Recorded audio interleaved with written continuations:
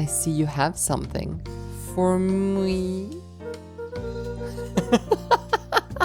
Very posh.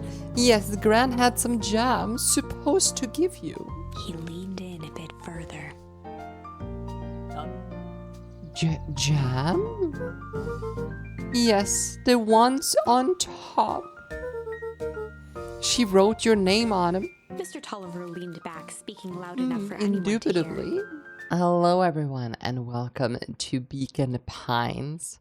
This seems to be a fantastic story-based game that got recommended by one of my viewers. So let's go.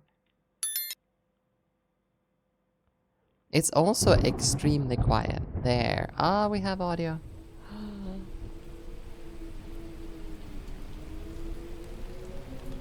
All right. Let's go. Dear reader, allow me to introduce you to my book.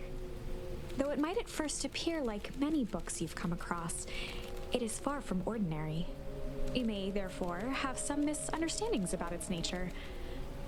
The story that awaits you has not been fully told. In fact, its conclusion is not yet known, even to myself. It is in that way that my book is special. It is in that way that you are special. Without you, there is no story. Chapter 1. Okay. I can already say that I'm gonna love this game. Oh yes, we are playing with controller. Normal isn't what it used to be. This is a story about change. Nestled in a shallow valley is the town of Beacon Pines. Far from the town square, across the river, past the neglected welcome sign, a young boy walks alone at dawn. His name is Luca Van Horn, and like you, dear reader, he's here for a reason. Oh, Luca. Oh. It's so cute. Hey, Dad. How are things going? Today's the first day of summer vacation. I start middle school next year, I guess. Aww. I was 6 years old when you died.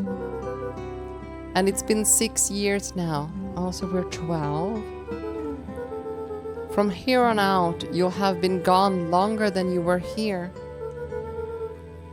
It feels like that should mean something. Mom always said that this tree was your favorite spot in the world. Me too. Hey, Luca. I knew I'd find you here. Rollo was Luca's closest friend. He possessed many fine qualities, but subtlety was not one of them. Well, after I banged on your door till your gran answered, and after I checked the pond, and climbed up the treehouse, then I knew I'd find you here. Rollo finally noticed the tears welling in his friend's eyes, and the flowers on the grave. Oh, yeah, right. You and your mom always did this on your dad's birthday. Yeah. I didn't know if you were going to keep doing it now that your mom's gone too. No. She's not gone. She's just missing. Sorry, I meant to say since she went missing. She's gonna come back, Rollo.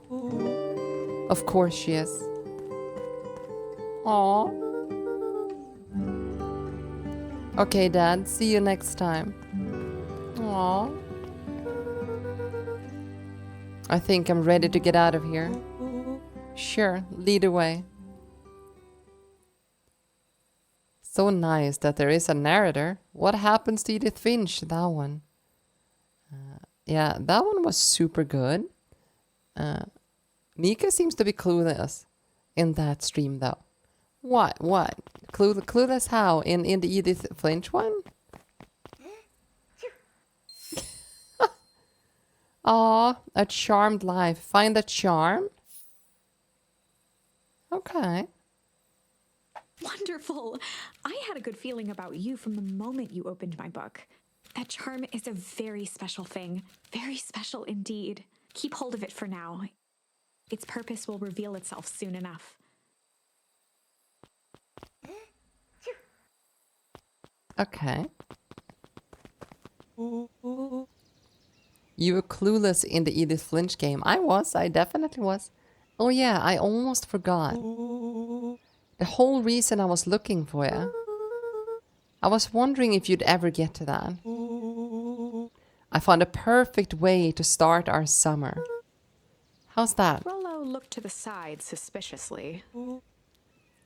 Not here. They might be watching. They? Who?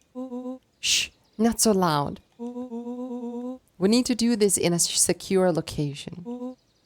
Mission control. Alright, I'm just gonna tell Gran, then we can head out. What are you gonna tell her? I don't know, I'll think of something. If it's all the same to you, I'll meet you at the welcome sign. Your Gran still kind of wigs me out.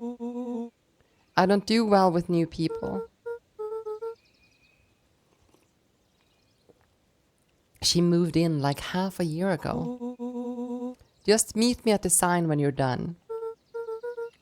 Suit yourself, I won't be long.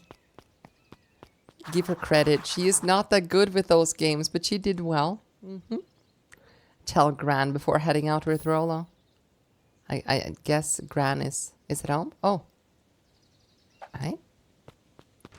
I guess she's in Dear here. reader, forgive me for this interlude. Remember that charm you found in the dandelion patch? There are more of those special charms to discover throughout Beacon Pines. They've been known to reveal themselves to those who are willing. Some of them can be found in this very house. Okay. Are we supposed to look for... Since Gran had moved in, the house was more peaceful, more orderly, and more covered in flowery fabric. So we're supposed to look for... Oh. Oh, hey, it's Doom, right? The ponder. I'm just super quickly gonna remove my sweater.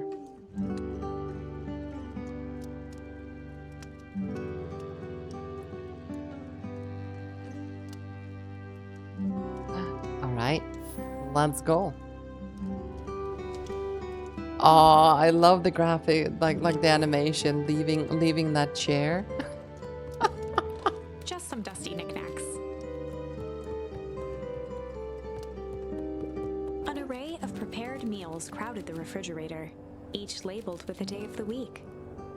Okay, a prepper. A pair of dull scissors, a broken can opener, a mostly empty bottle of glue, and some loose string. That felt like one of my jars. The junk jar.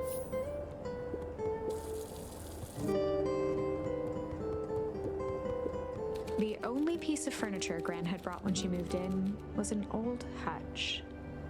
Oh? The question is, where is Gran? Everyone has a junk jar. I know. Luca paused at his parents' bedroom door. He just wasn't ready to go in yet. Aww. Gran had commandeered the upstairs closet when she moved in. Some things need shelter from a young boy's mischief, she said. Aw, hi Charm. This is so cute. Okay, it seems like Luca we have tossed on our... his favorite old sweater. Even though it was the first Aw. day of summer, a chill still hung in the air. It's so adorable. Gran's moving in meant that most of Luca's things had been crammed in the corner. Luca was somewhat annoyed by the situation. Oh, so we're sharing room with Gran? Gran's bed was undisturbed. Luca didn't mind that she had a habit of falling asleep in front of the fireplace. It meant that he could read late into the night. Aww. Okay, so Gran's not here. I take it Gran's maybe out back then. Oh my, this is quite exciting. I certain that you are the one I've been waiting for all these years. You'll recall I was a bit coy regarding the use of charms earlier. Excuse me, I tend to have a flair for the dramatic. You are about to encounter your first turning point. There are certain times in this tale when everything hinges on a single word. Step forth, dear reader. Wait, okay. So I need to... So we make choices. Hey, Gran. I'm gonna hang out with Rolo for the day. See you later. Okay. Hold up now. Where are you and Rolo headed exactly? Oh, nowhere special. The less Gran knew, the better for everyone involved. We're just gonna go ponder, hide, chill. I'd say chill or hide. It feels like hide and ponder might be used later. Let's go chill, cause that's what young boys do. We were just gonna go chill for the day. Yeah. You were just gonna go chill for the day. Best lies are built on truth. You boys are always in a hurry to do nothing. We stick to what we're good at. Well, make sure you are done chilling in time for supper. Easy. Impressive. Off you go You've now. managed to navigate your first turning point without too much of a mess. That is look the at power that. of charms. A single word can change everything. I think it's time to introduce you to the Chronicle. The Chronicle? Oh. The Chronicle is a record of the decisions you've made. You can see the turning point, which has been revealed. At any time, Okay. you can use so the we're Chronicle to building go the tree? back and invoke different charms, creating new branches. Luckily for us, this is the one and only turning point where the charms won't dramatically alter fate. It's the Okay. perfect opportunity to experiment with rewriting things. A grand jury.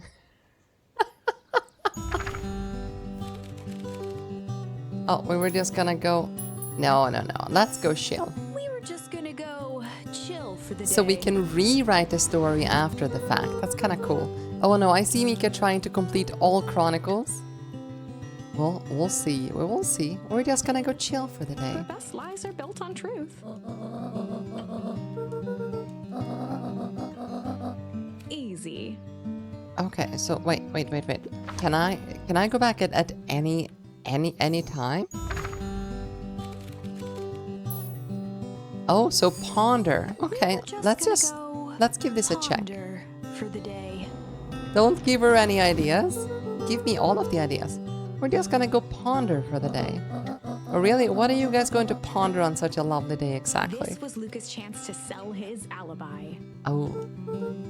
You know, big stuff, small stuff, medium stuff. No, mostly medium pondering. Nailed it. Well, make sure you don't overburden yourself with the preponderance of pondering. Huh? Oh, forget it. Off you go now. It still feels like we should go back to chilling, but let's try hiding. She will actually do it. It feels. Hide for the day. We're just gonna go hide for the day. Hide? Traditionally, when one is trying to hide something, they avoid literally using the word hide. Yeah, I guess Rolo bet some other kids that we could beat them in hide and seek. Oh, that smile. Aren't you a little old for that? It's not like there's much else to do around here. Well, make sure you guys are done playing by the other game in time for supper. All's well that ends well. True. Okay, let's go back to the chilling. We were just gonna go chill for the day.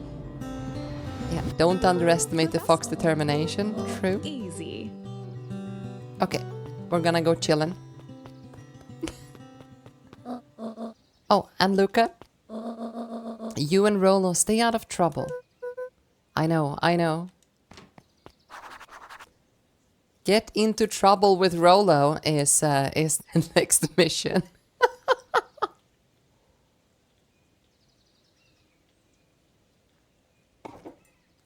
There, just finish my tea. I'ma chill in the abyss. You do that, Jake. Also, Totem, we didn't know that the game is missing that yet. Let's head to the welcome signs. Oh, he looks so excited. Come on, come on. Woo! Dang it, Rolo.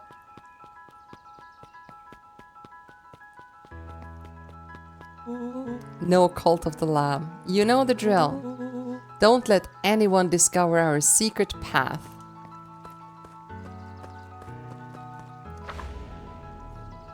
Chapter 2. Welcome to Beacon Pines. For many years, this valley had been a small mining outpost. It wasn't until Sharper Valentine built his fertilizer company that Beacon Pines was established. Over the next 30 years, the town had grown and prospered until the foul harvest and his sudden death. In the 6 years since, everyone was simply trying to get by. This is a very beautiful game, right? It is fantastic. Hello, sir. Hey, Jetson. Is the line playing any tunes today? No bites this morning, I'm afraid. Come to think of it, I can't remember the last time I reeled one in. But hey, it is never about the catch. This is where I come to think. Yeah, that's what my dad used to do here. That reminds me, if you ever want his chair back, I've taken to standing recently. Keeps me from falling asleep at the wheel. If you don't mind, I think it should stay. Not at all. An empty chair makes for a great listener. Aw, reminds me of Cloud Meadow. But don't play this month. Cloud Meadow, I recognize that. Oh, the very, very secret path. Mission control. Authorized personnel only. Very secretive.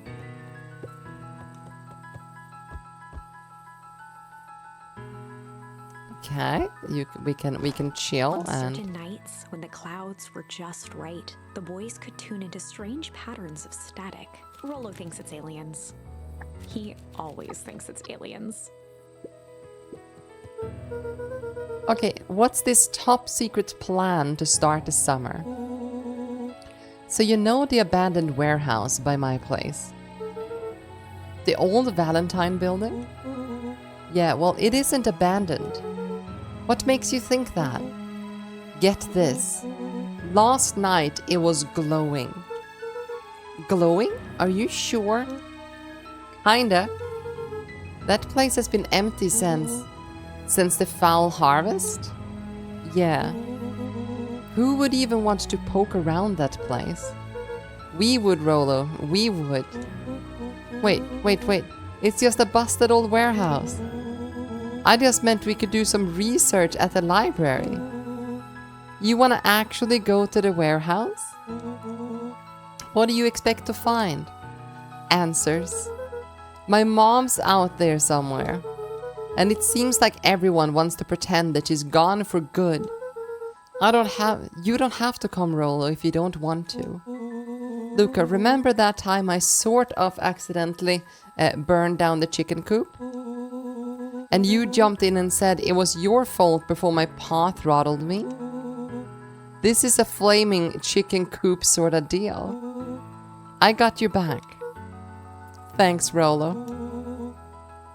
Now that I think about it, poking around a decrepit fertilizer warehouse is exactly how I want to spend the first day of summer. Let's go! Okay, I guess we're going this way.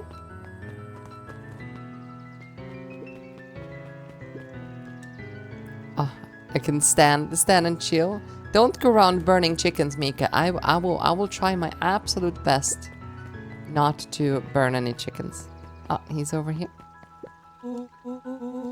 I'm just catching my breath a bit. Go on, I'll catch up. I guess we're going this way. Last Chance Diner. Is this the way? No, that's not the way. Holden Wilder ran the local paper of record, the Beacon Beacon. The Beacon. Hey, Mr. Wilder. Morning, Luca. What's the day have in store for you? I was just wondering if you heard any news about... News? The Beacons knows the news that needs knowing.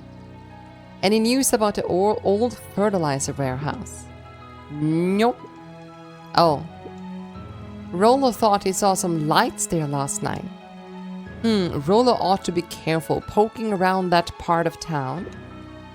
The winds of change are blowing, and change is a dangerous animal.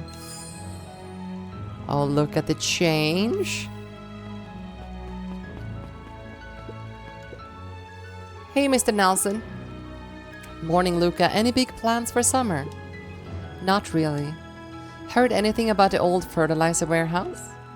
Any strange happenings? I can't say I have. Either way, a dusty old warehouse is no place for a young boy. Be safe now. Miss Hatch could often be found near the fountain, too absorbed in a book to be distracted. The two wander down the wooden path, unaware of the danger ahead. Oh, this is getting good. Oh, I can vibe with her. Luca, just the fella I was looking for. Hey, Roxy, what's up? Oh, right. Rendezvous with Roxy. This is an important turning point. The first Important time turning where point? your charms will change the course of fate. And currently, we only have one suitable charm at our disposal. Have no fear, we can always return later using the Chronicle once we find more charms. Oh, now I'm just rambling. Where were we? Have you seen my blockhead brother today? He skipped out before breakfast. Gotta crack that neck for Roxy. Yeah, I've stretched myself or something. Well, not really, no. I can't say I have. Can't say or won't say. Roxy, would I lie to you? And that smile. Luca, wait up. I almost forgot to tell you. Roxy might be lurking around here. This is one of her favorite places to stand around and be useless. Rollo. So we need to make sure she doesn't spot us. Rollo. Oh, posture check. Thank you. Why are you doing that turning thing with your body? What, you're not scared, are you? She's harmless. And a chump. And she's right around that corner, isn't she? Get into trouble with Rollo, check. Don't mind me just over here lurking uselessly. Oh, hey, sis. Nice weather we're having, eh? I couldn't help but notice you snuck out this morning before breakfast. Wasn't hungry. Also couldn't help notice your morning chores were left unchewed. Roxy, I'm gonna level with you. I'm sick and tired of digging up carrots. We all gotta pick up the slack since the foul harvest. Almost every carrot I dig up is rotten. And the rest look like they were hit with a Hank Atomic's shrink array. All the more reason to keep on digging. There's gotta be more to life than puny carrots. Look, Roxy, Luca and I have places to be, so if you don't mind... Oh, I do mind. I'm not gonna catch hell again because of you. So either you march yourself home and harvest those carrots, or I haul you home myself. Rollo froze as Roxy took a step toward him, cracking her knuckles. Luca knew he had one chance to save his friend from being dragged home. In the past, he found the best way to deal with an enraged Roxy was to be a little chill. In the past, he found the best way to deal with an enraged Roxy was to be a little chill. Okay. Come on, Roxy. It's the first day of summer. The sun's shining and we just want to take it easy. Let's leave tomorrow's problem for tomorrow. That's great and all, but Rolo's problems have a way of becoming my problems. And Pa always says tomorrow's work is best left for yesterday. Marsh, you big oof. Aw, rats. I expect a full report about the Valentine place. A full report. Oh, Redacted will work so good in this, right? Investigate the Valentine warehouse alone. So, Fitz, what are you up to this lovely day? Nope. Cool, cool, cool. Okay, so Fitz didn't want to talk with us. Sharper Valentine, founder of Beacon Pines. Never underestimate what a great man can do given time. Sharper Valentine. A bit much, if you ask me. Oh, indulgent. Okay. Hey, Solomon. Apologies, no time for chit-chat. Okay. Oh no, the worst thing she can say is no. Exactly. I don't even know where this Valentine's play is. Luca, my boy, hold up a tick. Oh, hey, Mr. Nuncreate, I was just on my way to... I just sold the last jar of your grandmother's preserves. Can't stock the shelves fast enough, turns out. Hey, that's great, but I'm actually... I guess Juniper would have to swing by with some more of her lovely jam. Uh-huh. Well, don't let this old man slow you down. Just remind her she still owes me that dance. A promise Gran regretted the second it was made. Aw. Will do. She's a fine woman, that Juniper. Yeah, she's pretty cool, I guess. A real fine woman. Gotta go. Sweeter than any jam on earth. Okay, yeah, sure, you do you. Oh, hey, Luca. Hey, Joey. How's the bug hunt going? Not great. Bugs have been shy this week. Bugs get shy? Oh, sure, bugs aren't that different from people. Sometimes they just want to be left alone. If you're going into the weep wood, just be careful where you step. No bug crunching. Got it. Okay, let's go into the woods, I guess. The path led into a small hollow at the edge of Weepwood. Hello, Hammer. Welcome, welcome. How are you today? Sweeter than honey. The path led into a small hollow at the edge of Weepwood. It's not a bug, it's a feature. True? Okay, no turning back now. Caution, electrified fence. Is that sign new? The fence thrummed with a gentle electric buzz. Oh, so what would Rolo do if he was here? Luca often asked himself what Rolo would do, so that he could rule out that option. I'm definitely not touching that thing. Alright, thank you so much for that hydrate. Cheers. Okay, so let's try touching that thing. Okay, no. We're not touching that thing, apparently. Oh. Property of Valentine Fertilizer Company. Looks old.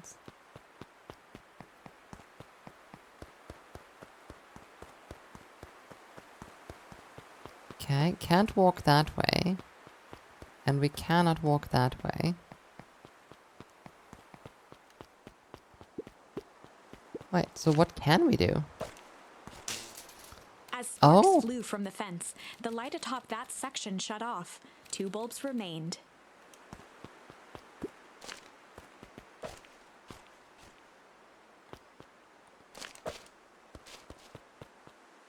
Oh, what am I supposed to do here? Ah, that's One more to 2. go.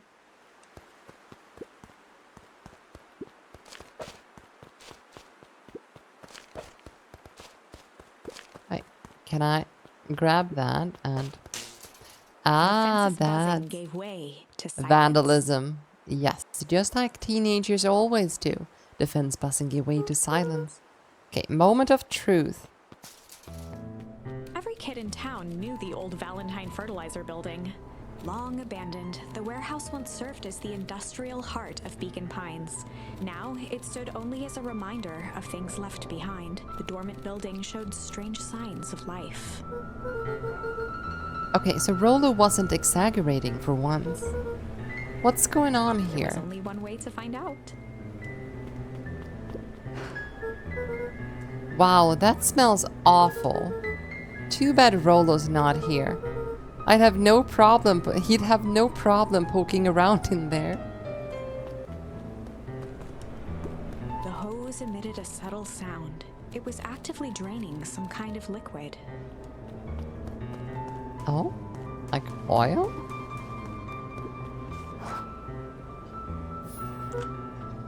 Locked. Lucas thought he heard faint sounds coming from the other side of the door. He pressed his ear against the cold metal to hear better.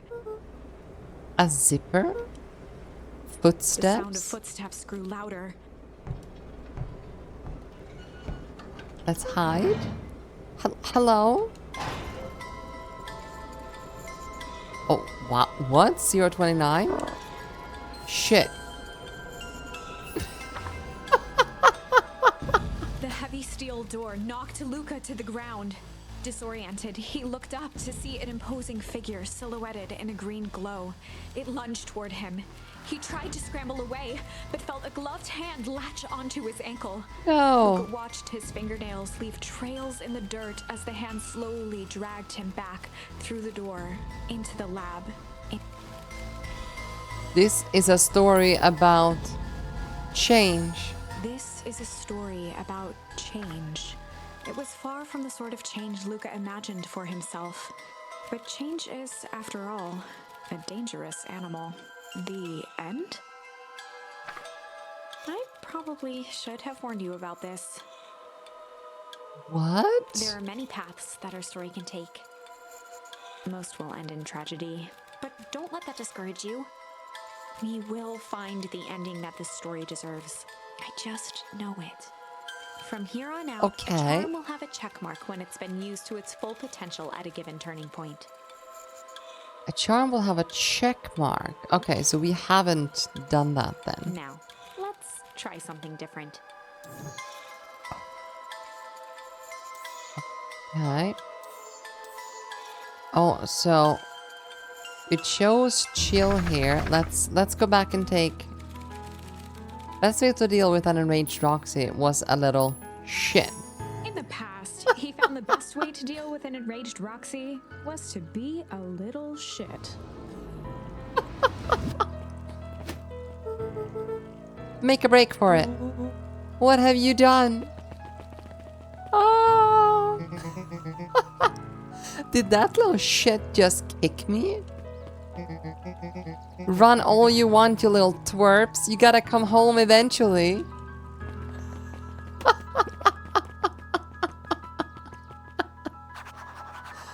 Investigate the warehouse with Rollo. Okay, sorry. Oh, hi. Sorry about that. Rollo can get a little overexcited Solomon sometimes. Valentine, current ward of and future successor to the Valentine fortune, huffed as he brushed off his pants. A town of complete and utter fools. One wonders if it's worth taking anything here seriously. Either way, I'm really sorry. No matter, how are you doing? Me? Yes, with all that business about your mother and whatnot. Oh, I'm I'm getting by. Still no word from her at all? No. That is truly a shame. Aww. Your grandmother has taken residence to keep house? Yeah. And how is that going? We mostly stay out of each other's way. You make it sound like she's rarely at home. It's not like that. She just has a lot to do. She's still settling in and trying to figure out how to make ends meet. Indeed. Well, count your blessings. It's better to have a caretaker who is rarely around in lieu of having one who tries to compensate by smothering you with attention. That doesn't sound so bad. Trust me when I say, it's best to rely on yourself. Family has a way of creating more problems than they solve. Oh, here's the mother. Solomon tried with a gesture toward the approaching heiress Valentine.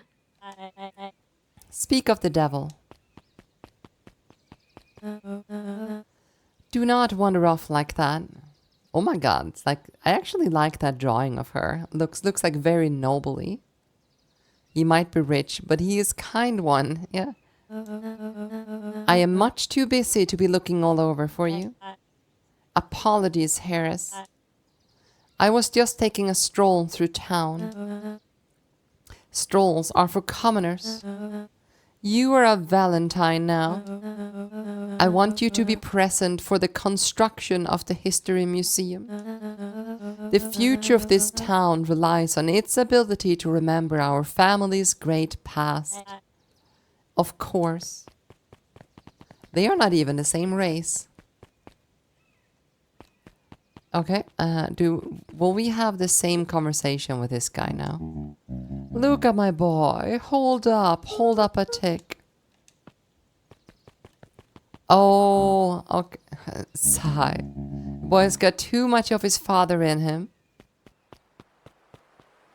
Oh, so, all right. So I can't just take every conversation again. I win. Little help. I am the champion. We were racing? Did that road get longer? Like anything ever changes around here. It seemed longer. You're just lightheaded from the run? You really need to pace yourself better next time. Not sure what I would take advice from second place. Has that sign always been here? Wait, what? Caution, electrified fence? Oh, that's definitely new. Creepy. How are we gonna get around an electric fence? Don't worry, I got this. And he's gonna touch it. Why did you do that? Pa always says you can figure out what the plan was when you're done. Great, what now? Well, I did my part and established that touching the fence is bad. I'm sure you can handle it from here. I'll supervise. From a safe distance.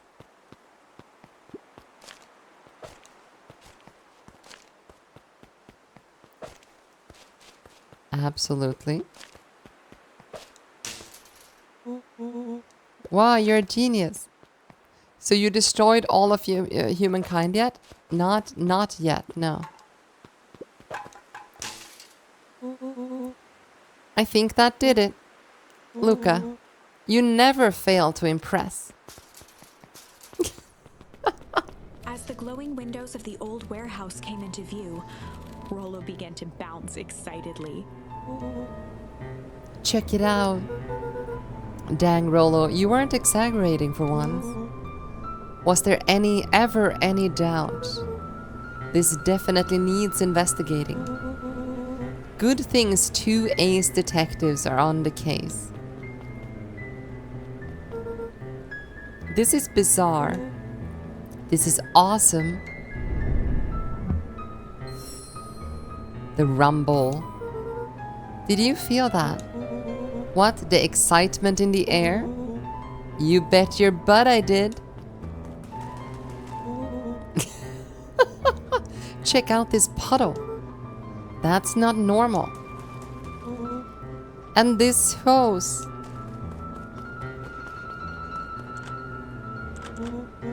Oh man, the door is locked.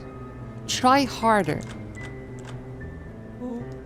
No dice, it won't budge. Oh well. This dumpster is new, right? I bet it got stuff in it.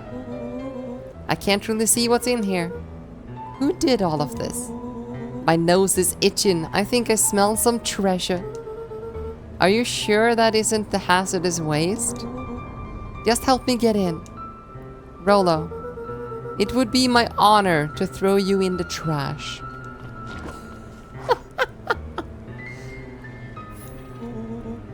Come on, Lady Luck. So what's in there? Let's see. There's a squishy bag of squish. Wow. A good inch of stagnant sludge.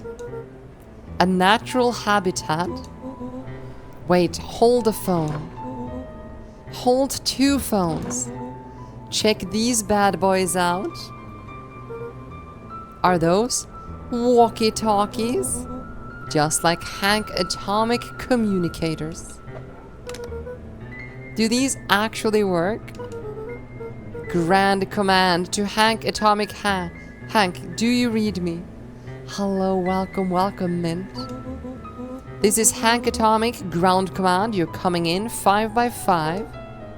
How are your vital readouts, Hank? It's getting a little stuffy in here. Requesting assistance for evac. Help is on the way.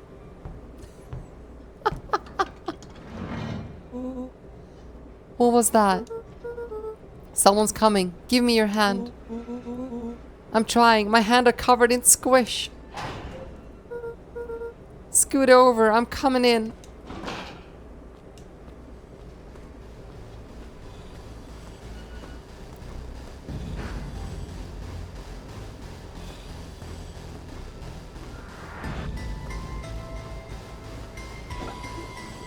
Oh? Tell me you saw that. Dude, I don't know what I saw. He's coming back. Get down. Oh no, we definitely do not want to be in here, right? The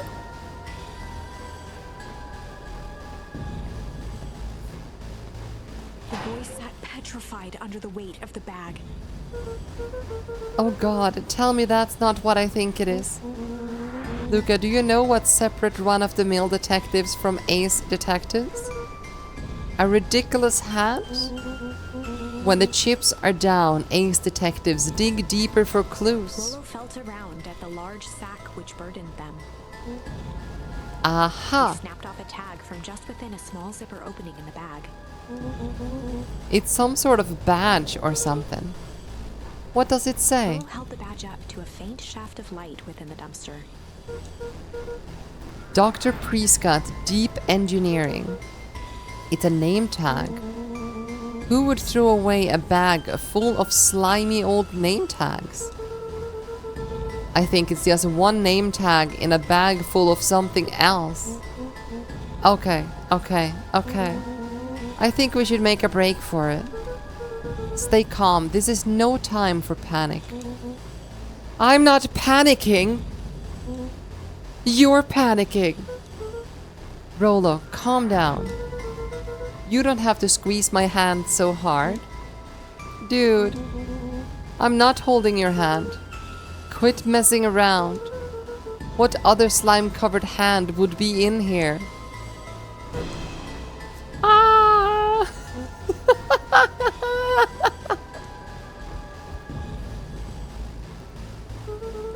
I'm beginning to see the benefits of your run for our lives plan. Right, we've clearly established that I'm faster than you, so I'll go first. Why not go together? flaming chicken coop, Luca. I'll make sure the coast is clear. After I go, count to 100. If you hear me yell, run. If you don't hear me yell, run. Actually, either way, I'll haul ass. Rolo, I give you credit. You sure found an eventful way to start our summer. It's what I do. Well, here goes nothing. Lucas sat in the dark, tracking the sound of Rolo's footsteps as he ran. 1, 2, 3. He pressed his ear to the dumpster wall, straining to hear Rolo's footsteps as they faded away. 15, 16, 17. He tried not to think about the contents of the dumpster as he counted. 35, 36, 37. The thick stench made it hard to breathe. Screw it, that's long enough. Luca carefully lifted the lid and peered out. Nothing. No sign of Rolo. No sign of the man in the yellow suit. Time to haul ass. Luca clambered from the dumpster, stumbling to his knees. He was up like a shot and running, sprinting toward home as fast as he could. Beacon Pines flew by, blurred by the tears that welled up in his eyes. He wouldn't remember getting home at all that night. Throwing his front door open, storming up the stairs to his room, and surrendering to sleep almost as abruptly as he hit his pillow. Chapter 3. Okay, well, we made it through. Finding a friend. The next morning, it was quieter than usual at the breakfast table. Only the sound of silverware and chewing interrupted the awkward silence. I finished jarring a mess of jam last night. So they'll need to get delivered into town today. Okay. So what did you and Rolo get up to yesterday? Nothing interesting.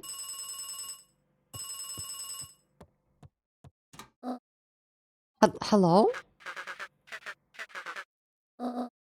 Calm down. No, of course it was the right thing to do. Start gathering folks. I'll be right there. Are you sure there isn't anything you want to tell me about yesterday? Anything I want to tell you? Not really, we just sort of ran around a bit. Rand's brow furrowed. She let out a long sigh. Her voice was quiet and even. I have to go take care of something. You are to stay in this house for the day. Under no circumstances are you to leave. What? If I am not back by dinner, there's stew in the icebox. Hello, tailgater. Welcome, welcome. How are you today? I am doing fantastic. We are playing Beacon Pines, an absolutely fantastic story game. How are you? How did your NASCAR racing go yesterday? But nothing. You are to stay here, understand? Yeah. Say it. I'll stay here till you get back. Good. Oh, and Luca, you left the icebox open yesterday. We're not made of money, you know.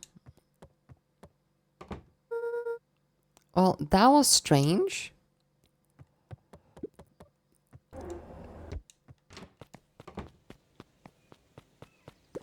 A sturdy old wheelbarrow.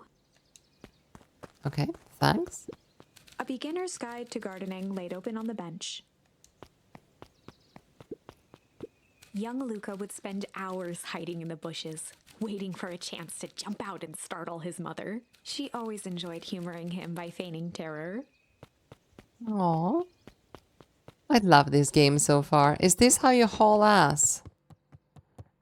I feel like there's multiple definitions of hauling ass, Patrick, and this is one of them. Floated in the air. Is that coming from upstairs?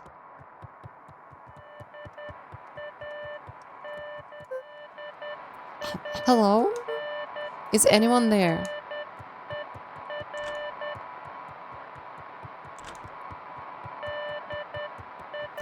Oh, okay. Hello? Rolo, is that you?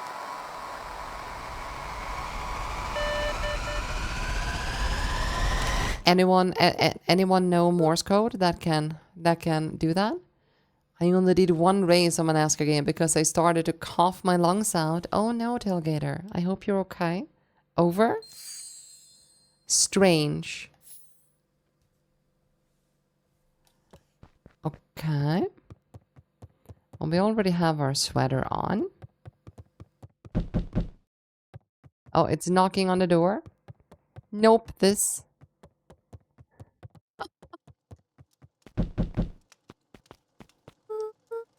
Oh, hey, Roxy. If this is about me accidentally kicking you yesterday, is Rolo here? No? Look at me, Luca. This is serious.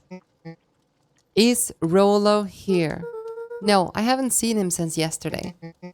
Rolo didn't come home last night? What? A pit formed in Luca's stomach. Where was the last place you saw him? We were playing around in Deepwood, and then it was late and we went home. Weepwood, if he's alive, I'm going to kill that little creep. Is there anything else? Anything that he said? His mouth felt dry. No, we were just messing around. Okay. I need to go let people know to check the woods. Just stay out of trouble. Go see if he's hiding in the library or something. Luca could feel his heart beating in his throat. Oh, chilling like a villain. I think he might be at the secret command center. Rolo, where are you? Check the library. Okay, I guess we go check the library. Where is the library? Is it over here? The road leading to Beacon Pines was long and uninspiring. A sort of natural barrier for the impatient. Okay, so that's the perennial harvest. Old Pickler's Pond. Hey, Bert. Have you seen Rolo? Nope. Though I've mostly been talking to clippers. They're setting up lots of stuff for the festival. This one said he had to process some answers. I told him that was fine. I'll wait right here until he gets back. I actually want to go check the command center before we do anything else. No, he is not here. Winter coat decommissioned for the summer. With the cold holding out longer than usual, he reconsidered its usefulness. Okay. Oh. After Luca's father had passed, Rolo became obsessed with them building their own Hank atomic star scraper. It was some time before Luca realized it was Rolo's way of keeping him occupied. Aw. Jake, I have 2 fishing games called Fishing Sim World Pro Tour and Collecting Edition and Fishing Sim World Bass Pro chopped for the PS4.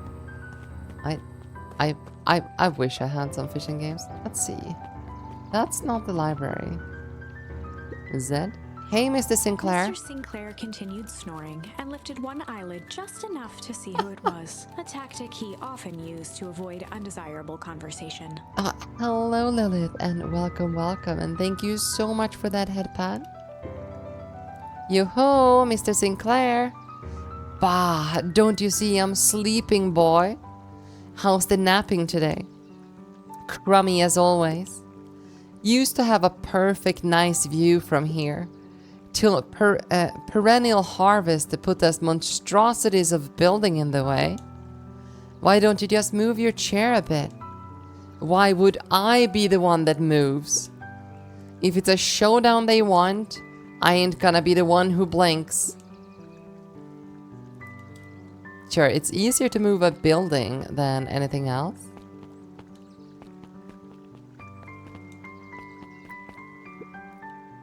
We really need to get back to work. Just a couple of more minutes. If Roxy said she will be here, then she will be here. I just don't see why I'm standing around, doing nothing and waiting for Roxy, when I could be standing around, doing nothing and getting paid for it. Come on, Lumi, Roxy needs our help. Yeah, well, good intentions don't qualify as legal tender. Okay, we got another one. Arg, my parents wouldn't listen. No offense, but isn't Rolo always getting into trouble? Something feels different this time. What can we do to help? We need to check where the adults aren't, so I guess it's up to us to check Deepwood. Our shift doesn't end for another couple of hours. We could spend the time making posters. That would be great, I guess. Right, Fitz and I will check Deepwood. We'll be back later to pick up the posters. I think my dad has a map of Weepwood. Let's swing by my house and grab it before we head out.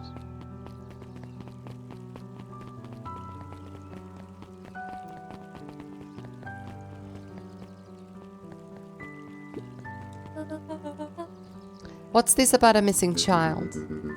I must stress that the situation is completely under control. It just all seems so terrible. And you're sure there's nothing we can do to help? Nonsense, young Mr. Cotter will turn up safe and sound, I am certain. Just focus on settling in. I trust my sister has supplied you with a suitable lodging. Oh yes, Miss Valentine has been more than accommodating. We were just telling our daughter Beck that. Now where did she run off to? Is that a lesbian couple? Oh, this is the coffee house. Oh. I accidentally left instantly. Hi Luca, what's up? You haven't seen Roller around recently, have you? He doesn't come around here much. Not since they made a rule that he can only order decaf. Okay, so he's... That sounds very, very evil. His eyes went wide in disbelief. What do you mean vanished? That's impossible. Oh my. He doesn't even see the danger he's in. That's the museum. You have Japan map. The tuna is freaking huge. Oh. Hey Yisun. History museum. It's laughable, really. Do you happen to see Rolo in there? No, just the shadow of a family. Clinging on to a town, clinging on to the past. Feel free to check for yourself, but don't expect to have your mind blown. Hey Griffin, has Rolo been by? Haven't seen him all day. I'm sure he'll show up safe and sound, and when he does, tell him there's a strawberry chocolate double scoop waiting for him. On the house. He'll like that.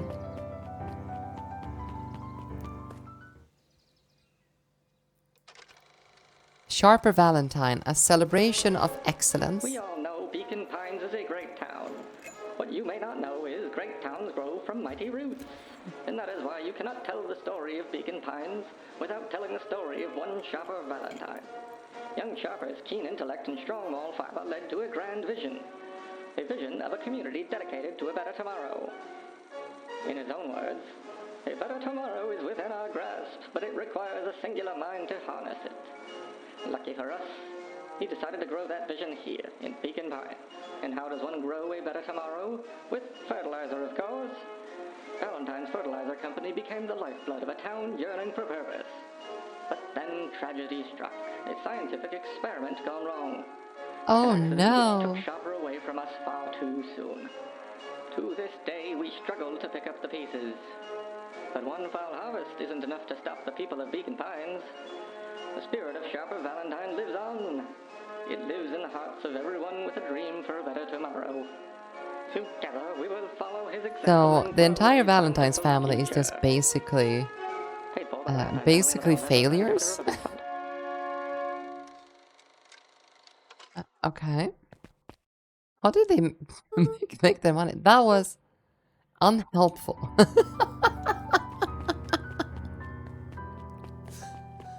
I mean, you could say that.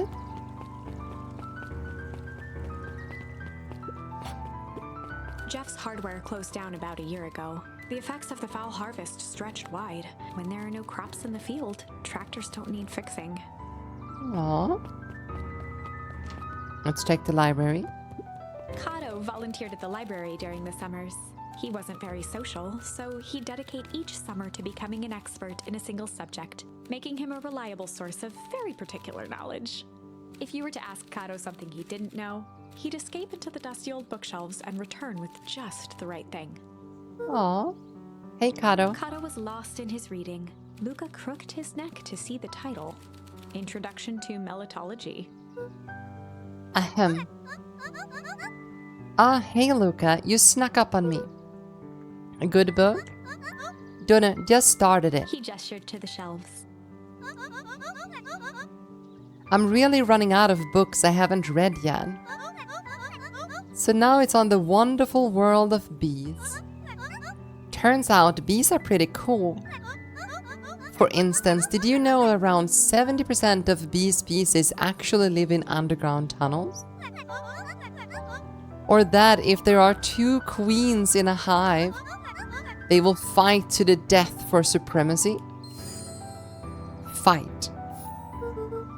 That's interesting, but you haven't seen Roller around recently, have you? Not since yesterday. Keep an eye out for him, okay? Sure thing. If I see him, you'll be the first to know.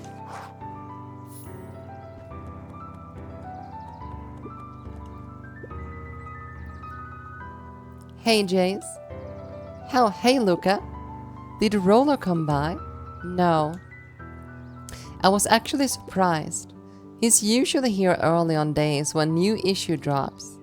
Rollo's the biggest Hank Atomic fan I know. Besides myself, that is. Well, if he does swing by, tell him to meet me you know where. I don't know where. But he knows where. Oh, roger that, Space Cadet. I thought Mika called me. No, the world doesn't around you. I'm sorry, Jake. Yes, Jake, I called you. The cobs I've eaten. Oh, the cobs I've A eaten. salad-centric travel guide for the mildly adventurous. Yuck.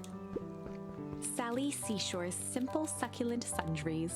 Luca brushed off a smudge of dust. Or maybe it was flour. 30 recipes so easy you'll doubt it's even edible. Oh, succulent. What a slap of reality. I'm so sorry, A Jake. peek behind the curtain. The methods and ruminations of Patrick C. Montesquieu, one of the greatest Montesquieu. acting minds of our time. By Patrick C. Montesquieu. He made his own. Oof. There were rarely any actual new additions. Simply a variety of existing content rotated into the front display each week. Not fooling anyone. Am I real? That's a fantastic question. The entire top Is level any the one of us library was really devoted real? to comics, most of which were Hank Atomic and the myriad of lesser revered spin-offs. Okay, Hank Atomics for the win apparently. Okay, there's nothing else up here. For Mika, I'm not sure. Mycological phosphorescence. Ugh. More like my complete loss of interest. The bottom corner shelf was a dusty array of thick science books. Only one binding was clean enough to read. Cellular Biology and the Chemistry of Mitosis. Boring. Okay, so you know where. Oh, here. What sort of monster puts candy behind a locked door? Oh yeah, Mr. Newkirk works weird hours sometimes. Of course he does. How about you? When do I work? No, what's your name? Luca Van Horn. You new here? Yep, Not by Beck's choice. family moved often, giving her little time to establish any real connections. She would tell you she prefers it that way. I'm looking for my friend Rolo. He didn't come home last night. So he's missing? I guess so. Like missing? Does that sort of thing happen a lot around here? Luca shifted his feet uncomfortably. Well, that sucks. Yeah. So I should probably get going. Hey, wait up. What? Beck pulled a coin from her pocket. I'm coming with you. What? It says the unlucky penny. So says the unlucky penny. The unlucky? Yep, well technically it landed on heads. Leave this kid to find his friend alone. But I always do the opposite. Oh, that's kind of like me and Rolo. I guess Rolo is my unlucky penny. That settles it. A person should never be without their unlucky penny. Let's go find him. The name's Beck. Pleasure to meet ya, Beck. I suppose I could use some help. Try to keep up.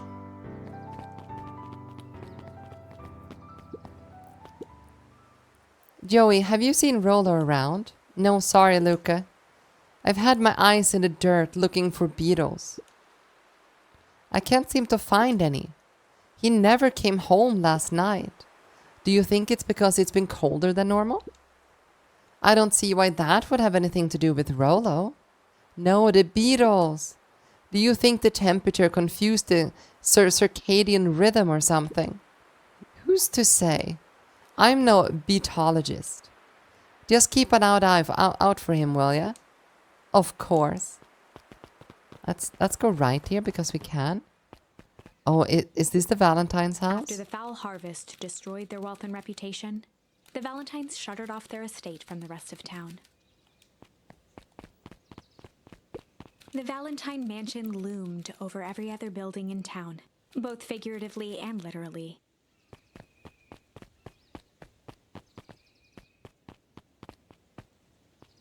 Okay, nothing to do there. Chat is having an existential crisis about reality, it seems.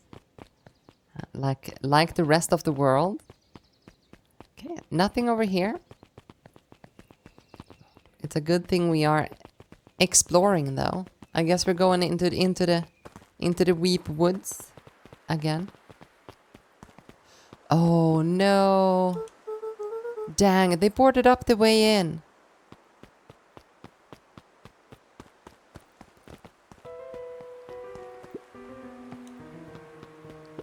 Luca felt a chill as he approached Beck. Her eyes were locked on the strange green liquid. The nearby grass was coated in a fine layer of frost. This sort of thing normal around here? Because puddles of glowing ooze are definitely not what I expected from this place. I have no idea what that stuff is. Well, the next obvious step is science. And what does science suggest? Poke it with a stick. Luca watched as Beck dipped a broken tree branch into the goo. Beck's eyes widened as flowers grew from the dead wood. First small buds, which quickly bloomed into vibrant petals. What the? Cool. As quickly as they had grown, the flowers began to shrivel and turn gray. Beck dropped the stick with a grunt of disgust. Okay. So the science tells us this gunk is weird as hell. Yeah, it seems dangerous.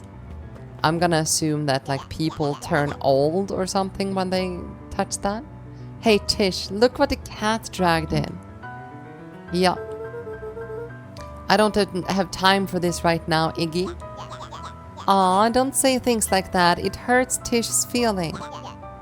Ain't that right, Tish? Yup. She looks fine to me. Why, hello, I don't think we have been properly introduced. Ig is the name. This is my compatriot Tish. Yup. You probably heard of us. Can't say I have. I'll forgive you just this once on account of you being new around here. Why would you hang out with this dud? Oh, he seems pretty alright. Iggy, why do you have to be so... you? Has he ever told you that his parents skipped out of him? Shut up. It's true, they got tired of having such a pathetic kid and left him. Iggy, I'm only gonna say this one time. Don't talk about my family. Haha, well look who's grown a backbone now that a girl's around. First his pops croaked. Then his mom finally couldn't take it anymore and bounced. Iggy took a step towards Luca, his sneer lit by the glowing puddle. Beck could see tears welling in Luca's eyes, his fists clenched. Some things about Beacon Pines were very different from the city, but a bully from a hayseed town is really no different from a city bully. Beck took a deep breath and thought. Well, time to bust out the... Oh, do we tickle or go strange? I say do strange. Well, I did time used to bust stream out the Overwatch back in the strange. day, yeah? Are you challenging me, Jake? Alright, Luca, looks like you need a little mud bath. What's wrong with you, new kid? You're about to pound your friend. Beck stared in silence, the only sign of life being the twitch of an eye. It's weird when people don't talk. Yep. Stop being a weirdo. Hello? Are you some kind of wackadoo? Makes sense. Wackadoos travel in packs, dud. At the sight of Iggy taunting Beck, something in Luca snapped. Iggy's smirk shifted to a look of shock as Luca launched himself into his stomach. Oh Iggy's no. clothes were drenched in the glowing ooze. You jerk. My clothes are ruined. I'm Iggy's gonna... voice began to slur as he struggled to get up. Oh, struggle? I don't feel so good. Health? I'm sorry, I just... Oh, shit. Yup. What? Mika would win? Not necessarily. That was intense. Iggy's gonna be okay, right? Nothing about this seems okay. Person at the warehouse. This strange ooze and what it did to Iggy. Was Rollo caught up in all of this? We have to find Rollo. You took the words out of my mouth. Let's see, can we continue further here? No, we can't. And we cannot, like, walk over the ooze, it seems. Property of Valentine. Looks old. That's from yesterday. Whoa there, little buddies. You startled me. What in the dickens are you up to in this part of town? We were just helping looking for Rollo. Oh, you haven't heard the good news? Rollo showed up safe and sound a bit ago. Really? So where was he? It's funny, really. He just got a little turned around in the woods. They can be disorienting, you know. I'm starting to get that impression. Rollo's at his house now, getting some well-reserved rest. Wow, that's a relief. You know who should scurry along before you get lost yourselves. Yeah, come on, Beck. I can't wait to introduce you to Rollo. Oh, that reminds me. Luca, your grandmother was looking for you. She was? She was worried sick. You should march straight home. I guess. Beck, your folks might be getting worried too. I'll walk you home. I need to talk with Nelly about work anyway. Beck glanced toward Luca. I guess all wells that ends well. I'll introduce you to Rollo tomorrow. Sure. Glad he's okay. Rolo Enjoy was safe. innocently, lovely Mika, that you know. Don't let her play FPS games. Oh yeah, right. Uh, when I played Overwatch once with Dreaming, we played for maybe 20 minutes until he said, "Where did my cute little kitten go?" A wave of relief washed over Luca, which was quickly replaced by a sense of dread. Gran is going to kill me. If he hurried, he might just make it home before sundown. Chapter 4. Our harvest awaits. Luca took a deep Our breath and harvest? gingerly opened the door, steeling himself for Gran's wrath.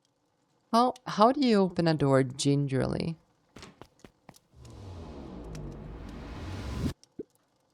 Gran, I'm home. Everything's fine. Gran? Gran, I know I wasn't supposed to go anywhere. I was just helping look for Rolo. Gran, Roxy came over. She was worried about him. So I figured you wouldn't mind if I helped out look for him. It turns out Rolo is safe and sound.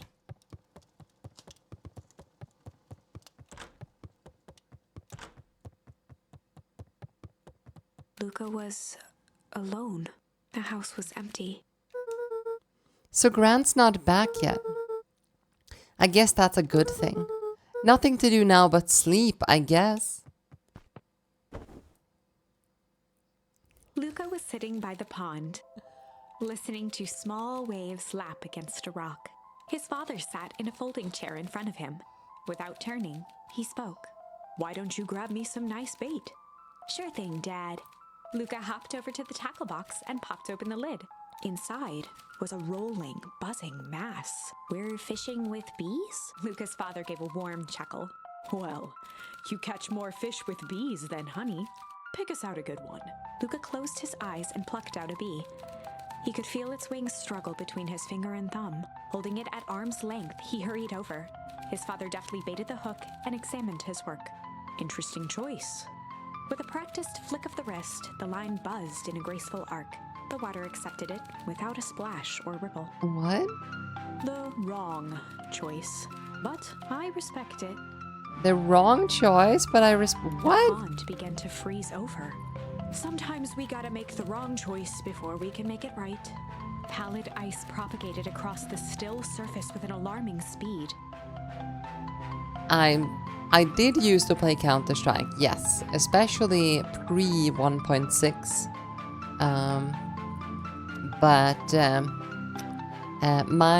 My big brother told me that I wouldn't be able to hit a house if I was inside of it. So that's how good my aim was. Luca scrambled back as the ground beneath him turned cold. "Dad, I don't understand." "Sorry, kiddo. Understanding isn't always part of the deal." The relentless ice shot through the fishing line toward his father. "Dad, look out!" His father casually wound the reel. "None of it's your fault, you know. Never was." "Dad, we have to go." Luca grabbed his father's shoulders, trying to pull him away. "Please, you have to run." The ice crackled as it spread across his father's hands. That's the thing about fishing, Luca. His chest began to crystallize. You toss your hook in, and you never know what you're gonna pull out. A shock of searing cold ran up Luca's arms. He gave one last desperate tug. The chair tipped backwards in a single frozen mass. Luca tried to stop the momentum, but it was too late.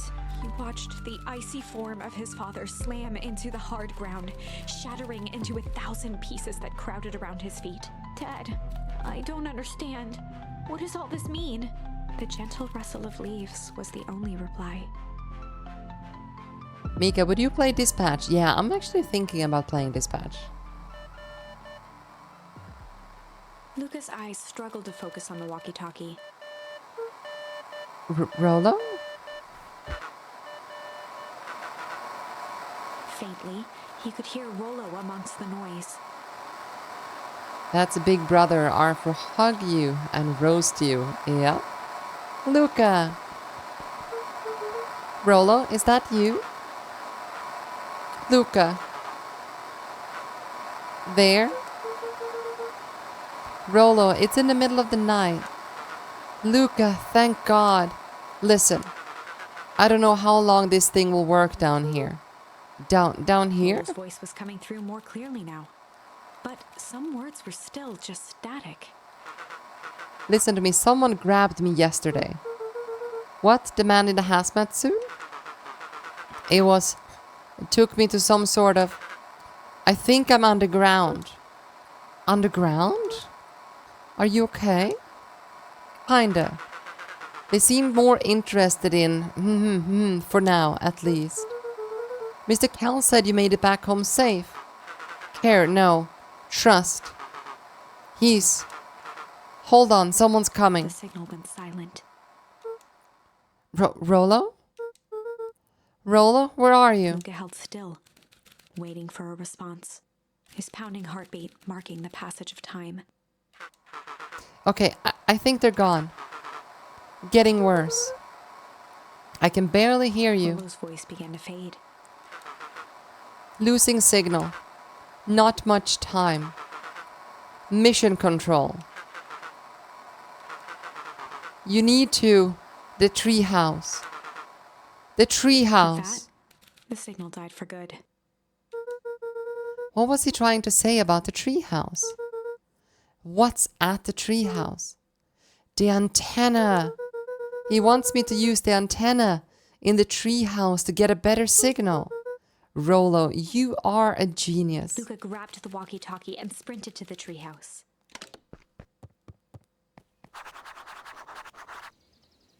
Okay. We're going to the treehouse. Luca heard a group of footsteps approaching. He dashed behind the bushes to avoid being spotted. Oh, that's Grammy. So we all understand our roles.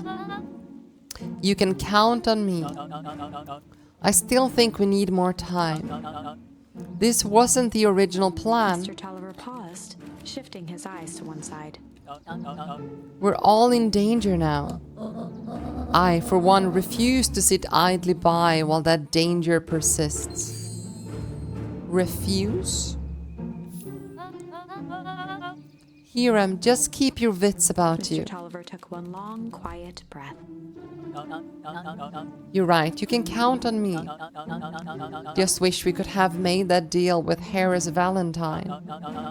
Her resources would have still come in handy.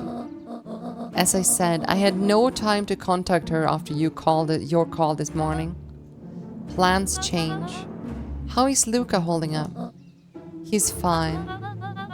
We wouldn't lose sight of the fact that this is all. I know very well what all of this is for. We all have no choice. Operation Sparkplug has a new objective. Are we all in agreement? The three shared a determined look. Good. We'll reconvene after the festival. Operation Sparkplug?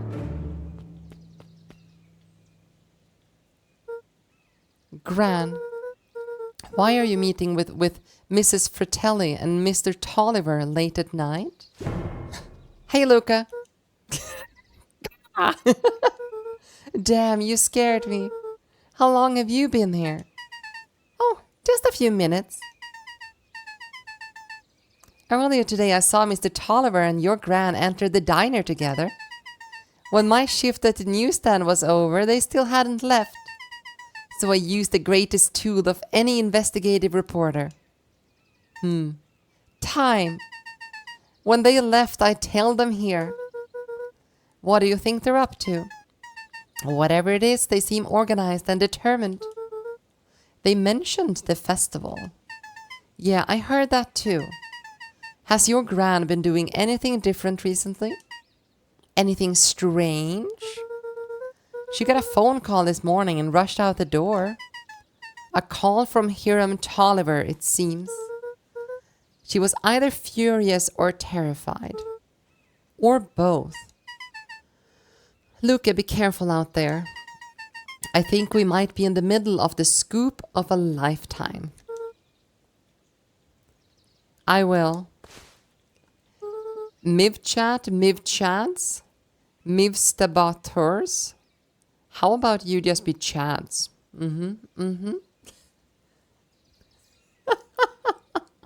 Aren't you coming out? Nah, I'm gonna stake out here for a bit longer. See ya, Luca. And then menacingly, like, just lowering her head.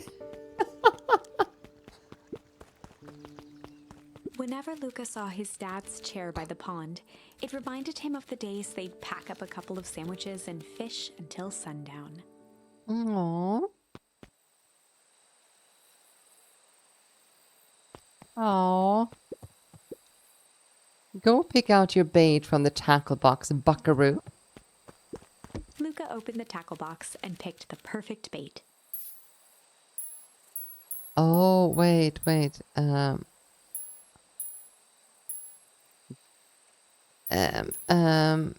we want to struggle? No, let's Luca just do tied a junk. shoestring to the hook. Oh. What fish could resist a nice shoestring? Give it a good cast now.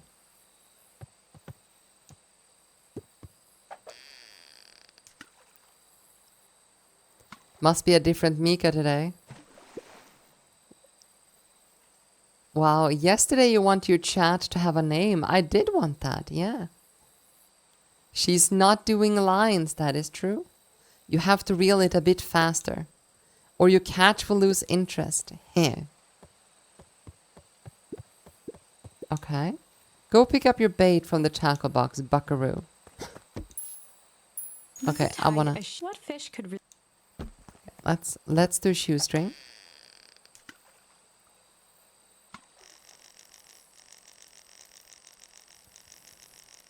Come on. I cannot click with that much faster. Oh, come on. My poor thumb. Cafe chat. Oh, where do you think the other one is? Hard to say. Sometimes things drift away. That's not fair. No, it's not. Well, wherever it is, I hope that that other boot at least has a sock to keep it company. Okay, let's do the tickle. Baited a feather onto the hook. Good for skimming the surface.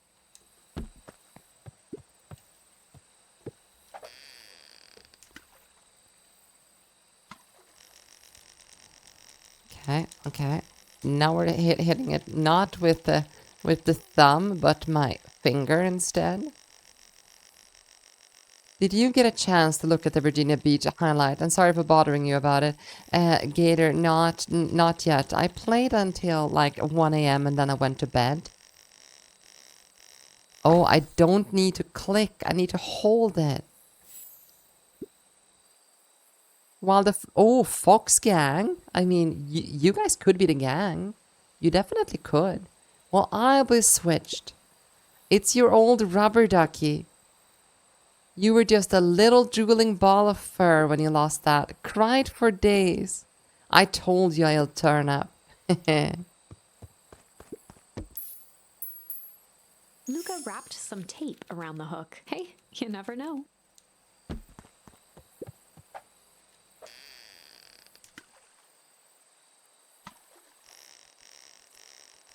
All right, let's see what we get this. Oh, no. Easy there, buckaroo. You don't know your own strength. Luca wrapped some tape. You never know. Now you can do some good old rubber duck programming. Oh, I definitely could. Ah, I lost. We suddenly are gang members. Yes, you are. I mean, you are the chat to a, you know, sussy fox.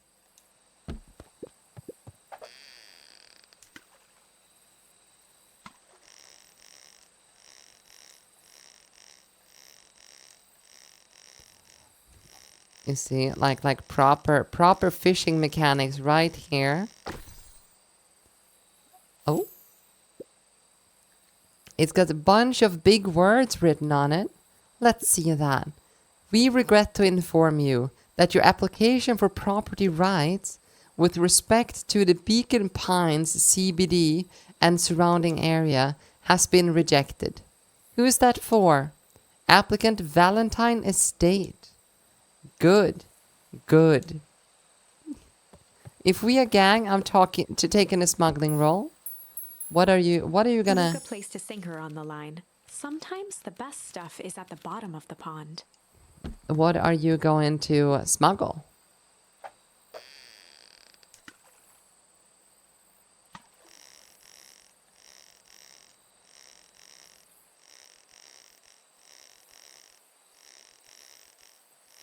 From my XP? Oh! Malice 80 proof whiskey. A hard liquor for a hard man. Best leave that be. Take a real piece of work to leave something like that lying around. Okay, well, that's some good fishing. Let's go to the antenna. If I ever start streaming, my chat will just be Bob. Yeah. Gotta think of Bob. Rolo, you there?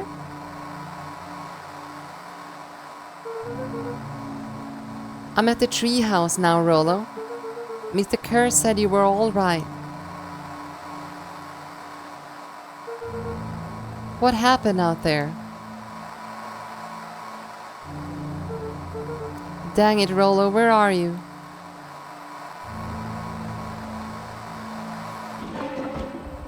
What? Who's there? Luca could only see a cloaked shape behind the rocket. I got weapons in here. So you better come out right now. He strained to hear as a muffled voice began. Weapons? How could you hurt something that's already dead? Fear gripped Luca's throat. Who are you? What, you don't recognize me? I guess I don't even recognize myself anymore. Luca stared at the ground for a moment, trying to place the dampened voice. The figure shifted slowly from behind the rocket, revealing itself to Luca. Oh, I'm a monster. And they hunt me like the beast I am. Iggy. Luca reached over empathetically. Iggy's tone jolted to dejected anger. Don't touch me. This is all your fault. Luca slumped to the ground, overwhelmed by guilt. I'm so sorry. I didn't mean to. I lost control. So you couldn't control yourself for a second. And I get to be like this forever. There must be a way to fix this. Oh, you want to be my savior? Perfect little Luca saves the day. With his positive attitude and the power of friendship. None of this matters. There's no time. They're after me. They chased me all through Weepwood. I only came here to hide. Hide from who? Who's after you? Luca. Rolo? It's not safe, Luca. Rolo, where are you? The treehouse. I'm at the treehouse, Rolo. Where are you? No, Luca, the treehouse isn't safe. They said they're going to the treehouse. I was trying to tell you to stay away from the treehouse. Who said they're going to the treehouse? The clipboards. What did I tell you? Those perennial harvest wackadoos are after me. They've been chasing me, yelling questions at me. What sorts of questions? They're saying the same stuff they always do. But it's different now. Less asking, more threatening. We're gonna figure this out, Iggy. Yeah, well, thanks. Let me know when you get a chance to look at the highlight and let me know if what you think of it. Absolutely, Gator. I'll take a look at it later. But being devoured by chat TTS system that is named Bob is being a legion doesn't sound cool. Of course it does, streaming. Hello? Is anyone present in this arboreal domicile? Crap, they found me. Luca, what's happening? Don't panic. You stay here and I'll see what they want. What? Hello, Mr. Van Horn. We would love to hear your thoughts. Do you have time for an informal chat? We will be brief. Your time is valuable to us. Be down in just a second. Of course. This is how I imagine people, you know, asking questions. We have a problem. Luca, you gotta get out of there. Who's out there? Is it them? Yeah, it's the clipboards. A bunch of them. How many? Maybe all of them? And yeah, you were right. They are saying the same stuff about with the creepy knob cranked to 10. Might young Iggy be present? We would love to hear his thoughts. Run! Iggy slumped to his knees. I don't know what to do. I'm just so tired. Luca, what do we do? Luca grabbed the walkie-talkie and headed for the window. Follow my lead. Luca and Iggy climbed up the back of the treehouse to its roof, where Rollo had constructed his MCDC, the Mission Control Defense Cannon. Mission Control Defense Cannon, Behind alright. the crowd of clipboards, William Kerr strode forward, a warm smile on his face. Iggy, there you are. You gave us all a heck of a scare. Go away. Just leave me alone. I'm sorry, Iggy, but no can do. Don't worry, though. We're here to help. Help? Then why are you chasing me? Luca, can you talk some sense into your pal here? Just look at him. He's not well. What's wrong with him? What did that gunk do to him? Well, that's a pretty honking big question, Luca. All you need to know is that he's sick.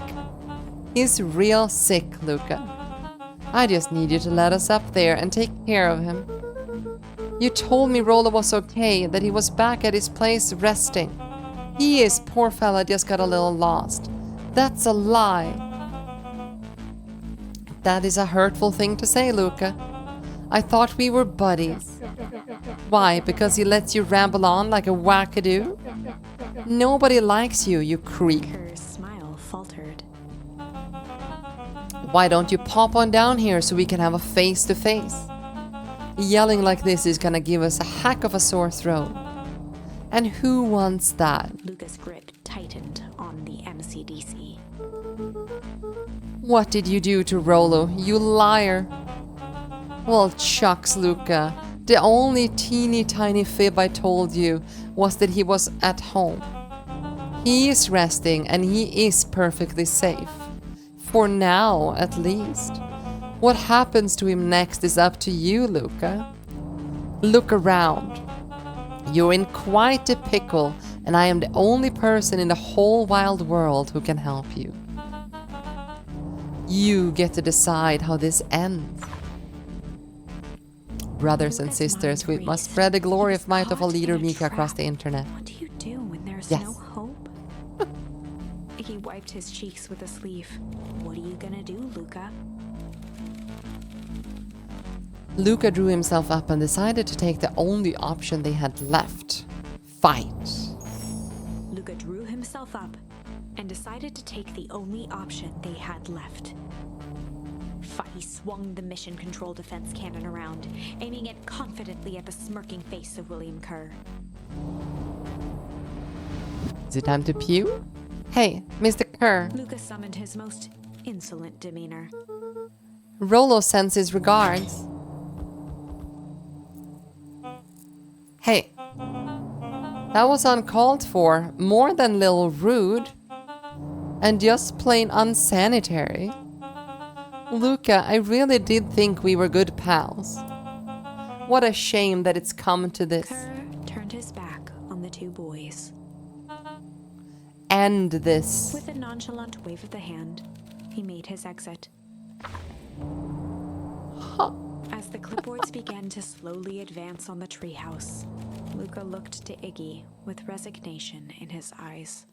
The end. That escalated quickly. Maybe discretion was the better part of valor here. Let's put a pin in this for now.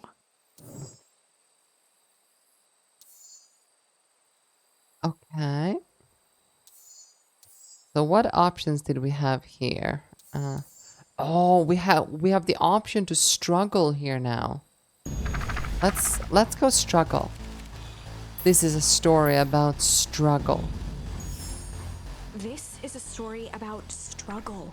Luca could hear a machine humming somewhere nearby. He felt around wildly, searching for something, anything that could help. His hands found a hard object, maybe a tile. He yanked it free, lifting the cold stone. Let me go! Luca swung the tile as hard as he could at the shape that still held fast to his leg. He heard the crack of glass as the stone hit the assailant's mask. With a muffled yelp, the hand let go. Luca was free and scrambled to the door. He never looked back once on the long run home. I did get a game over, yes. Chapter 3. Everything's fine. Everything's fine. The next morning, it was quieter than usual at the breakfast table. Only the sound of silverware and chewing interrupted the awkward silence. I finished jarring a mess of jam last night. Uh-huh. So that need to get delivered into town today. Okay. So what did you and Rollo get up to yesterday? Oh, Rollo had things to do, so I sort of poked around town. I've set the jam down by the front door. There's 2 batches to drop off. Mm-hmm. One for Mr. Tolliver at the Bag and Wag. Deliver jam to Mr. Tolliver. Another Mrs. Fratelli at the diner. Oh, and Mr. Nuncreed. He said he wanted some more. I suspected as much. Yes, he seemed to have taken a particular interest in my jam. There's some extras in the basket for that enthusiastic gentleman. Just make sure Fratelli and Tolliver gets the ones on top. Fratelli and Tolliver gets the ones on top? No problem. Off with you now while the day is still young. In her jam. Yep.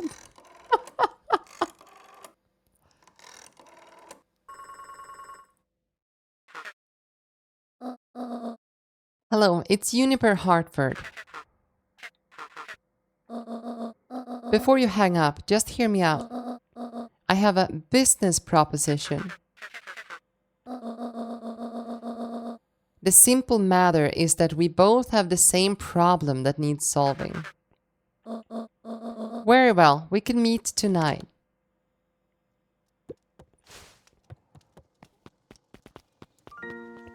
Oh, look, Rollo. Okay. Sorry about yesterday. Roxy can be so annoying. But good news, no more boring chores for me today. Did you make it to the old Valentine's warehouse? So what did you find? Give me the dirt.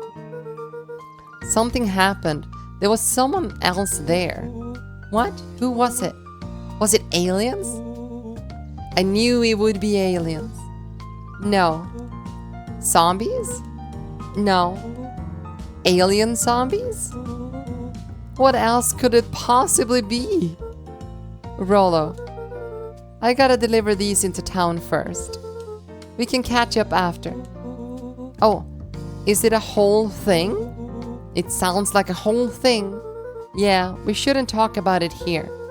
Meet me at the treehouse tonight. I'm not sure what this treehouse is that you speak of. Sigh. Meet me at mission control. Roger that, Space Cadet. Do you guys realize it's a furry game? Coincidence? I think not. I got that into DMs as well when I said I was gonna play this. For a town that saw few visitors, the welcome was perhaps more grand than necessary. So, perfect furry game for a furry was what I got in DMs.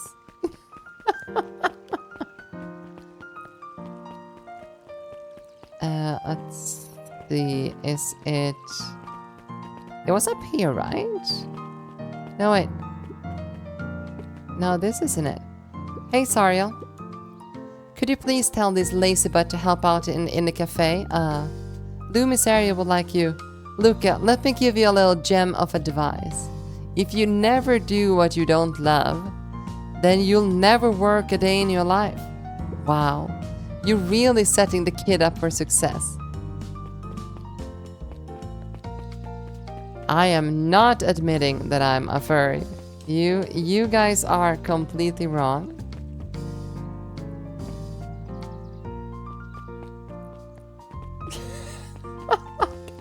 I am not a furry. Oh, here we go. We have a diner. Well, if it isn't my favorite little jam runner. Hey, Mrs. Fratelli. Look at She you. leaned forward and pinched Luca's cheek. You're all skin and bones. Is your gran not feeding you? She is. It's just... I understand. You know, I taught your mama to cook back in the day. You may not even remember, but you and her used to help out in the diner. See that picture over there? That's you helping your mama back in the day. So cute, running around, your little apron, taking orders. Sigh, the whole situation just breaks my heart. What happened with Eleanor? Aw, the break card. Look, guys, the tails. Hello, Beresa. And thank you so much for lurking and gigantifying that fantastic kitty Cthulhu. I got a feeling she's out there somewhere, yearning to be with you again. Few things in this world can keep a mother from her son. Luca shifted the basket uncomfortably. Oh yes, let's see Lifted the here. cloth and inspected the jam. Ah, they even have my name on them. How She thoughtful. carefully lifted out her jars of jam. You tell your gran hello for me, Luca. Will do. Okay, so we need to deliver jam to Mr. Tolliver. If I could just be left alone, young Mr. Van Horn. Oh, sure. Sorry to bother you. Aw. Wait, did I recommend a fur game to Mika? You did. It's just that Mr. Kerr has asked me to come to the opening speech at the festival. Come make the opening speech at the festival. Being major and all, you might expect me to be a charismatic speaker. The truth is, I'm terribly nervous. I don't really think I'm cut out for this sort of thing. Cut out for being a mayor or for public speaking. Both, I suppose.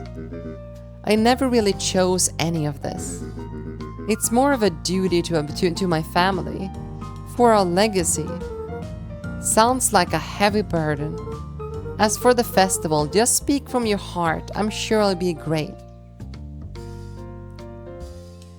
So you are the furry. No, I'm Patrick. No. Luca squinted at the faded photo of him and his mom at the diner. Memories Aw. of that day came flooding back. Ouch. Thank you so much for that. Cheers. Hi, Patrick. I'm Hummer. No, you are Totem. Oh, let's see. Let's see. I'm ready to help, Mama. All right, little buckaroo.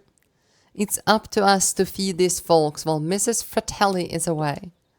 I got to deal with the inventory before I can start cooking. Do you think you can handle taking some orders in the meantime? Yes, Mama. Hi, Roxy. Luca?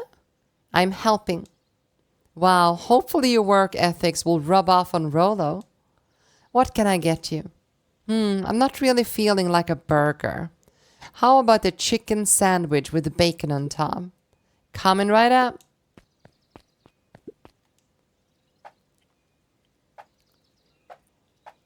Oh, that's a chicken sandwich. I guess we want it to be... I guess this one. Wait, want the chicken sandwich with what on top? Was it pickles on top? Wait, I don't remember. What was it they wanted? Chicken sandwich. Help me out here, guys. Chicken sandwich with... Was it bacon on top? No. Streamer brain, yes. Come on, don't say that. Lettuce, bacon, pickles, or beans. Come on, people. Help out.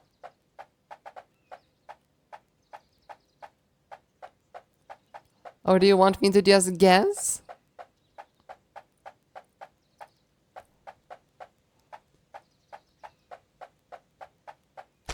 Okay, I'll guess.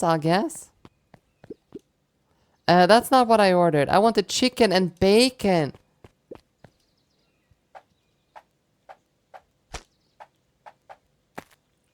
Chicken and bacon. Here you go. I call it the Love Me Tenders. Nice. Aren't you a little young to be waiting tables? I'm just helping out. My father had me hustling when I was your age as well. Father always says, children are to be sails pulling a family ever forward.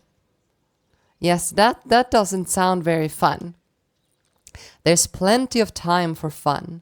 For instance, Father and I always make time to have lunch together once a month. Luca glanced at the empty seat across from Gus. Should I come back?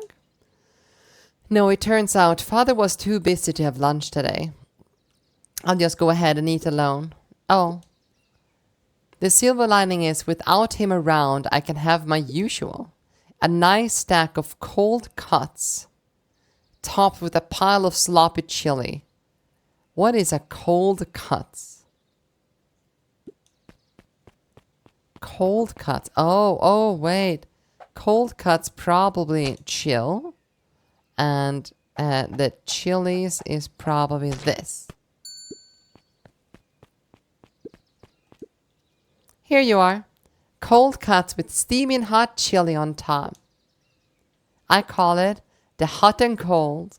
That's perfect, thank you. Gadzooks, they've shrunk the waitstaff. Jeff slapped the table and gave Luca a toothy grin. How's your pops doing? He's been pretty busy these days. I know the feeling. Tell him that fishy rod he ordered should be ready next week, will ya? Sure thing. I've been in the mood for something sweet. Got a burger that can satisfy a sweet tooth? A sweet burger? Yeah, top it off with some grilled cactus. Grilled cactus? The heart wants what it wants. Okay, I guess it's time to make a candy burger with some cactus. Here's your order. I call it the sweet and stabby. Ha, now that's a burger with a bite. Okay, that's all of them. Looks like we're missing a few things. Why don't you go run out and grab some more ingredients? Okay, I'll be back.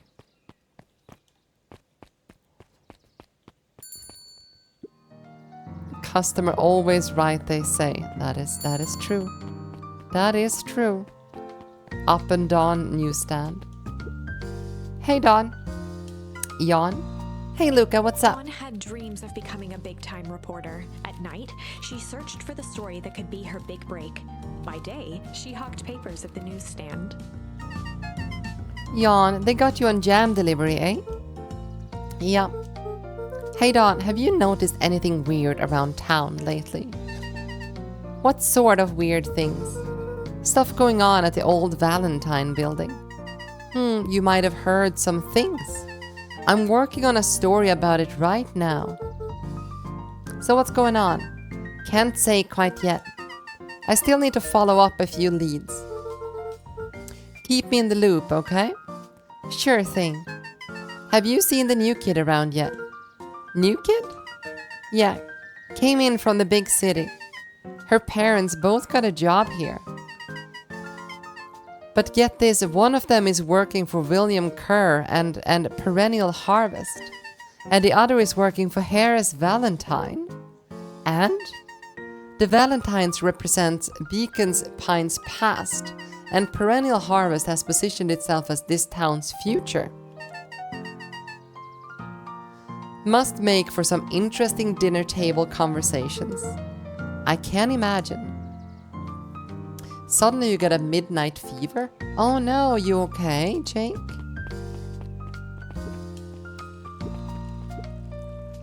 Mr. Wilder, I trust you have time to chat. Harris Valentine, oldest of Sharper Valentine's children, and heir to the Valentine fortune, had a way of making questions seem like demands.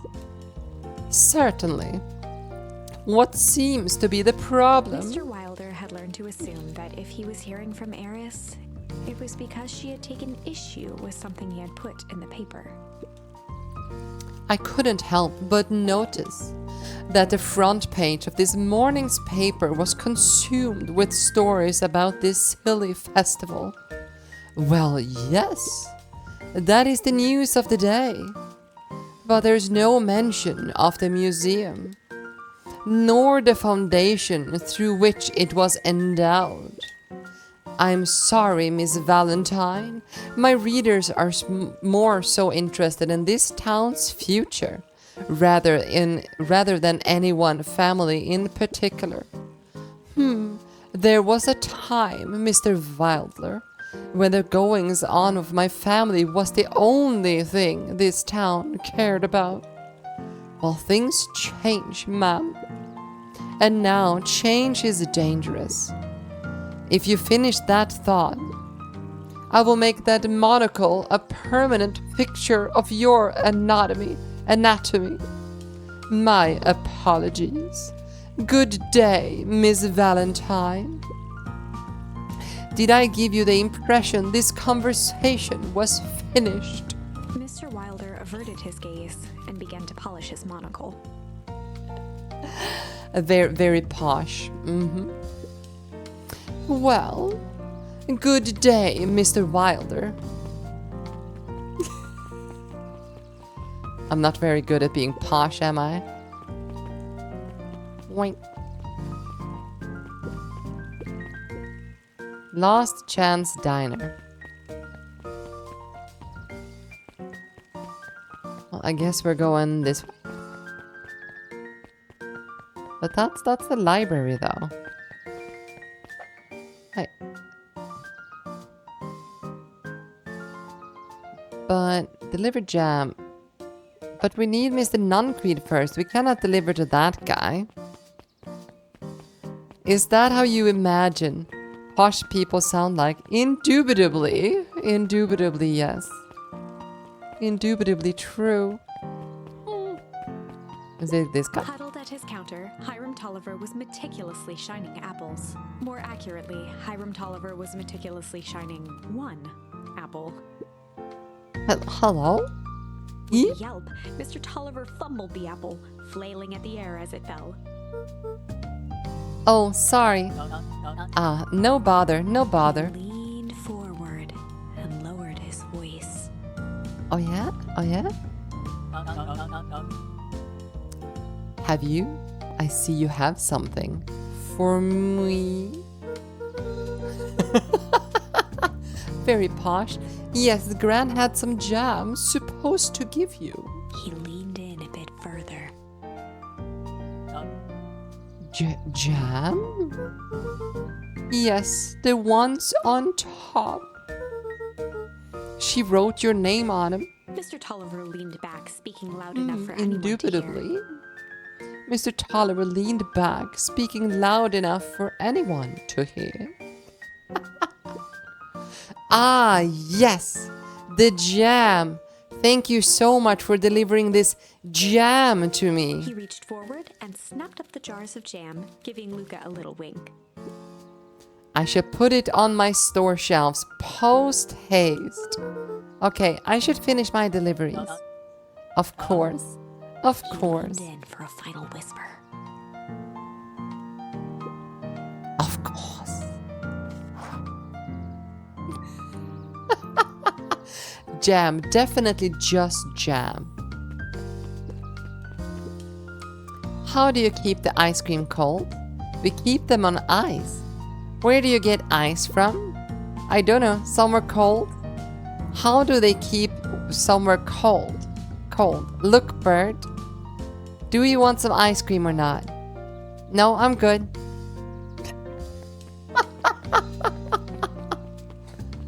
Aye. And he waddled away, waddle, waddle, waddle, till the very next day. Bum, bum, bum, bum, ba-da, bum. Got some jams for you, Nun-Creep. Luca, you seem chipper. Well, aside from being on delivery duty, it's a nice day. Mr. Nuncreed eyed Luca for a moment, then nodded in agreement. I suppose it is.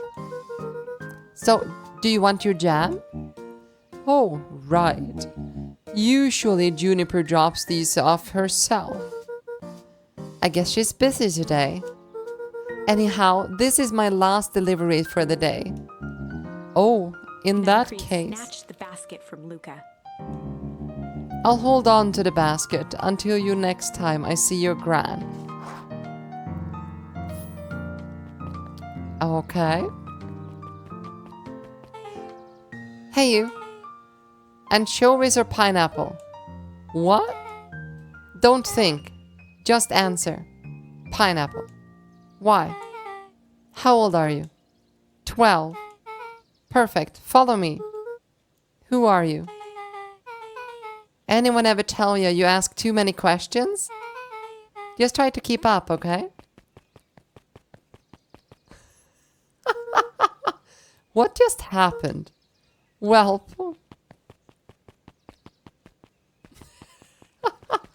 I was trying to sound like an old man, not posh over there. Hey, what a crazy coincidence. Here's my new friend I was just telling you about. Oh, that's wonderful. Yep, we just hit it off. Oh, really? Get this, his favorite pizza topping in this whole world is pineapple. Oh, and what is your new little friend's name? Beck locked eyes with Luca.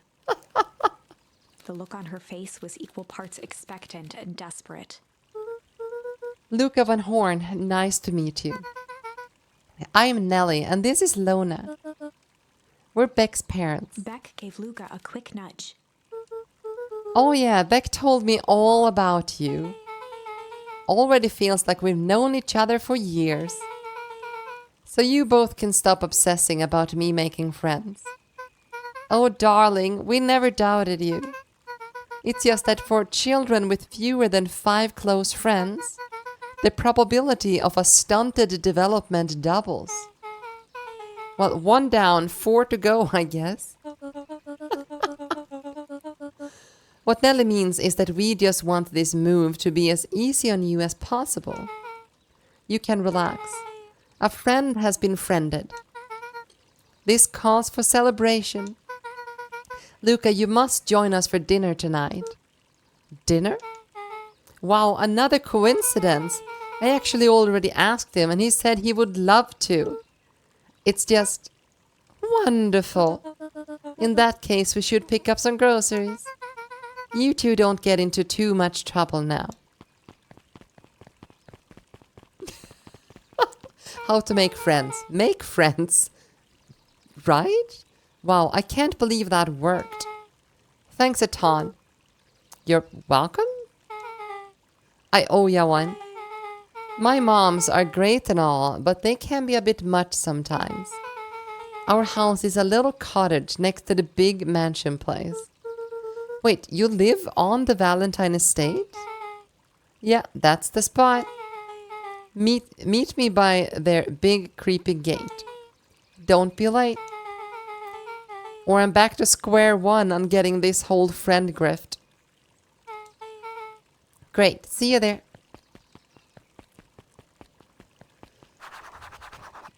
Okay, I guess we are... Oh no, I don't want that. I wanna go back.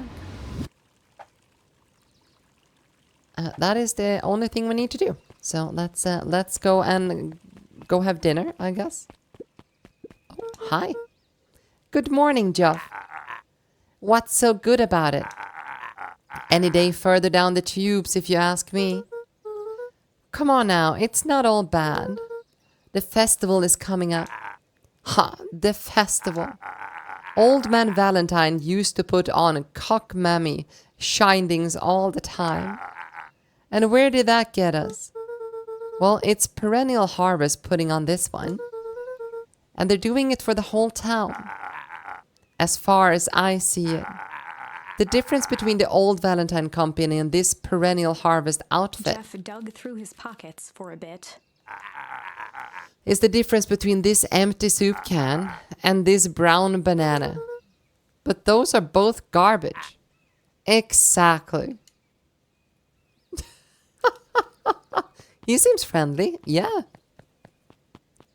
Actually does.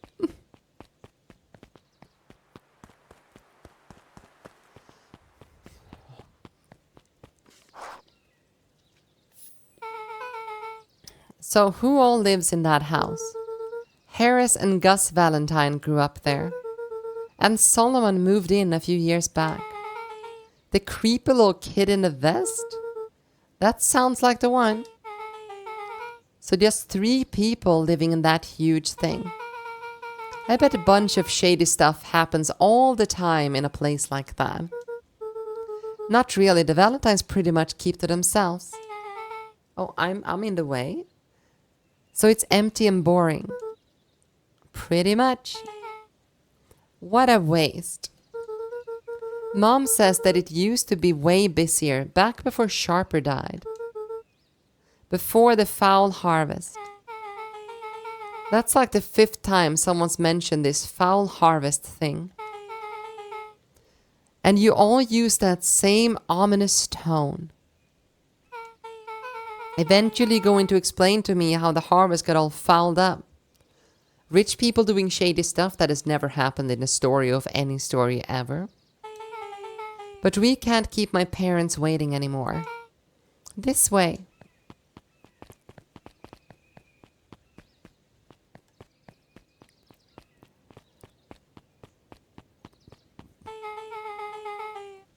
Most kids would have just ditched me by this point. Why are you still here? You look like you could use some help. You know what, Luca? You're not so bad. Let's get through this as simply as possible. Just eat, smile, and nod. Fun. Great, whatever you do, don't bring up their work. I think I can handle that. Took a long breath, then gave a firm nod. Here goes nothing. Chapter I'm not 4. shady, I'm sussy. Dinner with the Moodwills. Ilona Moodwill was worried about change. A gardener at heart, she understood the necessity of change, relied on it even. But there was a difference between the controlled world of her plants and this cluttered cottage in a strange town. Almost done. Nellie was a blur of activity, digging through boxes. Sorry, love, couldn't find the dishes. We'll have to make do with paper plates. Dinner went by without much conversation. It seems like a good family, though. As she watched Beck and Luca finish up their pizza, Ilona let herself relax into the chair. The things she cared about were still here. Nellie finally had the job of her dreams. Beck was beginning to take root. Ilona's task was simply to tend to them. She could do that. I do have a few shaders running, yes, I do. At least 2 different kinds of shaders.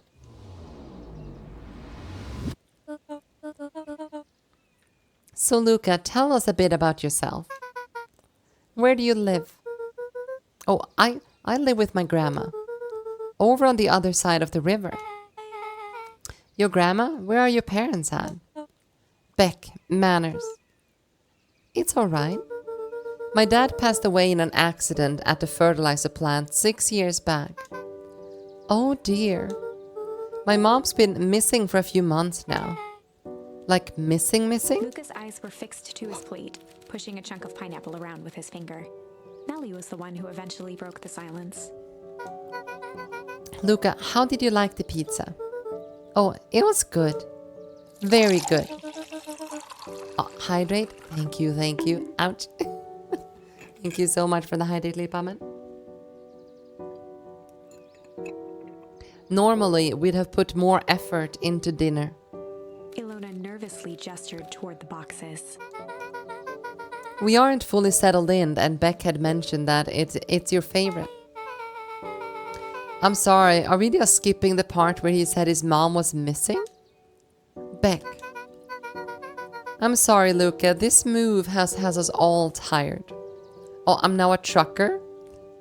You can have his hat back, but that was yesterday. Today I don't want the hat, but thank you. Thank you, Lil Palmen. Luca wiped his face with his sleeve. No, it's fine.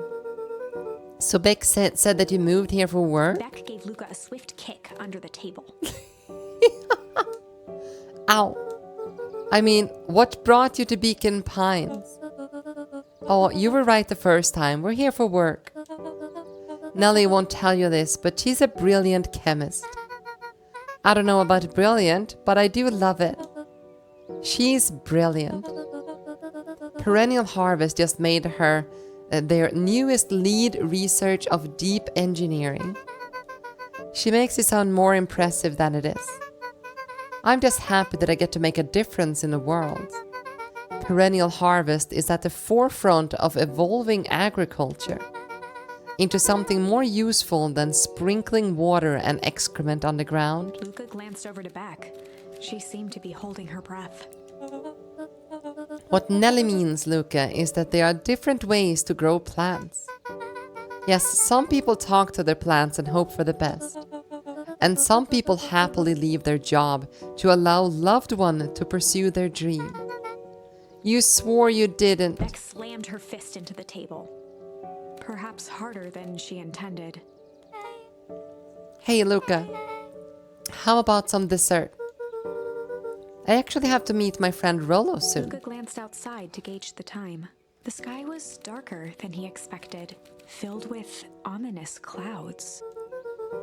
Looks like there'll be a storm brewing. I should get going. Oh, I didn't think there was any rain in the almanac. Yes, almanacs aren't that useful around here. Luca wiped his mouth one last time with his napkin and started to get up. Thank you for all the pizza. It was really good. See you at the festival, Beck.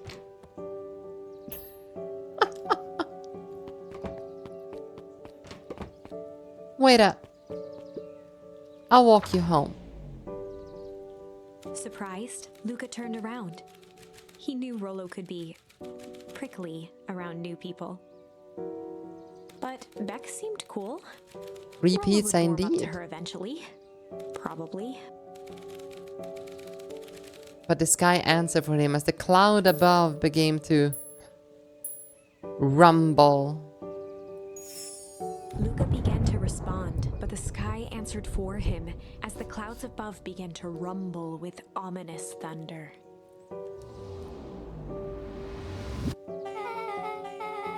You sure we can make it home before this storm kicks off? Luca surveyed the roiling clouds. I'd say the odds are good. Maybe you should stay here and I'll just make a break for it. At that moment, the heavens opened up, unleashing torrential rain. Damn it. Care to recalculate those odds? Hurry inside, you two, before you catch a cold.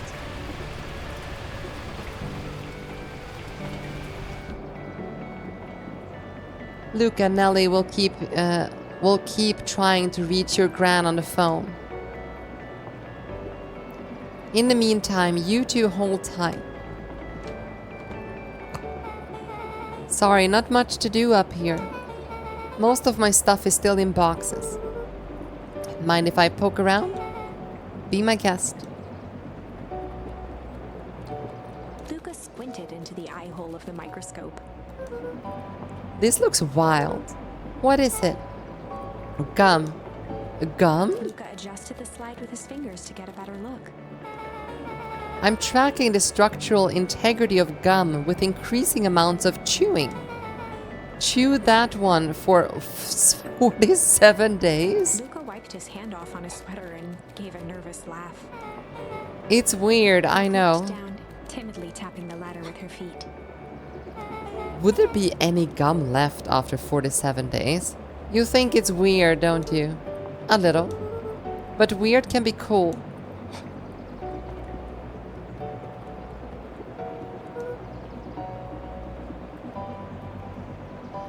Yawn. Oh wow. Rollo and I have a radio just like this at the treehouse. Probably not exactly like this one. My mom and I tore the whole thing down to the bolts. Fitted it with some state-of-the-art vacuum tubes. She seems pretty awesome. She gets carried away sometimes. I think she feels guilty for working too much. So when she does have time for me, she showers me with high-tech overcompensation. Luca flicked at one of the toggles. I bet you can get all sorts of stations on this. Not out here in the boonies. You wouldn't believe the stuff I could pick up back in the city. But around here, it's all farm reports and static. Ah, shucks. Luca bent down to examine the bouquet of wilting flowers. Judging by the odor, they were well past their prime. All pungent? He flipped open the attached card. Happy trails from Coach Walker and all the Fairview condors. Boy, you weren't kidding about poking around, huh? Oh, sorry, was this from your old school? The most recent one, yeah. Some schools gave me going away cards. Some did flowers. When they're really trying to feel good about themselves, they do both. So you moved a lot. Yeah, that's the thing about having a brilliant parent. There's always a better job somewhere else. Imagine how uncomfortable it would be to have that tasteless gum for 47 days. Yup. Those flowers would last longer if you put them in some water. That's the sort of thing I would do if I cared. Well, you cared enough to keep them is all. Luca, can I ask you something? Of course. Dang, didn't that hurt? I'll be honest. That hurt more than I expected. Well, at least you looked cool doing it. Beck took a moment to watch the rivulets of water running down the window. Do you feel ever alone? Like even when people are around? Well, Rollo can be pretty absent-minded sometimes. I'm serious. Does it ever feel like your family doesn't care what you want? It didn't used to feel that way. I know Gran loves me, but sometimes when she looks at me, it's like she's looking at a problem. Luca took a deep breath, exhaling slowly. I know the feeling. How do you deal with that?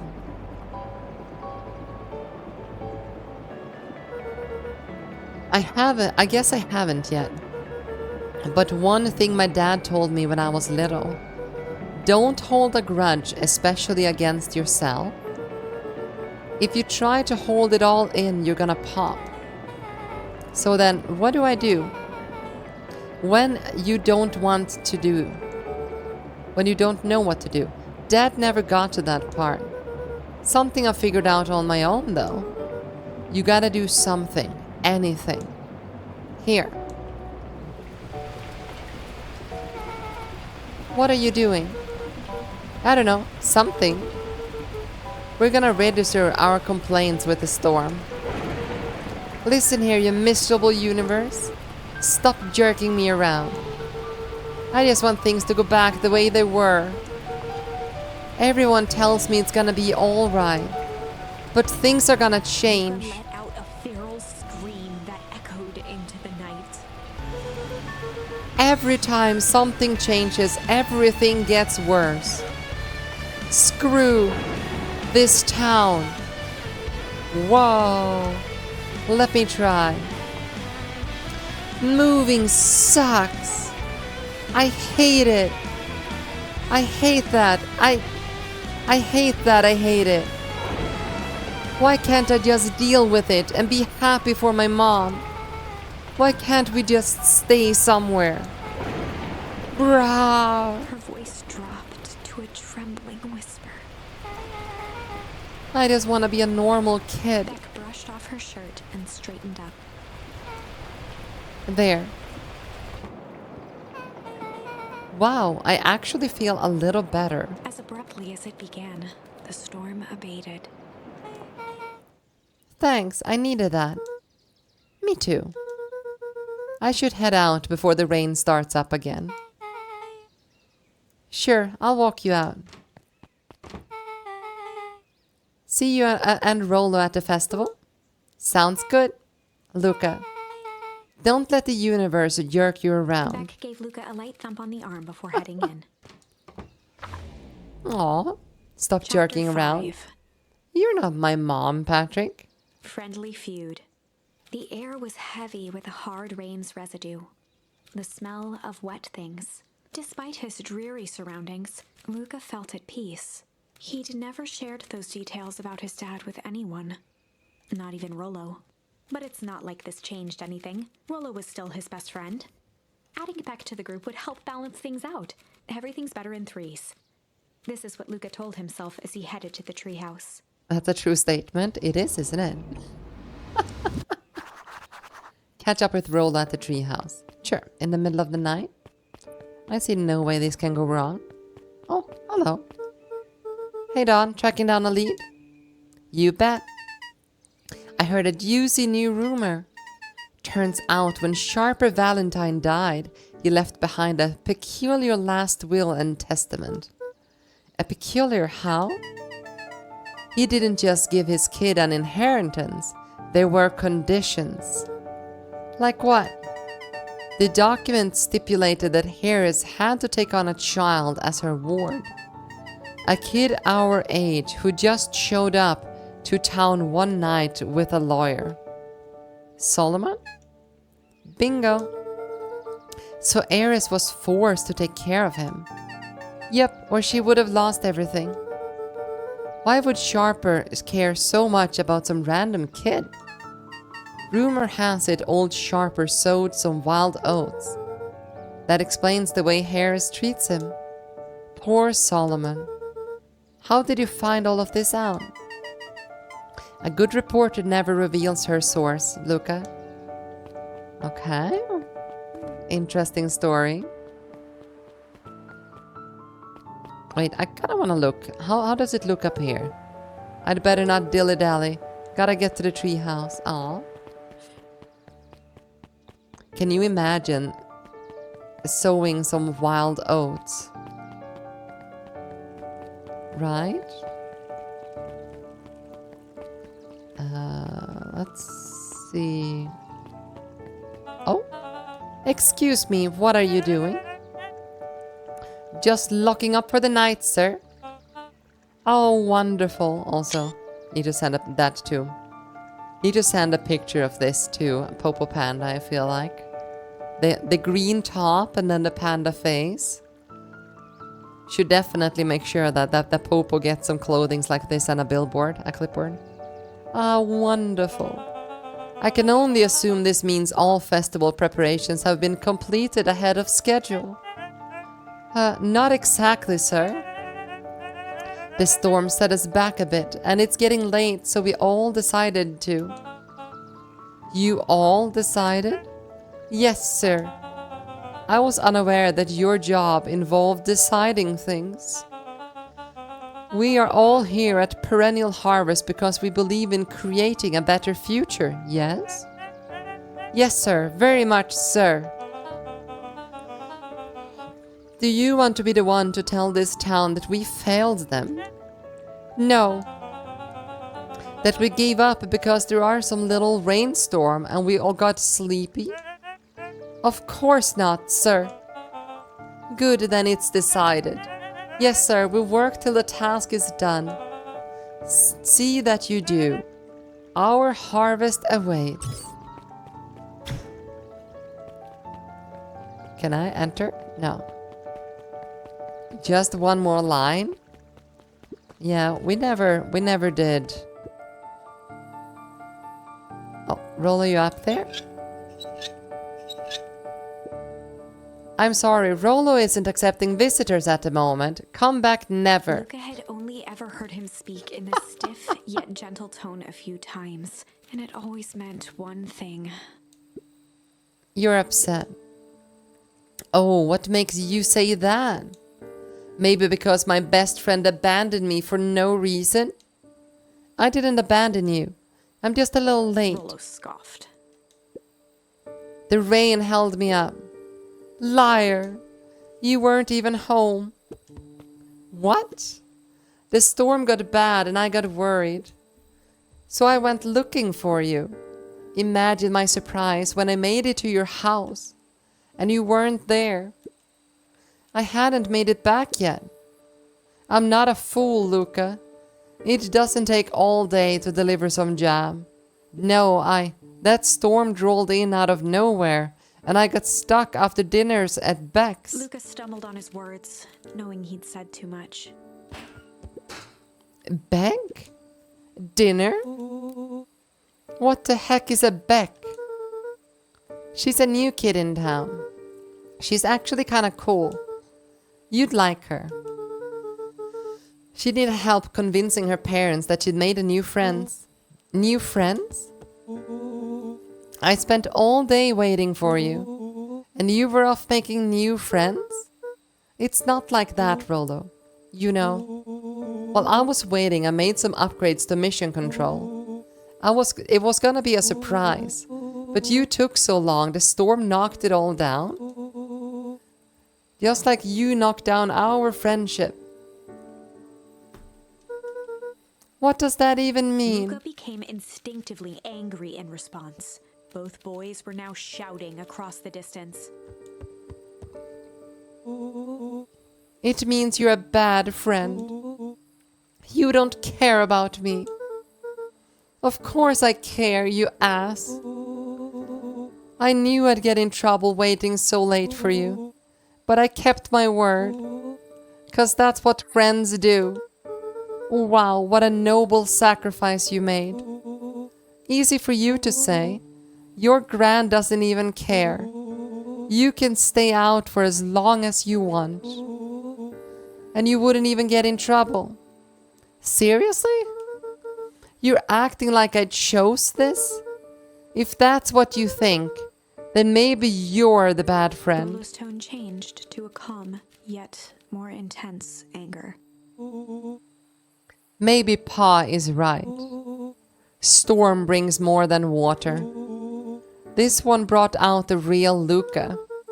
Stop quoting your past nonsense like it means anything. Well, at least my Pa is still around. Ooh, ooh. The words hung in the cold night air. Rollo's stomach dropped, knowing he'd crossed a line. But it was too late. Luca, Good night, Rollo. He definitely went there. Dang it.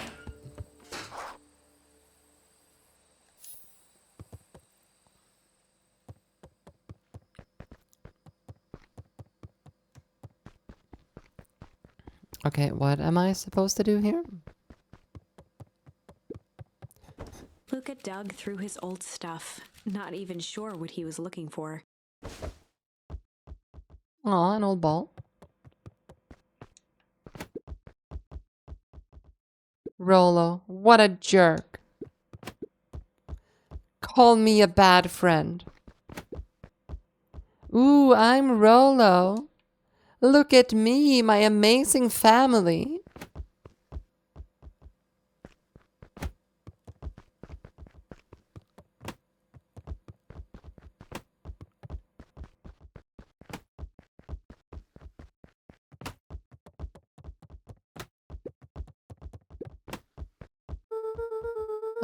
I guess I'm never supposed to make new friends. Aw, weep. Also, I can send you the render of the panda if you want. Sure. Luca, Gran cooed gently from the hallway. you slept straight through breakfast. Luca, are you alright?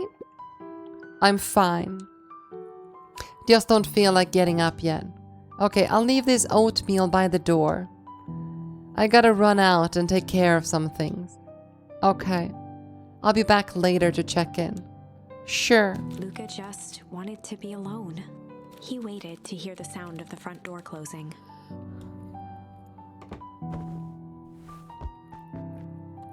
We've been wearing this shirt now for 3 days. Or 4 days. If Rollo thinks I'm still going to the festival with him, he can shove it. I bet Rollo's still going to the festival. He's gonna be miserable.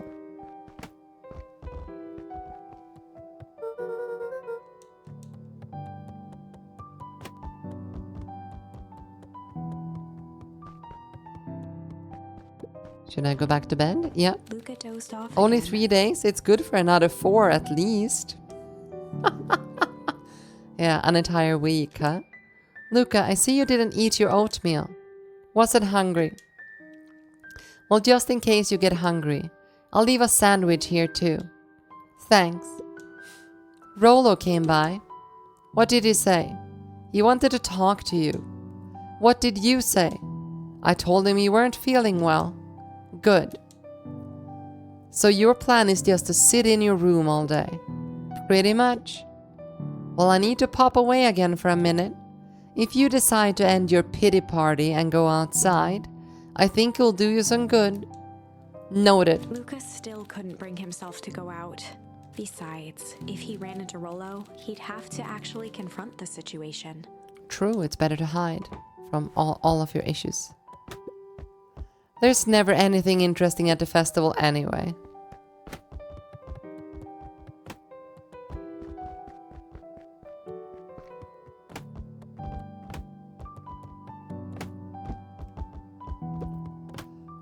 Okay. The Adventures of Hank Atomic.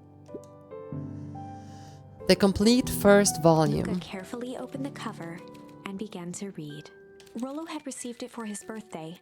A special hardcover edition with behind-the-scenes commentary and bonus art.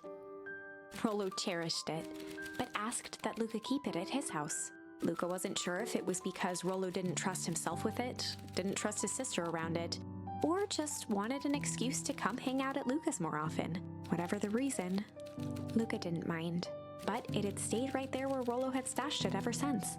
Now, at the foot of his bed, Luca lost himself in the pages. He'd read it all before, but at this moment, it somehow felt sentimental.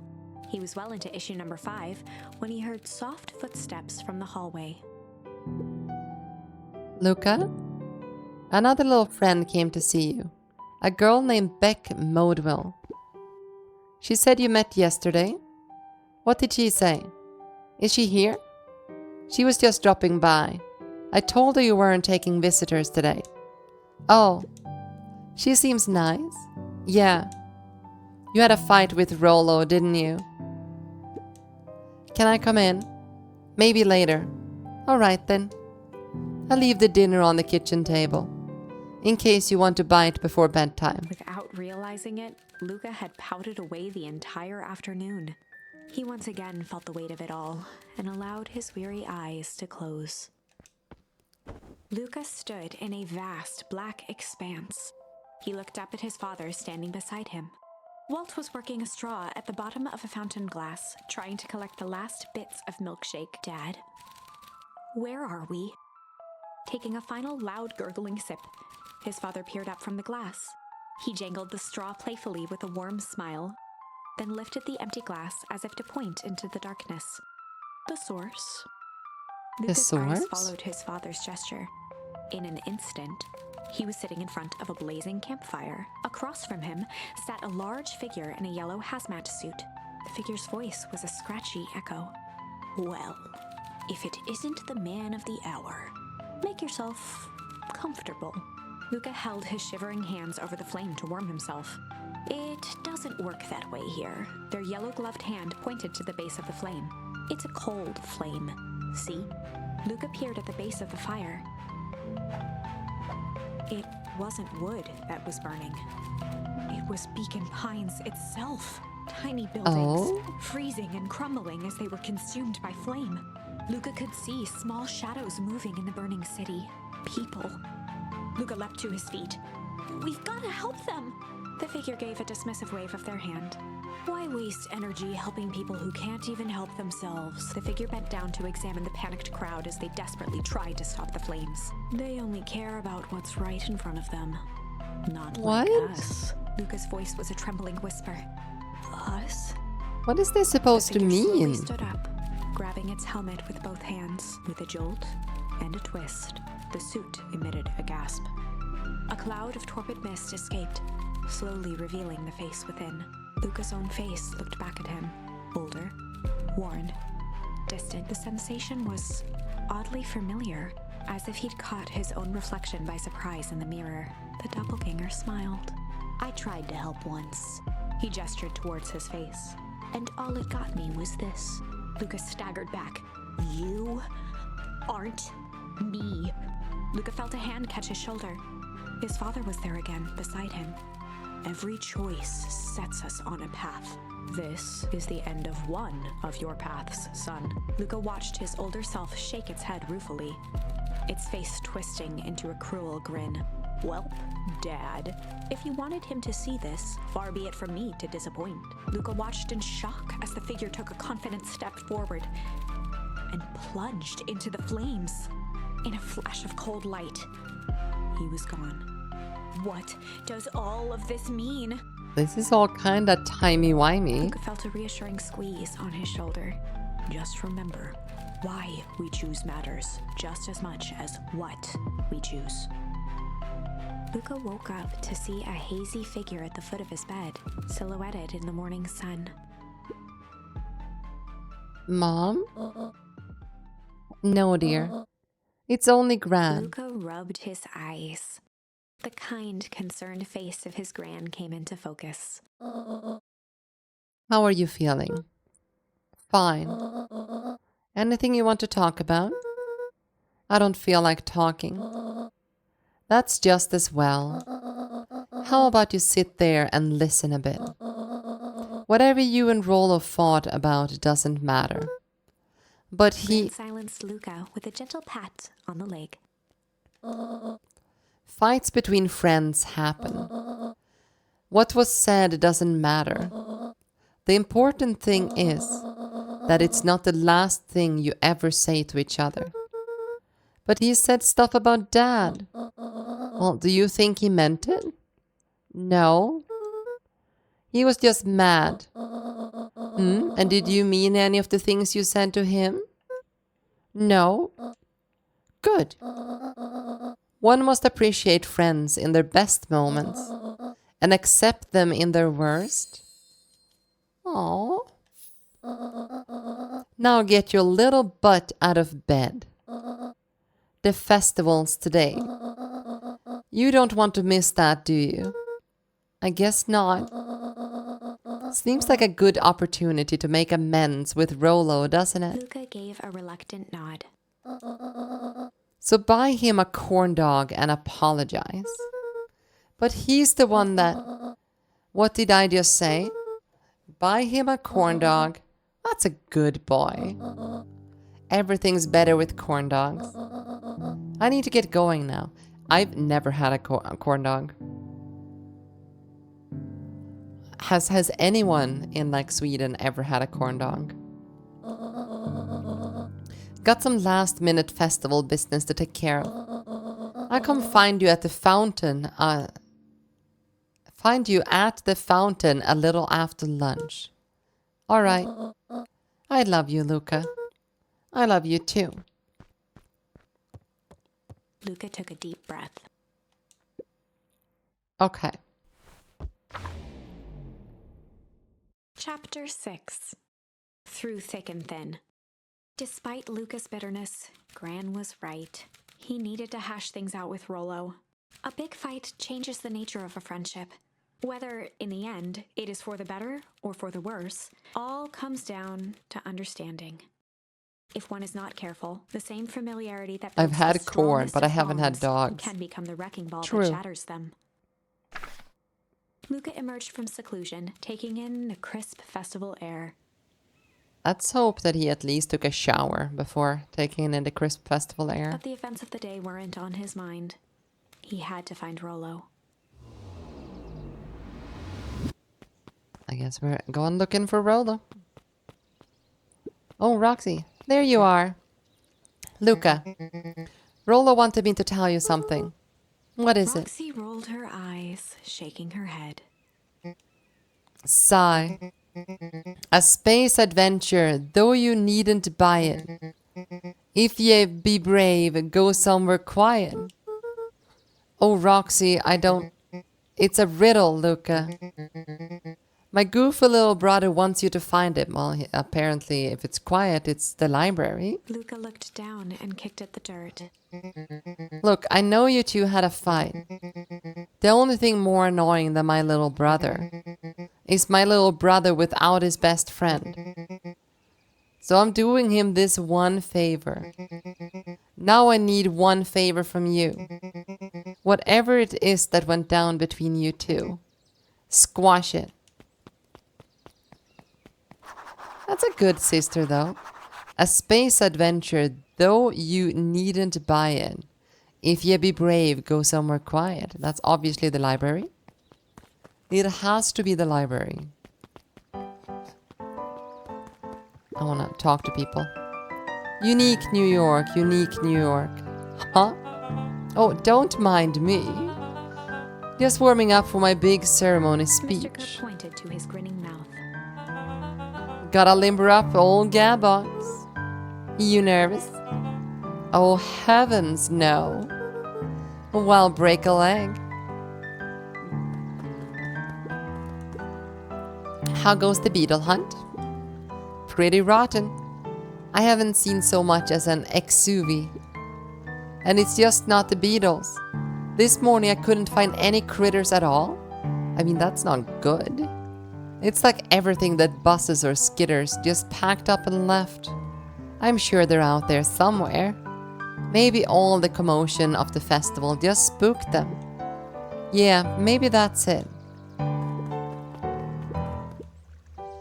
Welcome to our festival. Don't forget to come back later for Mr. Kerr's speech and a perennial harvest festival sign reveal. You don't want to miss it. I don't know who Perennial Harvest thinks they're impressing with his ridiculous festival. Totally. This town's still falling apart. The weather's still cruddy. And this season's harvest looks like it's gonna be worse than last year's. You said it. No amount of corporate pondering is gonna change any of that. Exactly. But the lemonade at the drink stand over there does look pretty tasty. Fins? I'm still gonna be mad at them. But I'd rather be mad while sipping some delicious lemonade is all. I mean, I kinda agree with her. Ain't moving. Haha, every single time. Yep. Wait for it. Unexplained sound once again noted. Oh, it's gonna be a way to get into that building easily. Like clockwork, what a bunch of drones. Haha. Jeff Jeff was staring into the distance with a wistful look. Hey Jeff, everything alright? My name is Jeff. Yeah, everything's fine. I mean, used to be fine. Just ain't right these days, you know? I really do, actually. Jeff turned to Luca with a furrowed brow, then gave an understanding nod. You do, don't ya? For a moment, the two now shared that same wistful gaze.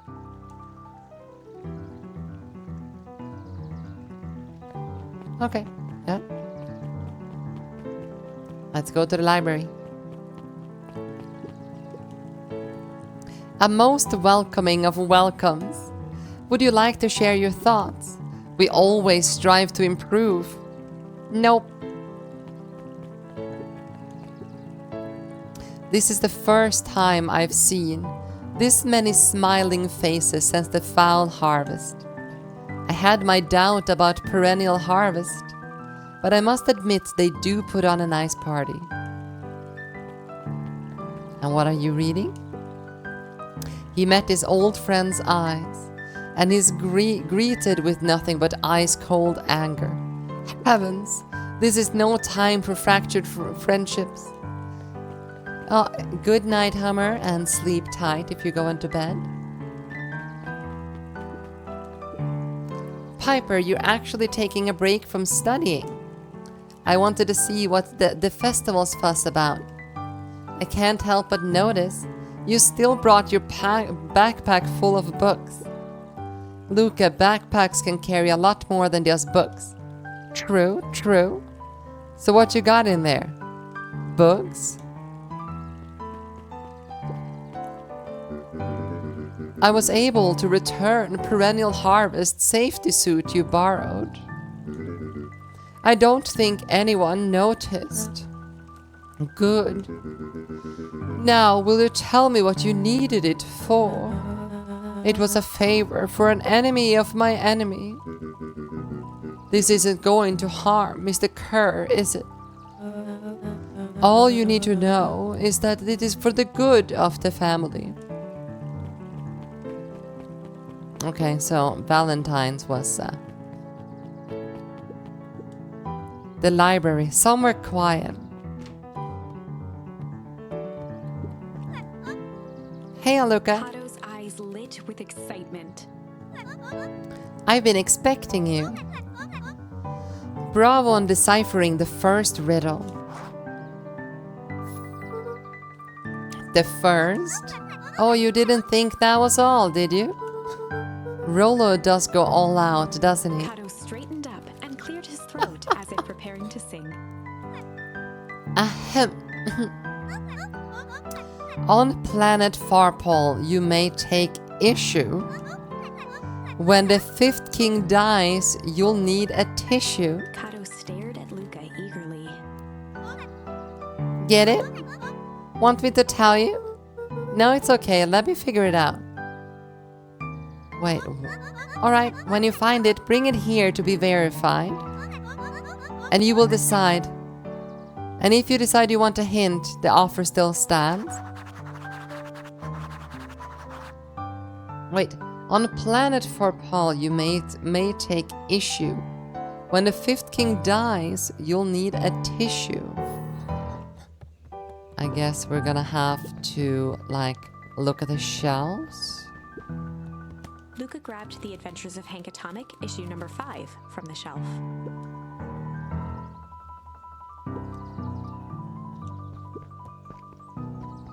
I don't know. Let's see. Oh, you found it. He moved his book from the desk and replaced it with Luca's, turning What? on the lamp. As he slid the book under the purple light, That was two way words too glowed. easy. I only went up there because I thought it was the Atomic Hanks section. As he slid the book under purple lights, 2 words The glowed. Adventures of Hank Atomic, issue 5. Luca clicked his tongue with recognition. Rollo's cipher pen. He used to write secret messages everywhere with that. And only I had a special flashlight needed to reveal it. But I lost it. Well, apparently he traded Jeff for his purple light bulb. Parted with his entire Halloween candy stash. Oh, Rolo. Now, let's see here. Kato began flipping through the pages, stopping when he hit a glowing word. Get away with such a He grift. continued flipping. Only found in grub. Griftin grub. That's probably diner, right? Cart. Reaching the end of the book, Kato looked up. That's it. Grift in grub cart. Griffin. Griffin's grub cart. He wants me to go to Griffin's snack stand. Ah, brilliant. I guess you're off then. Good luck on the rest of the scavenger hunt. Thanks, Kato. Griffin's snack stand. That's over here, right?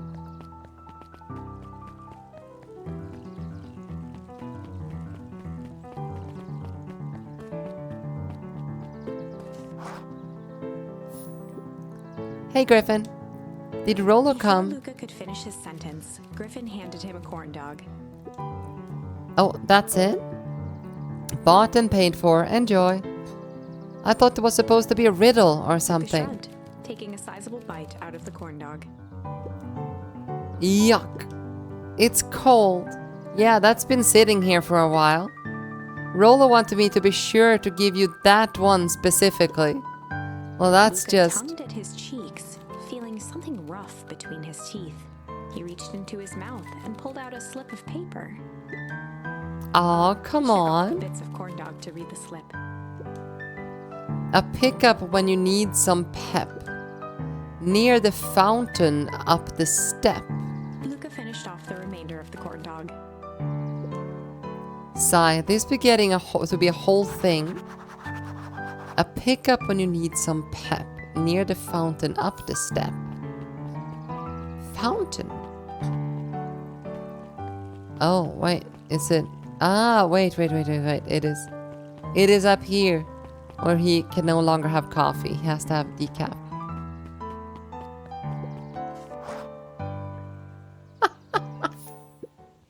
There you are, Luca. There's no way I'm actually doing this. It's way below my pay grade. Oh, come on, you big stiff. Let the kids have some fun. Fine. But Rolo owes me He one. waved his hands around sarcastically as he began. What takes flights but has no wings? Your final task of friendship brings. See, that wasn't so hard. Oh, I feel cheapened somehow. I think it's sweet. What take flights but has no wings? Your final task a friendship brings. It's like a balloon would take flight without wings. Good luck, Luca.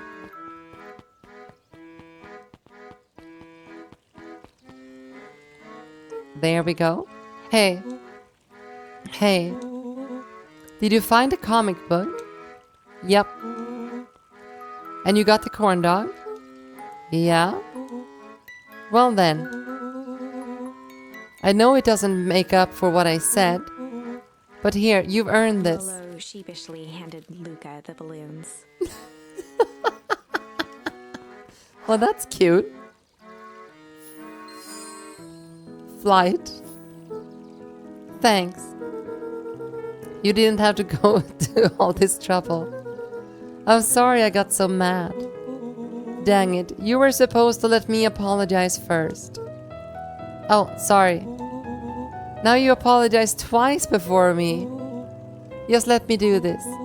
Luca, I'm really sorry. With everything that's happened, with your mom and all, I've always wanted to be there for you. Be a good friend, you know? When you said you were hanging out with someone else, I kind of freaked out. Rolo, still my turn. I feel like if you needed some new friends to help you, It meant that I wasn't good enough. But that was selfish and wrong. I was wrong. I am so sorry, Luca. Okay, apology over. You can talk now. Luca threw himself at Rollo, hugging him as tightly as he could. Aw.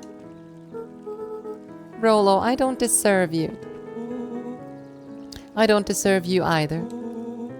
That's why we deserve each other. So, what else you want to do today?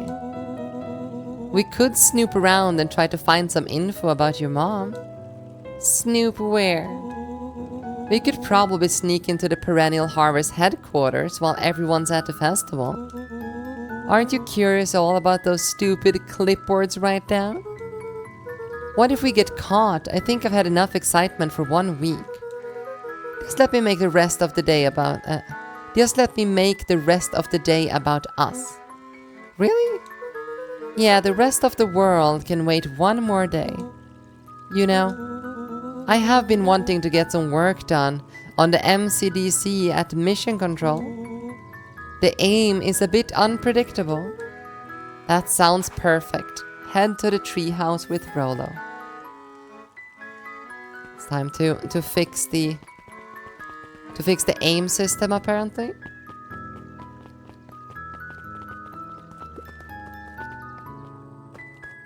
Oh, no.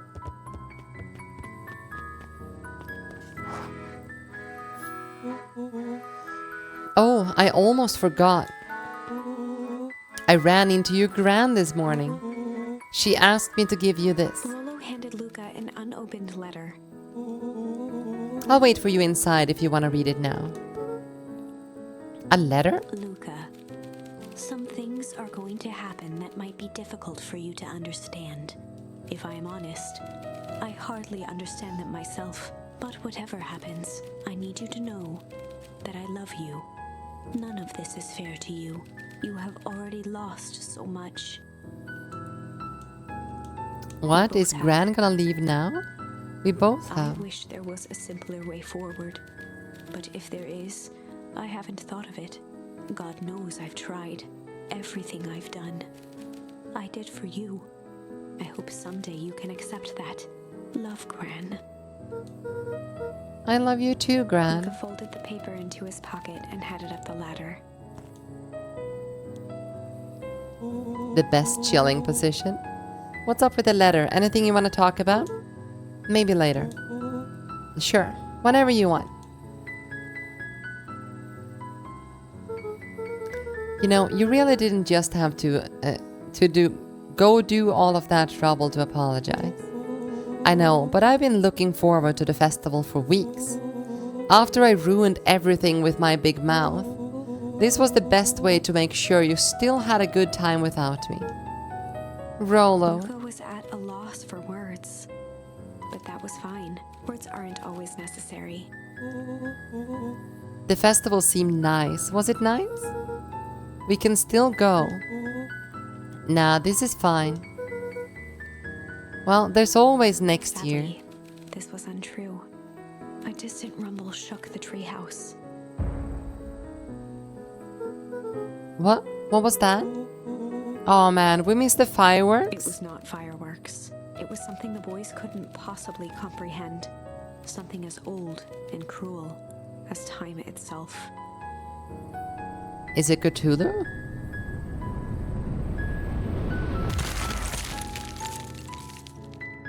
What? What? A shockwave of cold tore through the room. A bitter, unfathomable chill. Before they could react, it encased them in ice.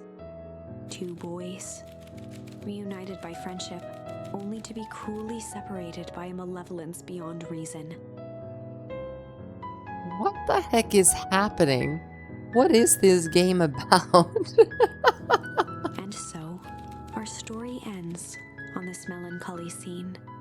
In a silent treehouse turned statuary, in a town brought low by its secrets, sits a pair of friends, alone, together. Definitely For the rest of time. Cthulhu. Absolutely. The end. No, that can't be the ending. It simply can't. I won't accept it, and I hope you won't either. There are more endings, more possibilities. I can feel Game it. over. Yeah, yeah. We are just going to have to sort through them all until we find the one that fits. Yeah, so there was something about like having like a checkbox if a choice has been done, right?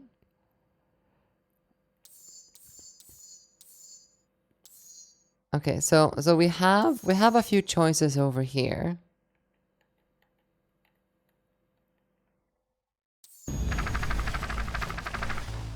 No, no. No, no. This is a story about struggle. No, Luca it felt is the not a tear, story yanked it about flat. struggle. We Luca need to... snickered with a muffled Luca was he never That is not what I wanted to do.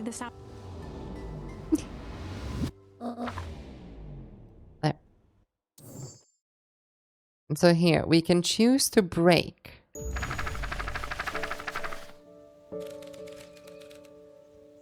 As I began to, and then we take break instead. Luca began to respond, but the sky answered for him as the clouds above began to break, revealing patches of star-filled summer night. Moonlight filtered down, shimmering in the treetops. Cthulhu? Indeed, Cthulhu. Sure, you can meet Rollo. You're not going home? No, I promised Rollo I'd tell him about... Luca stopped himself mid-sentence. Promise you tell him what? Spit it out, bub. We're thick as thieves now. If there's a juicy secret, you gotta tell me. Okay. You can come to the treehouse and I'll tell you both what happened. Heck yeah. Okay, let's go to the treehouse with her. By the gate.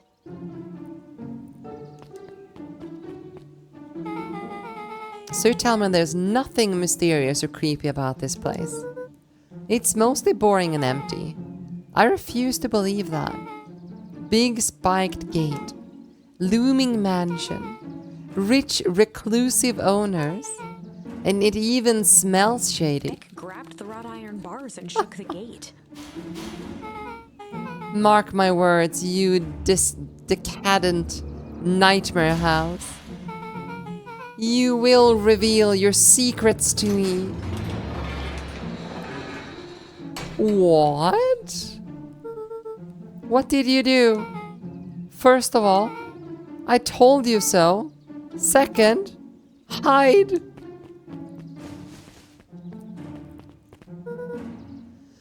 That's Harris Valentine. Oh, and the hazmat suit. They're not vampires, probably. Who's that she's talking to? Shh. I expect you to return that suit in working order. Of course. As long as everything proceeds as planned. There is nothing to worry about. The only thing I'm worried about is what's rightfully mine. That means making some unsavory alliances, so be it. I couldn't agree more. There comes a time to suspend hostilities. I'll deal with our common threat. Now this is what I was talking about. Voice was an excited whisper. Proper shady stuff. Someone in a suit like that tried to grab me yesterday. Seriously? Shh. You do understand that when this all inevitably fails, I will deny everything. I wouldn't expect any less of you. You just worry about your party in this and let me handle the rest. I can't wait to see the look on the Rube Kerr's face. Yes, the truth will come to light. I'm still surprised you're so comfortable with the potential collateral damage. If there's one thing I've learned, is that change is painful. Wow, that was expecting shady. But that's just flat out supervillain talk. If you don't mind me asking, why? Why are you doing all of The this? mysterious figure figure retracted their mask, hair pushing out from all corners. Family. It is Gran. A chill ran down Luca's spine.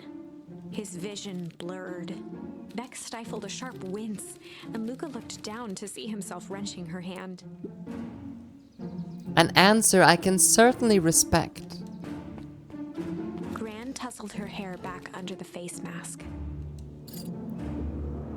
Just remember, keep everything nice and normal until the festival. I don't need lessons in rousing suspicion. Gran gave Eris a curt nod and disappeared into the night.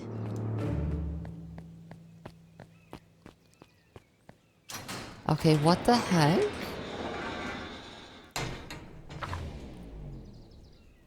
Chapter 5. What big ears you have. Oh no. Lucas sat shivering in the bushes, staring at his feet. After checking to make sure the coast was clear, Beck gave him a gentle tug on his sweater.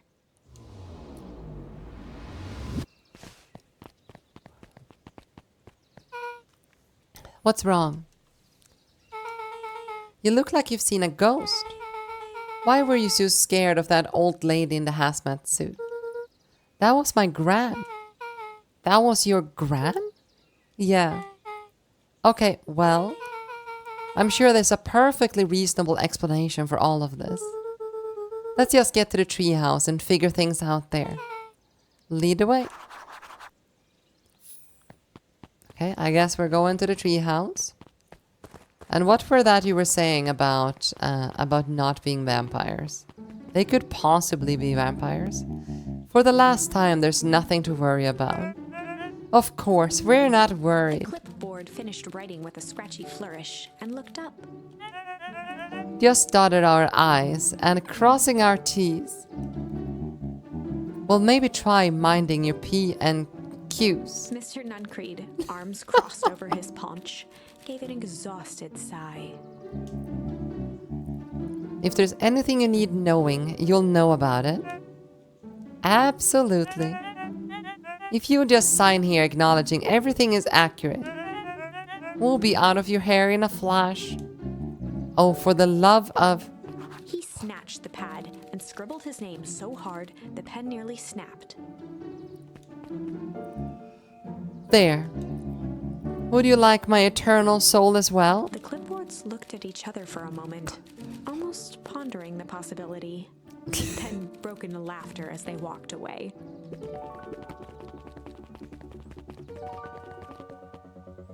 Oh, okay.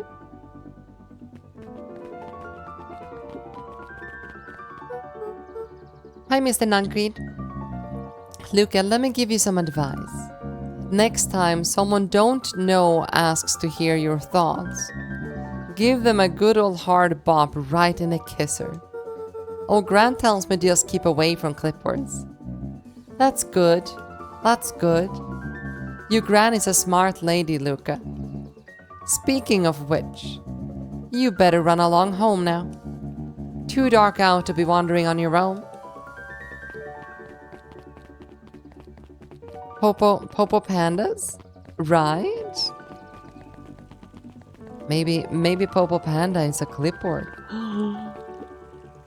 Another day, another dollar. See you tomorrow, Z. Have you noticed how all the perennial harvest folks order the same drink? Decaf cappuccino with extra foam. Why? I don't know.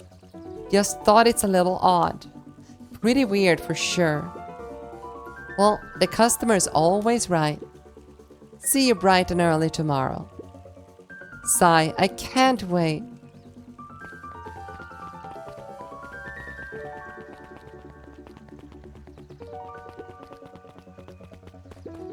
William Kerr and Gus Valentine proudly surveyed the half-covered festival banner. It's all coming together quite nicely. Couldn't have done it without you. The mayor gave a half-hearted shrug. I'm not so sure about that. Nonsense. That reminds me, I wasn't able to thank your sister for her contributions. Yeah, she has been disposed of late. She doesn't much like me, does she? Oh no, that is not at all. She's just been busy. Of course. Regardless, I would be forever grateful if you could pass my thanks on to her. The History Museum adds a real air of import to the whole affair. And we couldn't very well celebrate the story of Beacon Pines without including the Valentines. Who of you guys has eaten all of my sushi? It wasn't me, Beresa. I just want to let you know that. It wasn't me. My father was a great man. You darn tootin' he was. Kerr locked his arm on Gus's shoulder. I mean, the entire Valentine family. Presented company included. Can I ask you something, Mr. Kerr? Call me William. Ask away. William, why are you doing all of this? Gosh, I've never felt one needed a compelling reason to throw a party. Not just a festival. All of this. There's gotta be 100 down on their luck towns out there.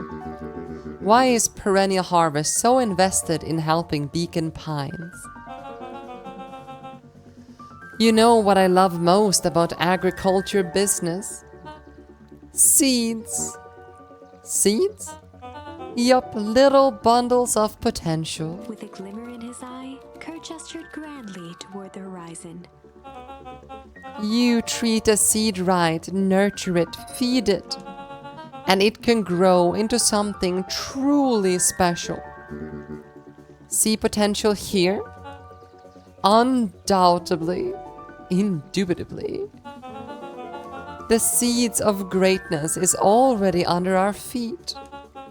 All it needs is a little nudge. And the right leadership, of course. Oh, good night, Mayor Valentine.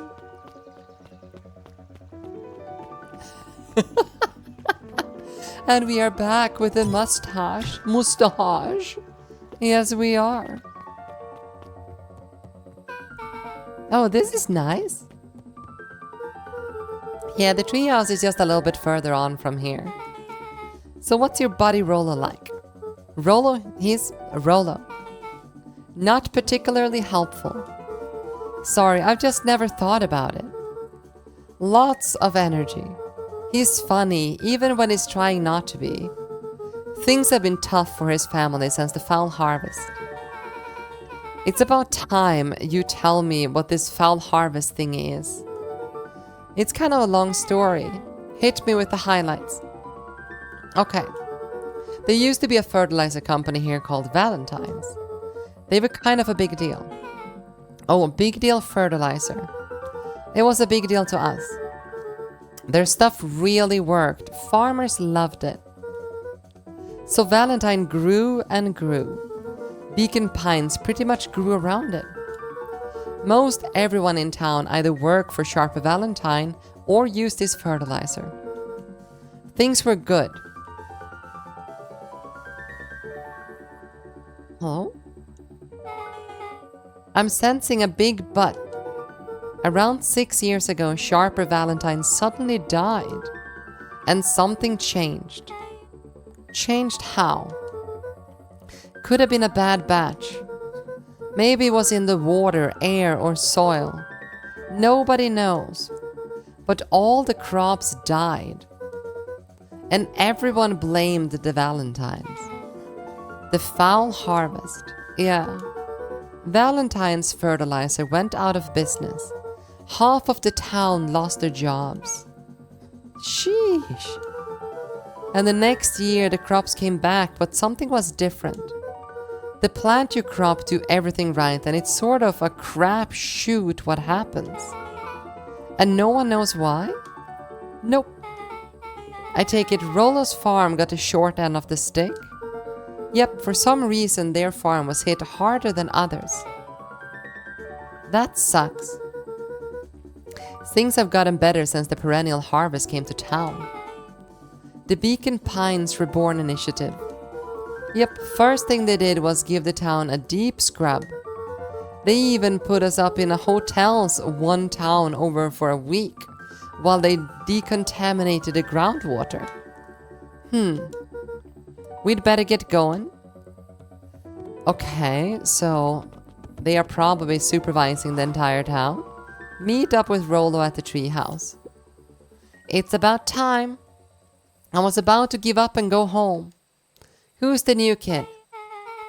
Name's Beck. You must be Rolo. I see my reputation precedes me. Welcome to Mission Control. Rolo waggled his head with pride. You find we spared no expense in construction. I've seen worse looking piles of junk. Thanks. Hey Luca, you know the security concerns we talked about? Yeah? While I was waiting, I made some improvements. Let me lock this baby down for a little test infiltration. Beresa, thank you so much for that headpad. Can't be too safe these days.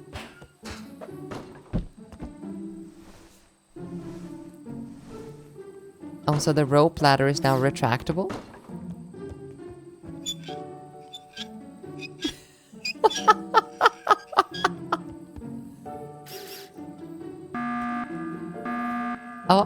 Oh, of course. He goes all out, doesn't he? Always. Lavish. I love that image. Oh my god.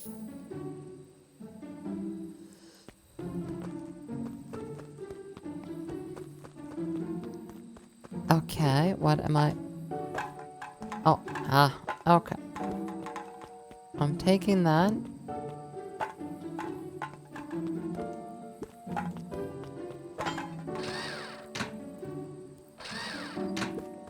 Oh, there's another one. Okay.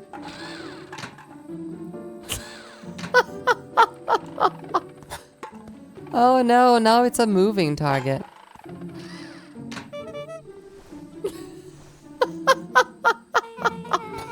Where did you guys get all of this junk in the first place? There's a guy in town called Jeff who trades us junk for snacks. Junk's food for junk. Nice.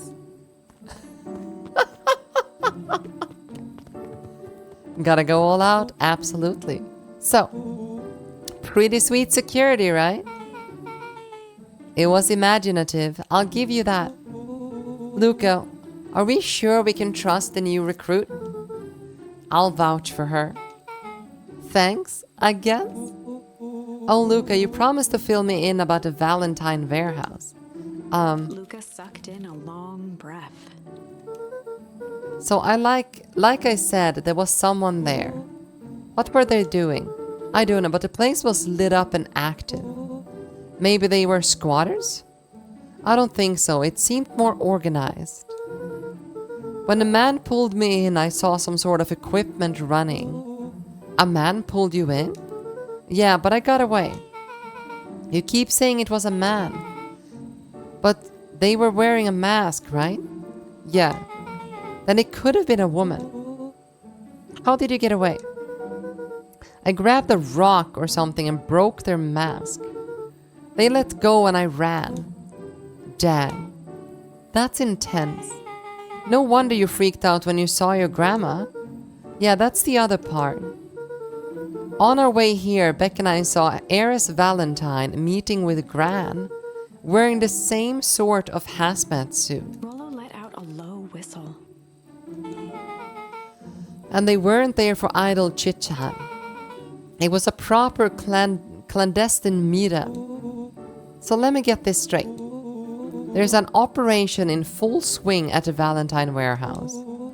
You were almost abducted by a strange man or a woman in a protective suit. And then you saw your gran in the same suit talking to Heiress Valentine? Pretty much. I'm beginning to think this town is kind of awesome. Rolo and Luca shot back a look. No offense. Hello? I'm smashing A. Hi? Come on, do something. Do I need to connect my Xbox controller? Oh.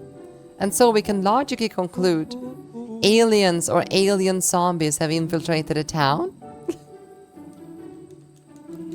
And now I can't click again. What the heck? What is this? And their leader is your gran and she tried to murder you. First of all, and for the last time, there are no aliens. Second, it couldn't have been my gran at the warehouse. I broke that person's mask to get away. The mask Gran was wearing wasn't damaged. But she's definitely hiding something. Maybe. No vampires, but alien zombies. Oh no, the worst kind. Your granny's weird, but she might be the most boring person in the universe. All she does is sit around and all day making jam. What could she possibly have to hide? I don't know. We haven't talked much since she moved in. Moved in? Your gran isn't from here? No, she came a few months back to take care of me after his mom went missing. Wait, so it isn't necessarily his gran. So did you know your gran before? Not really, no. It's been years since I've seen her. Luca, don't take this the wrong way. But are we sure your gran is on the up and up? Luca gazed out the window.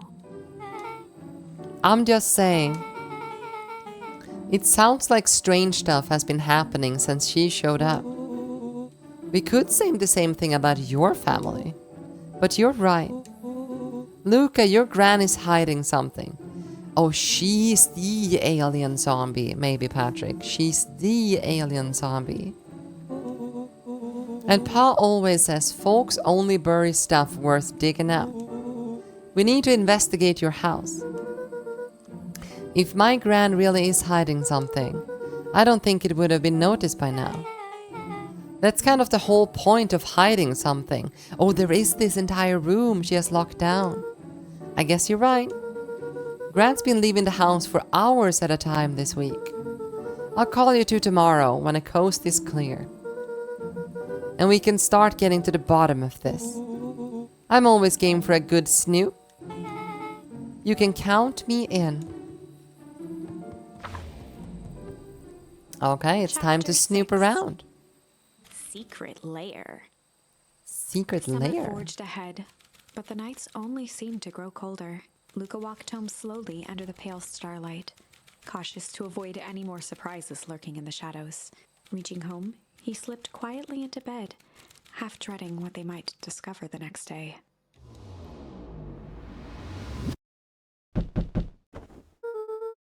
Oh, look, we changed sweater. This is the good the good timeline. We changed clothes. What time is it? No, we put the same clothes on. Never mind. It's the bad timeline. Rolo, what on earth is that? That ridiculous thing on your head. Oh, this. It helps me think. You're gonna need a lot more of those. Joke all you want. We'll see you laughing when I crack this case wide open. The coast is clear. Yep, whatever she's been up to this week, it's been keeping her busy most of the day. Very well. The game is afoot. Luca and Beck rolled their eyes as Rolo strutted across the room. If I were a gran, where would I hide my deepest, darkest secrets? Perhaps you were where you might least expect it. Rolo flung open the cabinet with confidence. He Aha! paused as a veil of dust hit his face. I think it's safe to assume anything that dusty isn't what we're looking for. Or maybe that's what she wants you to think. Then again, any good detective knows not to trust their first hunch. First hunches are for suckers.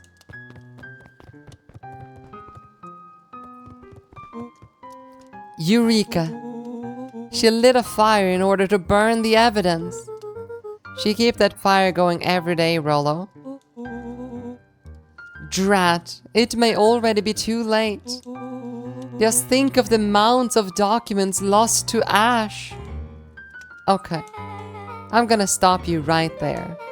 Can we just think for a moment? Luca, is there anywhere your gran doesn't want you to go? Yeah, the closet upstairs. So maybe it stands to reason that we should check there first? No dice, it's locked. Well, well, well. Look who stands to reason now. I have no idea where the key is. If it's really this important, then she probably keeps it with her. Anywhere else? She has her berry bushes. Who has ever thought, I am going to take this important thing and huck it in a bush? True. Anything else? Maybe something out of the ordinary? Well, she always worried I'll break her fancy dishware in the kitchen. But it doesn't matter anyway, I can't reach the latch. A look of realization crept onto Luca's face. All three kids snapped to glance at each other, then sprinted in turn toward the kitchen. Deepest, darkest secrets? Definitely in the nightstand by the bed. No, Patrick, only losers have their deepest, darkest secrets in the nightstand by the bed.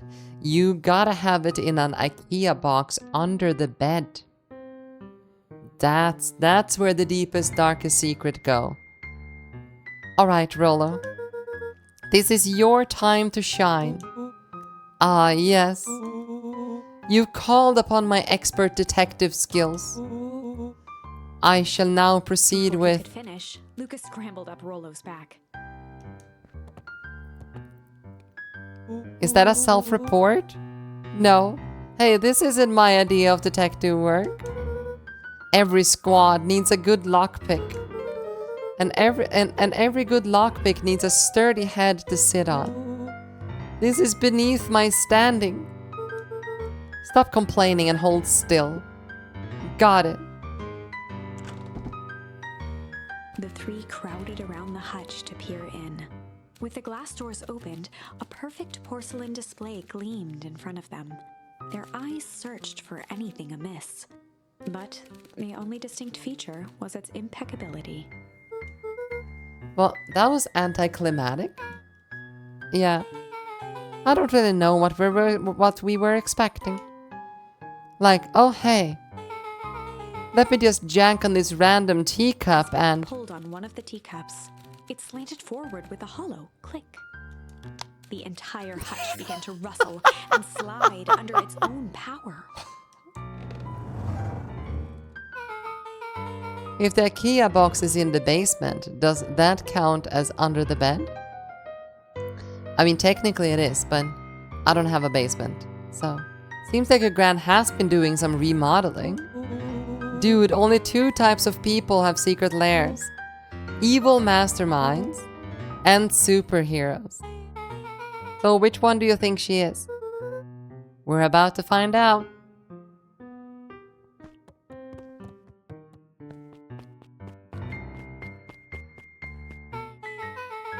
Okay, so more of an unhinged conspiracist vibe. Oh, wow.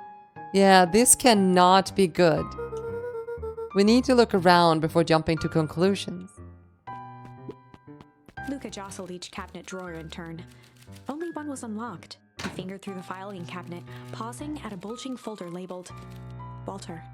For a Walter? long moment, he just stared at it.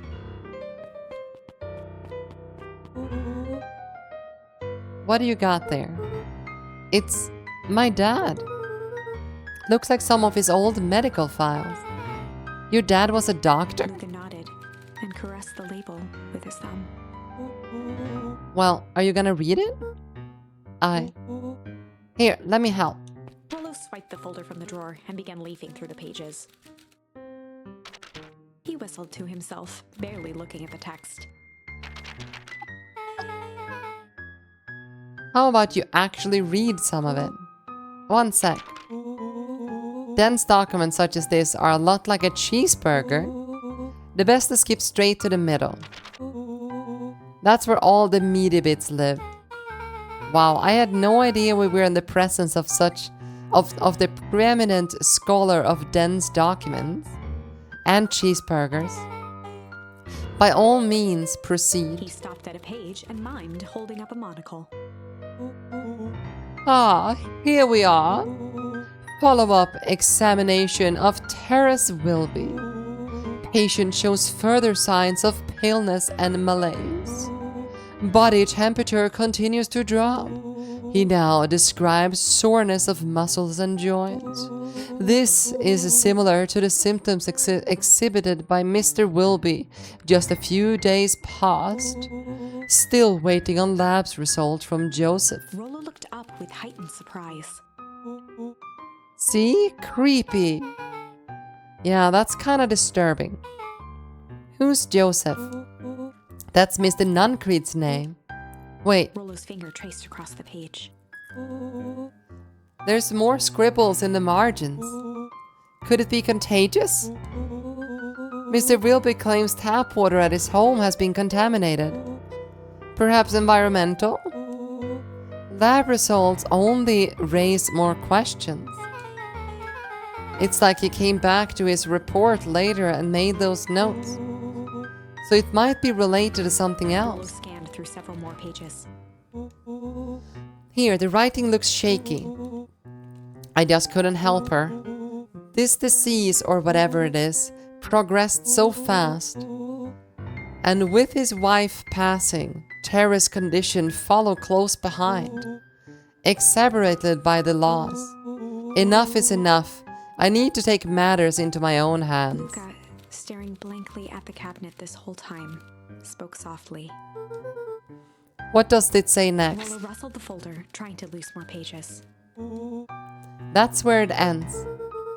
What? There has to be more. Frantically shoved the remaining cabinet folders, trying to find another labeled Walter. Luca, I think that's the only one. It's alphabetical, see? What did he mean enough is enough? How did he take matters into his own hands? This is bullshit. Slammed the drawer shut.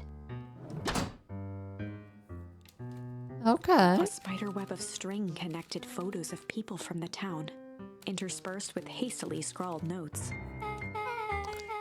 Well, she sure kept herself busy. Is your gran a serial killer? Because I'm starting to get a vibe. Don't be ridiculous. Sure, she's just tracking the movements of everyone in town. Out of kindness of her heart. She put little symbols by some of them. Yeah, Mr. Nuncreed has a check mark. The clipboards are all inside a big circle. My moms are both on here. Both with question marks. Gus Valentine has a question mark. Harris has a question mark, but that's been crossed out. Mr. Kerr has a bullseye. The killer has chosen her next victim. We don't know what any of this means. Whatever it means, it's probably not good. She's not a serial killer, she's an alien zombie. Rollo even said so himself. It is true. It is true. I believe everything Rollo's saying. What do we have here? Barrels marked caution explosive. And jam jars? That's enough jam to feed the whole town. What kind of incendiary jam is your gran making? Incendiary? She wouldn't have had me walk around town delivering bombs, right? Only one way to find out. Rollo casually spun open a lid and dipped his finger in the jam. He Huckleberries. smacked his lips. A hint of brown sugar. And ink? What? Rollo plunged his hand in the jar, fishing out a soggy slip of paper. Aha! Rollo offered the slimy note to Luca and licked his fingers clean. It's addressed to Mrs. Fratelli. A grand jamgram? It says, last night I used the disguise Harris provided to scout the location. The timing window should be possible. Operation Sparkplug is a go. Oh man, are they doing a heist? Whatever it is, it can't be good. More a bombshell than a bomb, am I right? I am vibing with Becky. You're new here, so I'll let it slide. But I am the bad joke guy around here.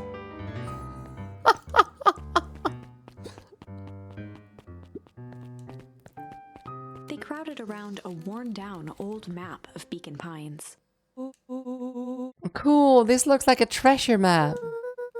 Not every old map is a treasure map, Rollo. Yeah, but every treasure map is an old map. Can't fault that logic. Look, there's even a pathway drawn on it. It starts at the entrance to town. And if we follow it, Trace the path with his finger.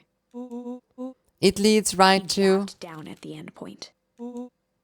Town Square. That's the fountain in the middle of town. What a weird place to hide treasure. Rollo, that doesn't look like treasure to me. At the end path on that map has the same symbol as the explosives over here. So it's not hiding treasure. A real bummer. Rollo, what's the thing you've been excited for the past month? The festival. Gulp. Did you just say gulp? This feels like gulp kind of situation. Everyone will be gathered near the center of town. She's gonna blow up the festival. Not if we stop her. Oh no, she's home. What was that? Luca looked up from the map. What was what? Oh no, I heard it too. That was the front door, which means someone just shut the door. Which means someone's upstairs. Shh, quiet. Hit the lights. Beck flicked off the light, and they became statues in the dark. Overhead, creaking floorboards bent under slow, deliberate steps. The kids looked up, the tilt of their necks following each footfall. What is happening? Then suddenly, it stopped.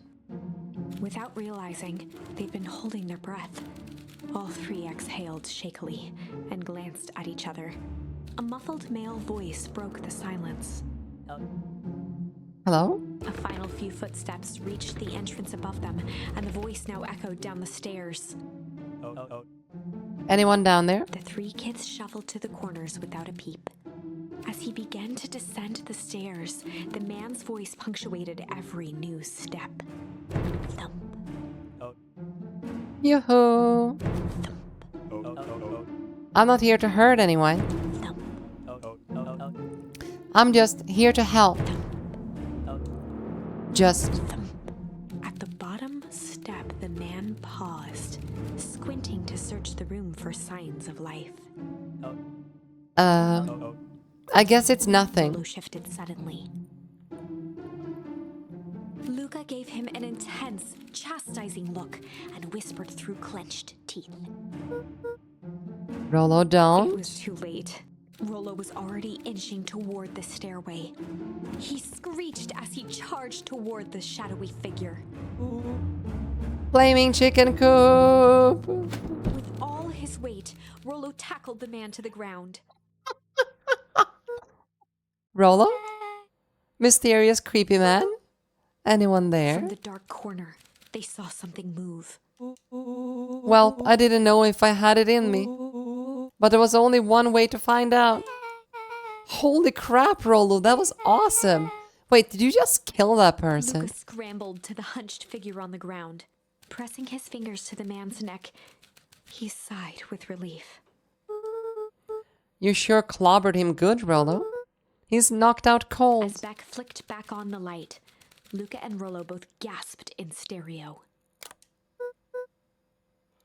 Mr. Tolliver. To no one's Chapter surprise. The interrogation of Hiram Tolliver. Still unconscious, Mr. Tolliver slumped heavily in a shoddy old chair. His hands were bound with rope, his feet tied with some loose string. The kids huddled in a circle, discussing their plan. One thing was certain, they couldn't just let Mr. Tolliver go. They needed to know what he was doing in Luca's house. After some deliberation, it was decided. They run the classic good cop. Do we want a shield cop or a hard cop?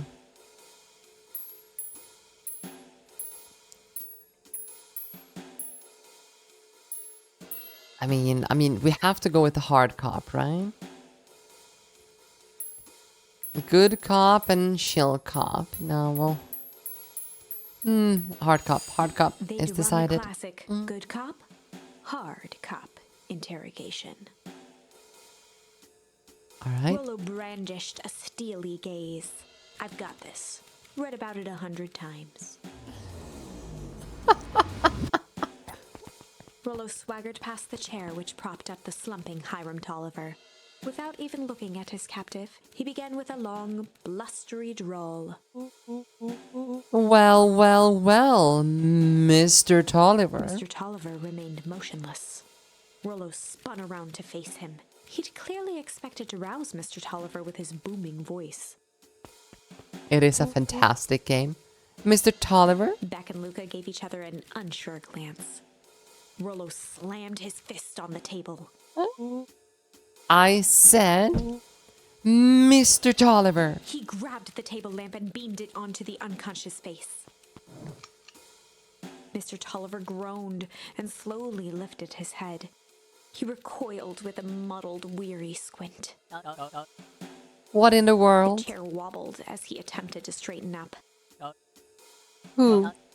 Who's there? Mr. Tolliver could only make out rough shapes through the glaring light. With a gruff tone, Rollo hoped to both conceal his voice and intimidate. I'll be asking the questions here, punk. Now hold on, let's calm down. Oh, I am calm. Calm as a carrot in the dirt. As for you, looks like you're sweating. The doubtful expression on Beck and Luca's faces transformed into awe. We can do this my way, or... Well, let's just say I've never needed another way. Rollo, hitting his stride, was now channeling every detective trope his memory could recall. He slammed the table again. Now dance. Mr. Tolliver's voice became desperate. He was nearly in tears. You've tied me down. How on earth could I dance? Dance with your mouth, punk. Spill the beans. What are you doing poking around this house? I'm here to help Juniper. I'm sure everything's ready. Oh, so you're in cahoots with Gran. Gran? Mr. Tolliver was in a daze, now more confused than ever. Gonna help her blow up the festival, eh? Blow up the festival? Good He shook lord. his head, feeling more and more dizzy. No, you got it all wrong. Where is she now? She's headed to the source. The source? What's the source? It's His where voice faded to a whisper. the town began. Where it all began. What is Operation Sparkplug? With that, Mr. Tolliver passed out cold. Rollo swung around with a repentant grimace. Damn, Rollo. I think you had a little too hard on him. What did he say about the source? It's where the town began? We need more information. I think it's gonna be Rollo's farm. What do you guys think? Yeah, but we better not push Mr. Tolliver any further. Is there anyone else who might know more? What about the History Museum? I just got set up for the festival. Nah, that tent was put up by the Valentines. Everything they do is just a bunch of fluff to glorify themselves. Is there anything more reliable? The library. There's information about this source thing. Kato can help us find it. Let's go get some answers. Already know the answer, and the answer is alien zombies. Indeed. This is a dang nice library. Thanks, we work hard on it. Aren't you a little too adorable to be a librarian? Aww. Kato hung out here so much, eventually just gave him a set of keys. I just keep an eye on the place for Miss Novak sometimes. They got you working for free? It's quiet and I get access to all the books I can read. What more could a person want? Fair enough. What can I do for all of you all? Well, for you all. I'm just gonna take a sip of water here real quick.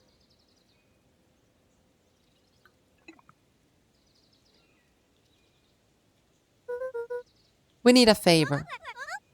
I already told you and Rollo. I can't put any higher on the waiting list for the next Hank Atomic. And if you're here with more candy, I'll have you know I can't be bought. Call it a personal code of conscience. Actually, we're looking to do some research. Now you're speaking my language.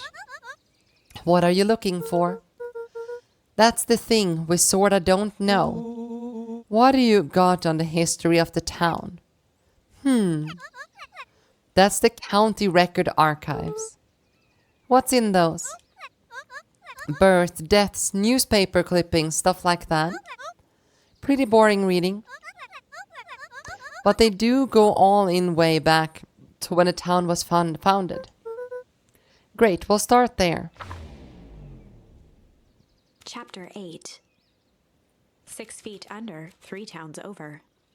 Oh? The kids spent the rest of the afternoon combing through dusty piles of old county records, desperately searching for anything that could help them make sense of Mr. Tolliver's cryptic utterance.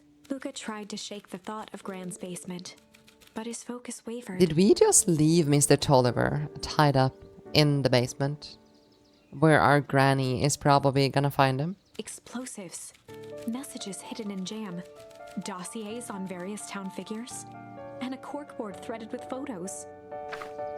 Gran was the only family he had left. He still couldn't bring himself to believe the worst. But the old map with the symbol of explosives in town square made that difficult. As the sun began to set, the kids were no closer to the truth.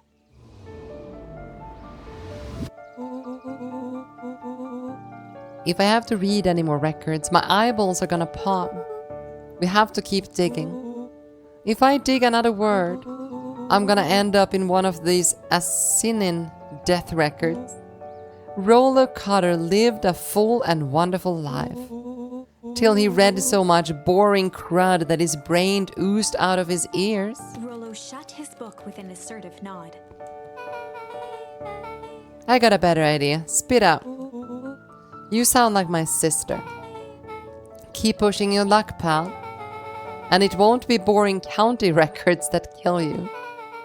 I'll put you in the obituaries myself. Rollo muttered under his breath. You're a county record. Really? That's the best you got?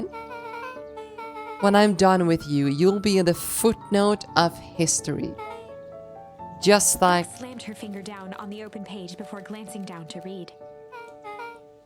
J. Hartford here. I'd love to see you try. Hey. We're all a little tired here. Let's just take a minute and... Something tickled the back of Luca's mind. Wait, what was that name, Beck? The Obit? J. Hartford. From the Brookville Tribune 8 years ago. That can't be right. What is it? J. Hartford? That's my grand's name, Juniper Hartford. Maybe there's 2 J. Hartfords? Mrs. Hartford is survived by her younger daughter, E. Hartford. My mom's name is Eleanor. Okay, this is getting creepy. If your gran is 6 feet under 3 towns over, then who am I living with? The question hung in the air. Uh-oh. Alright, gang, I got a close-up for the night. Beck rubbed her eyes. How late is it? Almost 10. Oh crap, Pi is gonna kill me. I gotta go. Yeah, my parents will be worried sick. Okay, let's meet up as early as we can at the festival tomorrow. What are you gonna do about the unconscious man in your basement? I'll think of something. Valid concern. Luca's heart was pounding as he approached the house. If he was lucky, Gran, or whoever it was, hadn't gotten back yet. And of course, there was Mr. Tolliver tied up and unconscious in the basement. Dealing with him would be the first order of business. Luca shook out his arms to calm his nerves before entering. Oh, Gran sleeping by the fire. He held perfectly still, tempering his breath, and listened closely. She was asleep. His only hope was that she hadn't found Mr. Tolliver before dozing off. Check on Mr. Tolliver in the basement. Yeah, that sounds like a fantastic idea, actually. Oh no, he's loose. He's out and about. No. Mr. Tolliver was nowhere to be seen. Maybe he woke up, escaped from his binding, and left without a Or trace. maybe Gran knew everything. What do I do? Luca's hungry stomach groaned. Not realizing it, he'd gone the entire day without eating. Okay, I can figure this out. Just need a little brain food. Luca rushed over to the pile of jam jars, unscrewed one, and shoveled a handful into his mouth. I'm afraid your jam delivery will be He flipped delayed. the lid to read the label. Mr. Nuncreed? Okay, now I can think. So if Gran knows we tied up Mr. Tolliver, I'm screwed. But if she doesn't know, then I need to play it cool. I guess the only option is to go to bed and act as if nothing is wrong. Mr. Gran think Mr. Tolliver finished what he was sent to do and left when he was done. Go to sleep. Okay, we're not gonna read the note in that jam. Uh-oh, Gran is out and about. Okay, stick to the plan. Go to bed and play it cool. As Luca climbed the final stair, the emotion of the day dragged heavily on him. With each consecutive She's gonna step, jump out of his that legs closet, isn't weakened. she? His stride began to falter. Oh no, sleeping powder. He tried to grab for the railing to steady himself. Something was wrong. Come on, legs. Just a few more steps. Luca groaned and tried to move. His limbs might as well have been bolted to the ground. Through numb lips, he mumbled just before falling asleep. The germ. Okay, well, we successfully went to sleep. Sweet boy. What did you get yourself into?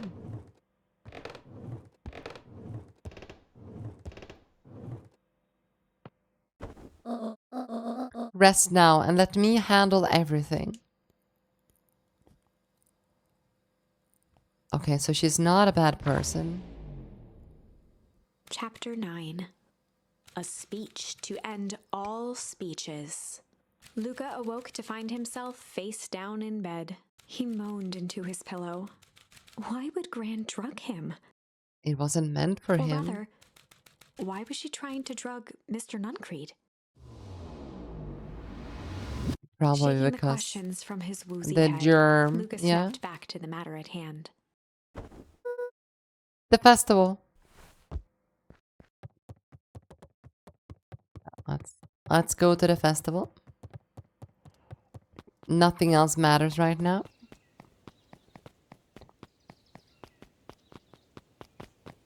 Oh, hello. Where have you been? Gran put something in the jam. Yeah, we know. Secret messages for secret conspirators. Not this one. This one was intended for Mr. Nuncreed. Put me to sleep. What? Ha. Sly devil. Okay, we got another one. I think she's trying to remove him from the equation. He might be in danger. Have you found anything? We looked around but haven't seen anything odd. Your gran is nowhere to be found. But Mr. Nuncreed is just loafing around waiting for the speech. What speech? Mayor Gus just got up on the podium. Everyone is gathering at the stage. Let's get moving.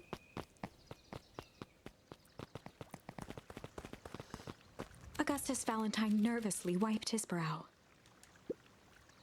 Ahem. Is this thing... Hello, Beacon Pines.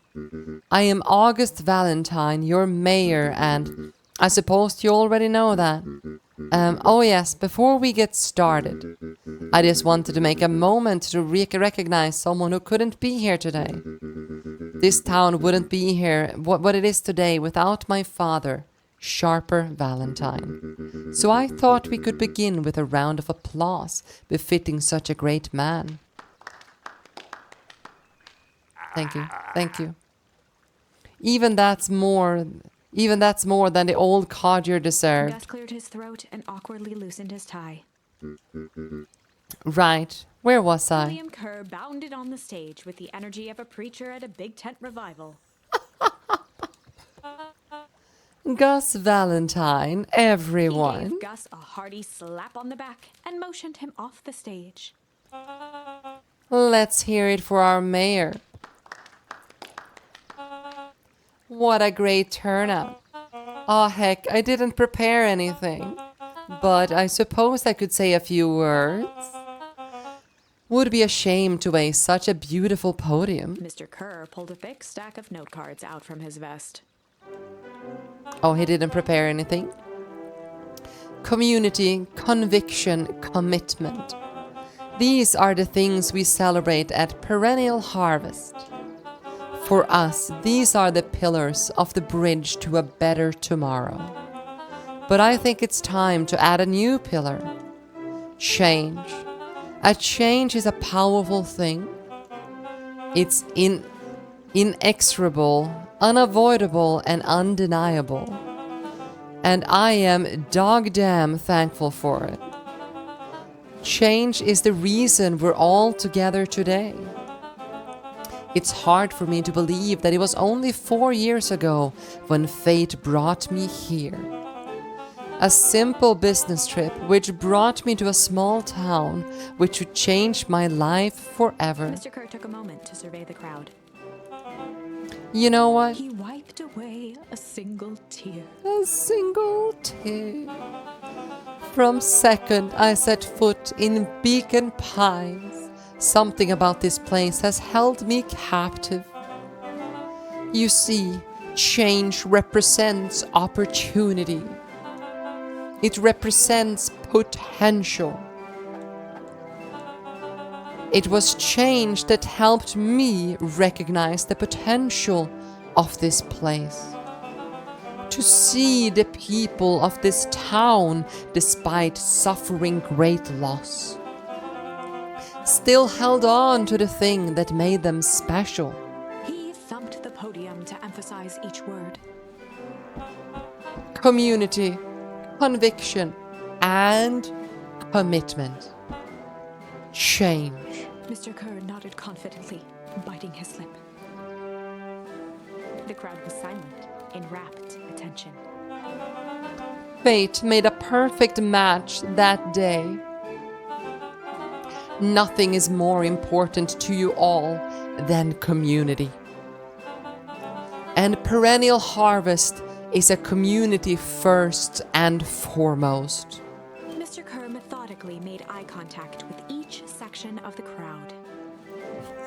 That sounds creepy. The only way you made it through the foul harvest was an unshakable conviction. A conviction that a better tomorrow was just over the horizon. Perennial Harvest was founded on the conviction that we are all that horizon. The festival is a symbol of our commitment to each other. His voice began to build to a crescendo. We now walk hand in hand into a future we will shape together. And that is what change is all about.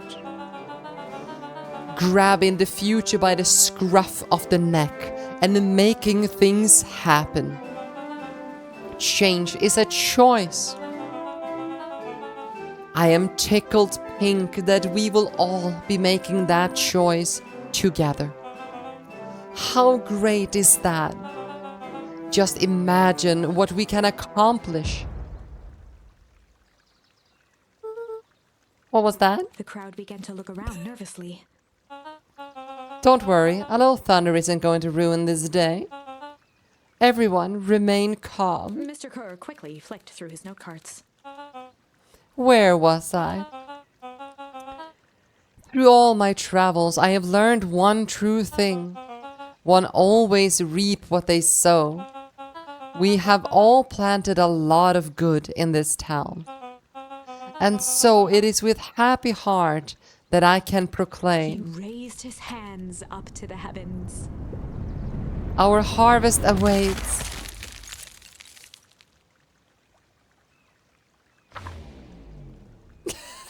At that moment, a merciless wall of impossibly cold air ripped through the crowd, instantly Nothing freezing changed. everyone and everything it touched.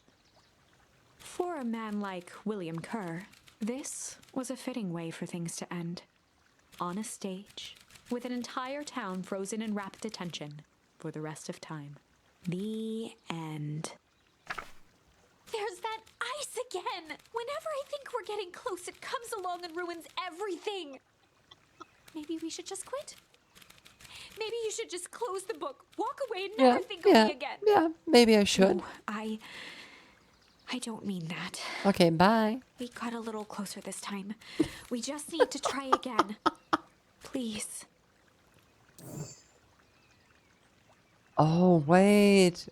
We can sly or we can chill. I think we... Let's do sly. They'd run the classic good cop, sly cop interrogation. Luca and Rollo ducked behind a barrel, leaving Beck to her task. With a few crisp snaps, she roused Mr. Tolliver. What? What's going on here? You're that Modewell girl. Please, call me back. Sorry about all of Mr. this. Tolliver looked down and shifted a bit, testing his restraints. It seems there's been a mix-up. You see, I'm down here for the same reason you are.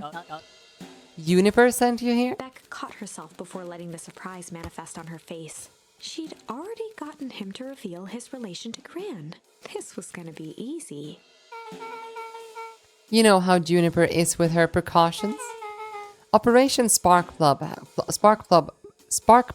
has us all on edge. I guess she thought you needed some backup. But you sent a child? What better way to avoid prying eyes? Who would suspect a kid? I suppose that makes sense. Mr. Tolliver wriggled a bit in his restraints. Oh, I'm so sorry. Beck quickly removed the ropes. That had to be uncomfortable. A little, yeah. But you understand. We never know who to trust in this town. Mr. Tolliver rubbed the growing knot on his forehead. Very true. So it turns out we're both here Beck to... twirled her hand, as if to prompt Mr. Tolliver to finish her thought. destroying the evidence. Beck shook her head and clicked her tongue. Yep, the old gal is nothing if not thorough. Mr. Tolliver let out an amused huff in agreement. She sure is. Can't blame her though. If anyone were to find out that we're going to destroy the source, well, we both know how bad that might be. No one will know anything once I finish cleaning things up down Beck here. was on a roll now, playing Mr. Tolliver like a fiddle. You sure you can finish this up on your own? Juniper trusted me for a reason. You can leave the rest to me. Good, there is one more loose end I'll work on. Loose end? Oh, it's nothing really. The other day I had a radio on scan while restocking the candy shelf. And wouldn't you know it, I intercepted an odd phrase in a perennial harvest transmission. Underground secrets. That's ominous. I think it might be a password, but Juniper dismissed it. Said it wasn't mission critical. What's the password for? We don't know. So we have a password and nowhere to put it. It's gotta mean something, right? Good thinking. You should probably go work that out. I got this under control. That's a relief. Between you and me, this basement gives me the willies. Heading for the stairs, Mr. Tolliver hesitated and turned to Beck with a puzzled look. She grinned and gave him a peppy wave. With a shrug, he continued up the stairs, whistling a jaunty tune. A narcissist dream, forever attention, yeah. Even though he wouldn't be aware. You guys catch that? Sure did. This whole time Mr. Tolliver had a candy shelf. But all he ever sells us is apples. Beck blinked slowly in disappointment. The password, Rollo. Oh, well, sure. That one's things are back to normal. I'll be having a word with Mr. Tolliver about that candy shelf.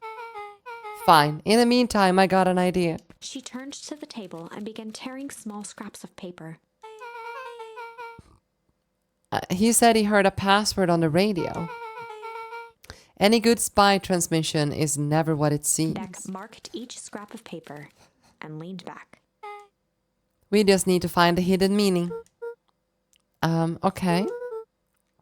What's another word for underground? Buried, covered. Could it be cover-up? Maybe it's one of those each letter is a number thingies. So U would be 21. N would be 14. D would be... Oh, an anagram. Nun Creed's drugstore. Luca and Beck looked at Rollo with amazement. Rollo, that was incredible. Well, it's either that or Kren's nude drugstore. Yeah, I think you were right the first time. How did you do that? What can I say? I love ciphers. I guess we know where to go next. Nun Creed's drugstore. Let's go. Oh, hi. You scared me half to death. Sorry. You kids haven't seen Mr. Tolliver around, have you? Nope. He's got me waiting around like the last slice of pie. I swear that man would be late to his own funeral. Okay, well, that's not good.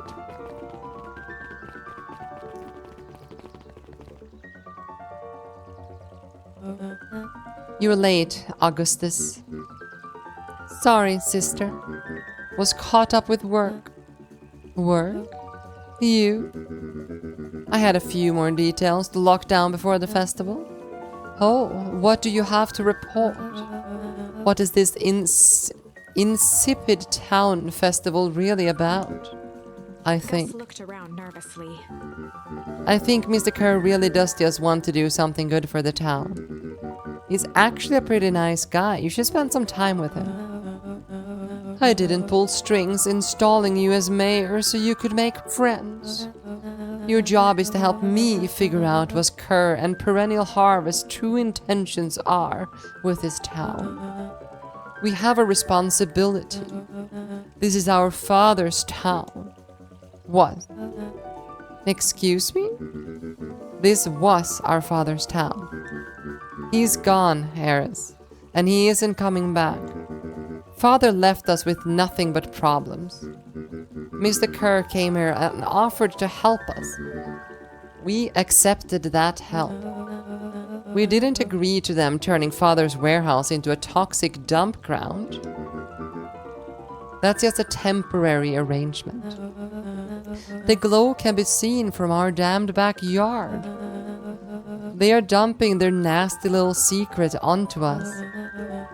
When this all inevitably goes wrong, who do you think will be blamed? Eris's cry hung in the air. We have a new choice to make now, sister. This town is going to change whether we like it or not. Are we going to choose to be part of that future or be forgotten in the past? It's a shame. Father named you Augustus, but you will always just be a Gus. Ooh, what a burn. Good night, Eris. I'll see you at breakfast tomorrow.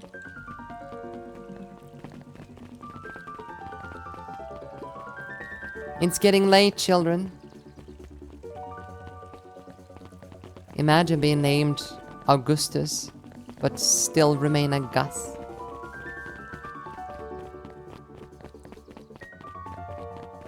Oh? Solomon stood proudly at the entrance to the drugstore, holding a brown bag overflowing with black licorice. Hey, Solomon. We're looking for Mr. Nuncreed. Is he still here? I'm afraid not. Then where do you get all the candy from? You might say we have an arrangement. Solomon shoveled a surprising amount of licorice into his mouth. Sometimes it's the small pleasures in life. Though we might not always have family to rely on, licorice has never let me down. Well, I can't say licorice would be my first choice, but whatever floats your boat. You can tell a lot about a person by their choice of confection. Oh yeah, I guess. I like sour gobs. I'm certain you do. I always wonder why Mr. Nuncreed kept licorice in the stock. You must eat enough of it to make it worthwhile. There are many ways to earn loyalty. For some, it's as easy as cold, hard cash. Everyone needs a Rolo in their life, I have to agree. He's right, it's locked. There's gotta be more clues. Okay, let's see.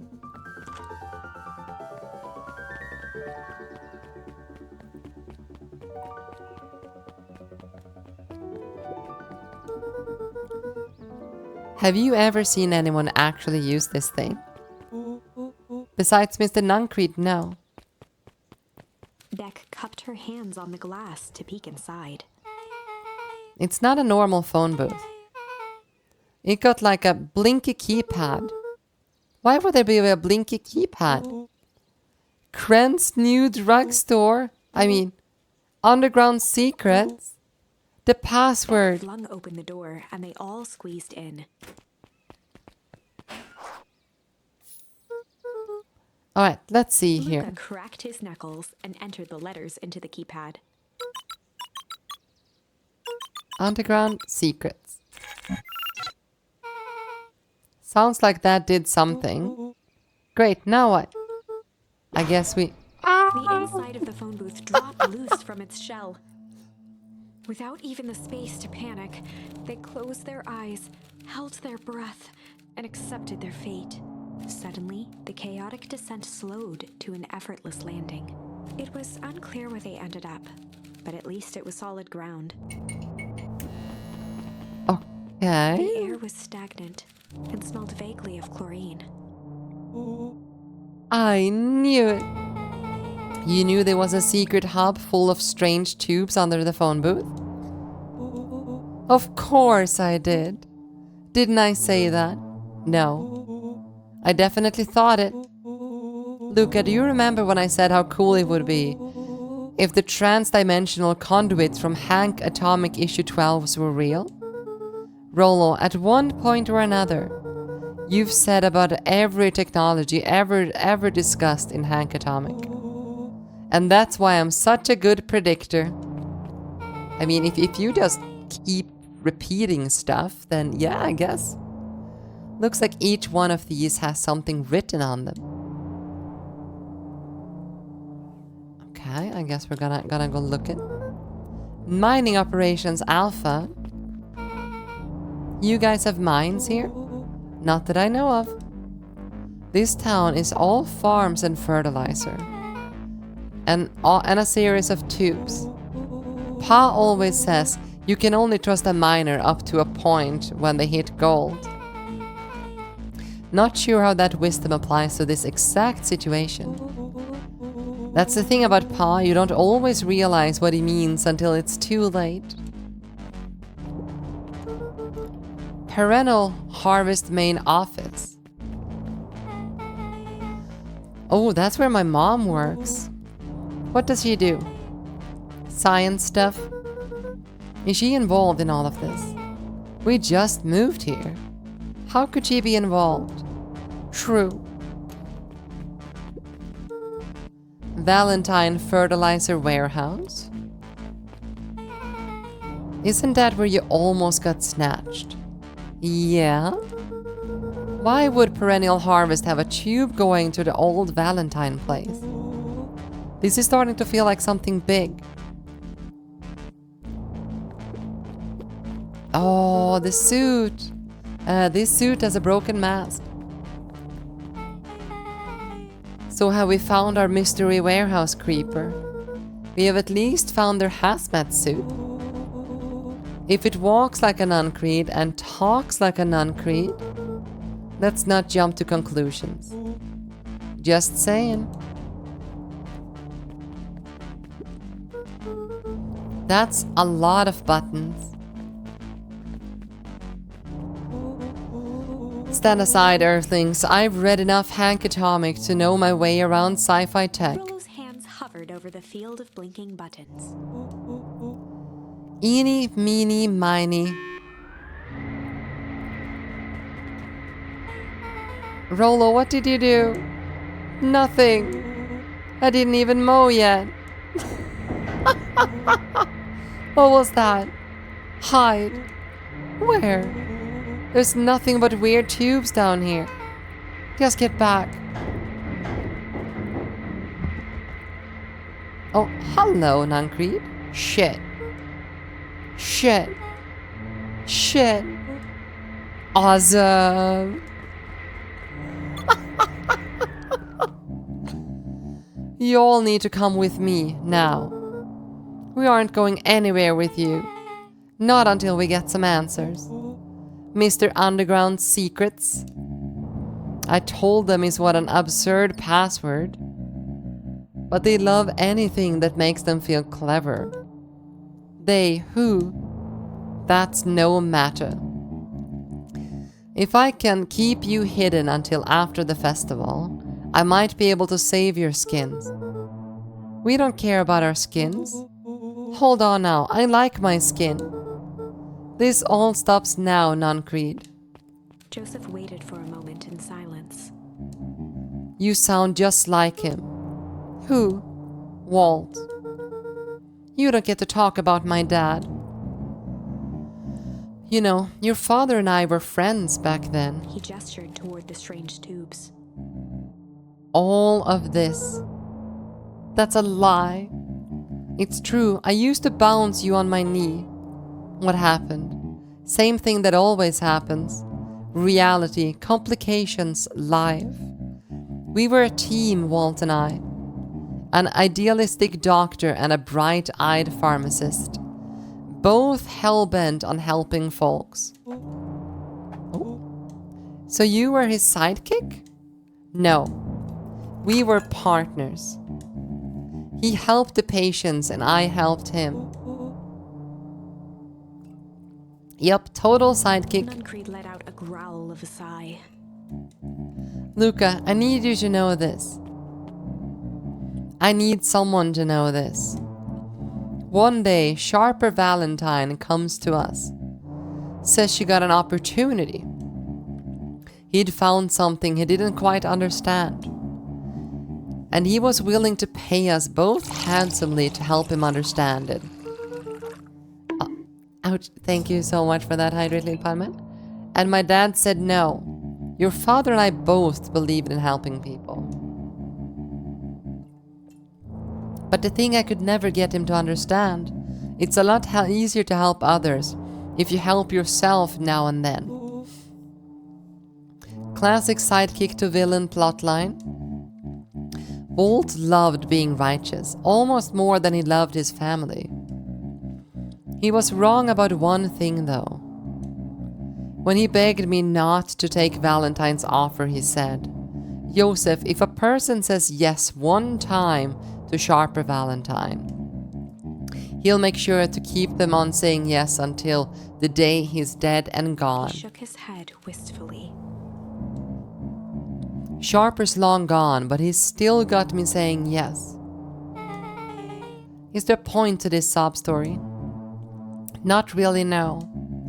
Just an old man trying to delay what needs doing. Creed took a menacing step towards the children. I tried to keep you safe. I tried to keep you and Juniper out of this. But you forced my hand. Luca began to laugh. What? You really don't know? My gran isn't out of this. She's been scheming right under your nose. Juniper? Seems like she's planning on crashing the town's party. She's going to disrupt the festival? Why would she? The color drained from Nuncreed's face. How does she know? Apparently she knows a lot of things. What? Let's just say this isn't the only underground lair we've busted into today. And honestly, hers is way cooler. She's got maps and explosives and bad intentions, big man. Meow, Breza. Nuncreed grabbed Luca by the shoulders. His eyes were frantic. You need to tell me what she's going to do right now.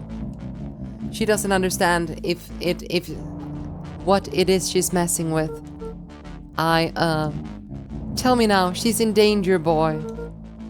I don't know. She had a map with a mark on a fountain in the town square. The fountain? But why would... A jolt of realization struck Mr. Nuncreed. She knows about the source? What the heck is the source? If she tries to destroy the source, it could catalyze and... Dear God, she's going to freeze us all.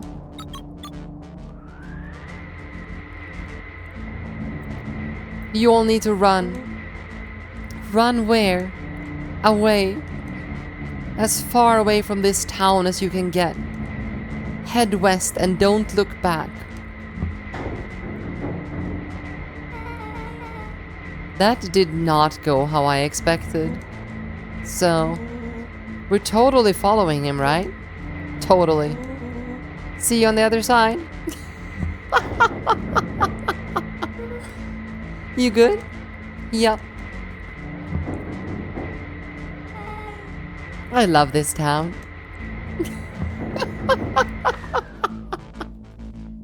Chapter 8. The Cold, Hard Truth. Beck leapt up, allowing the suction to yank her into the dark. Dimness eclipsed around her like the shutter of a camera, as she seemed to cover great distance in mere moments. Her only points of reference were glints of upcoming turns, which approached with frightening speed, only to carom her gracefully along. She heard the tinny, distant echoes of Rollo's glee. Once she I can stopped imagine fighting that against glee. it, the ride was impossibly smooth. Then, all of a sudden, as if minutes had passed in an instant, light blazed into view. A burst of wintry air snuffed across her face, and she was flung out into the cold.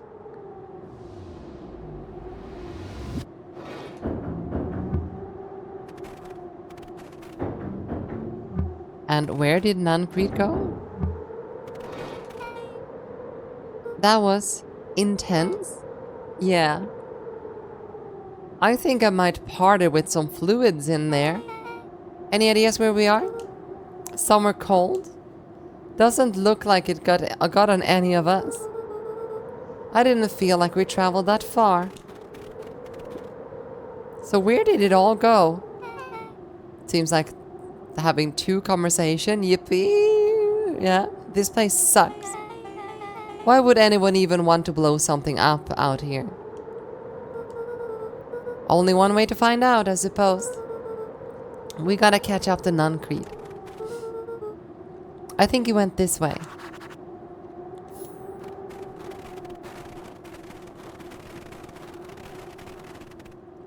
Wait, this is the town, but like an alternative dimension? Oh, this is starting to feel really familiar. I may not be the most well-versed in all things Beacon Pines, but this does look like some sort of frozen replica town. I got it. It's so obvious now. Mr. Nuncreed is an alien. Brolo, stick with me here. His species can only live in sub-zero temperatures. Oh boy, here we go. The source is their base camp dimension, so naturally they keep it cold. We found it by traveling through those metallic wormholes back there. The final objective, kill us all and shapeshift into Beacon Pine citizens of their choosing. You never really had me. But you very much lost me there. You get used to it. We should keep moving. As they rounded the corner to the frozen town square, they spotted Mr. Nuncreed inching cautiously toward a pit at its center. He held his arms out gingerly, as if approaching a beast in the wild. Catch up, yeah. Upon closing the distance, Luca recognized what Nuncreed was after.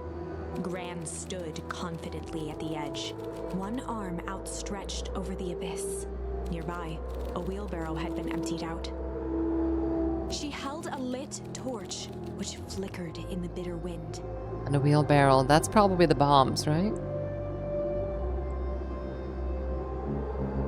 Juniper, I don't know what you think you're doing, but I assure you this is not going to solve anything.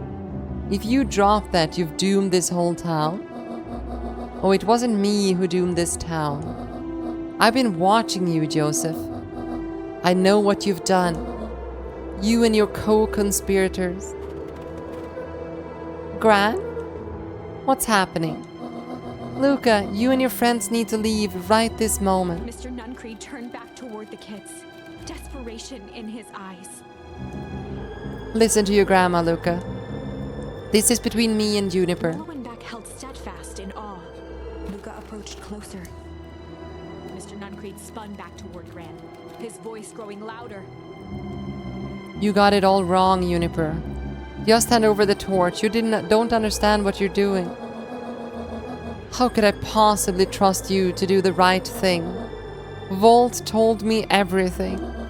He trusted you and you betrayed that trust. Luca, did you know that this man's entire life is a lie? If it weren't for him, your father might still be alive. Mr. Nuncreed winced with anguish. His voice hardened. That's not They true. both now yelled, not to each other, but at fate itself, making their peace with long-held burdens. The wind howled with encouragement. Walt was like a brother to me. We just had different ideas about how to affect change.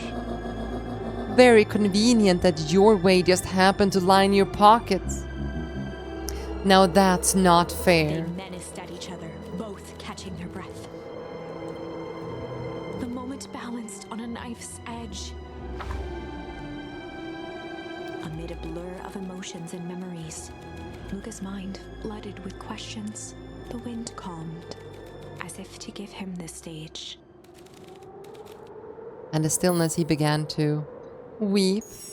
And in the stillness, he began to weep. It was all just too much. Falling to his knees, Luca whimpered softly. The Aww. tears crystallized as they hit the snow. Gran stared at Luca for a moment with warm sympathy, remembering why this was all necessary. This will all make sense soon, Luca. Then everything can go back to normal. I promise. She stiffened up and brandished the torch at Mr. Nuncreed. I can't hide behind those people any longer, Joseph. No, you can't hide behind those people any longer, Joseph. Once the precious source is destroyed, we'll see where their loyalties fall. Juniper, don't. Ignoring his final plea, Gran flung the torch into the deep darkness. She smiled and exhaled in relief. Mr. Nuncreed moaned in resignation. The torch Everything's echoed normal. as it ricocheted down the hole, punctuated with a thunderous thud. You see, Joseph, I've learned one very important lesson in life. If you want things to change, then you must be Before willing Gran to. could finish, the ground shook her to silence.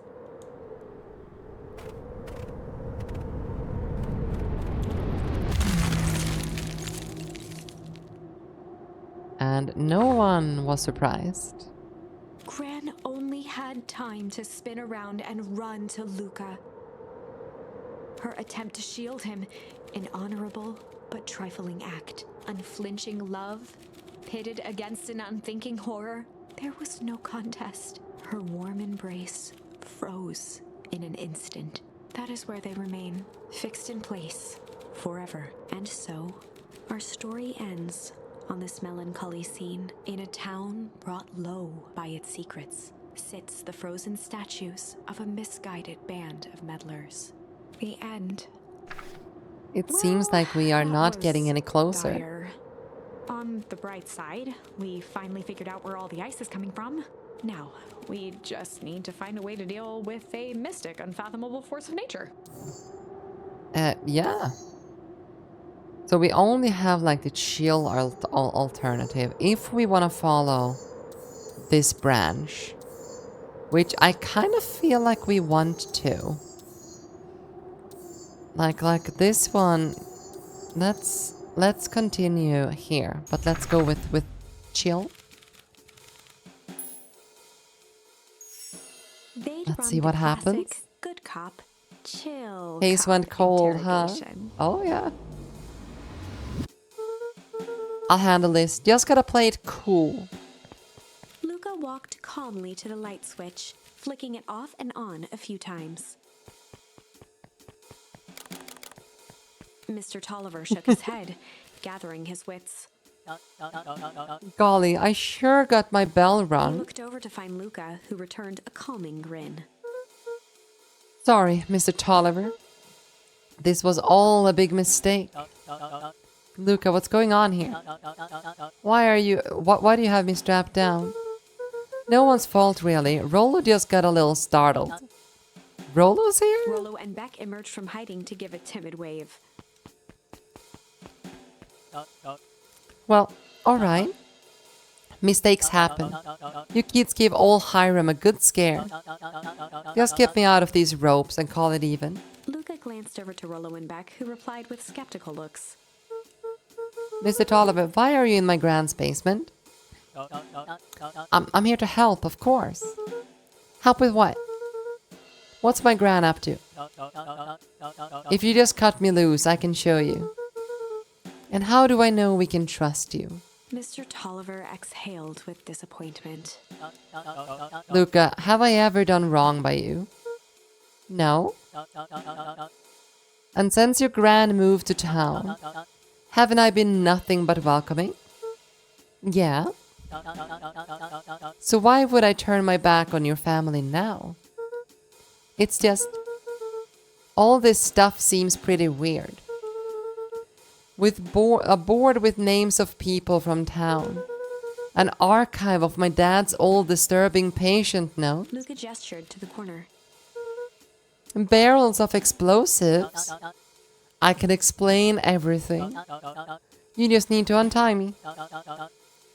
You kids deserve an explanation. Luca looked again to Rollo and Beck. This time they shrugged. Luca began to slowly loosen the bindings.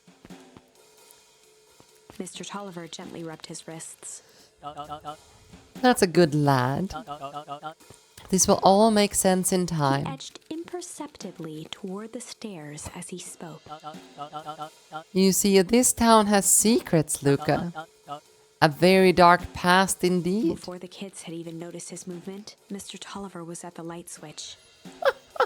A past that must be brought to. Punctuated his final words by flicking the switch and rushing up the stairs. Light. Son of a... Beck darted to the wall and turned back on the lights. It was too late. Rollo confirmed what they all heard. He just locked us down here. Mr. Tolliver's muffled voice came from behind the door. I wasn't lying, you know. This is all for your own good. You kid just keep tight down there. And let the adults handle this. They looked bewildered at each other. Play it cool, huh? Not now, Beck. They heard the staccato thump of quick steps exiting the house. The kids looked down in resignation. This isn't how it goes in Hank Atomic. For some reason, they'd always assumed it was up to them to save their town.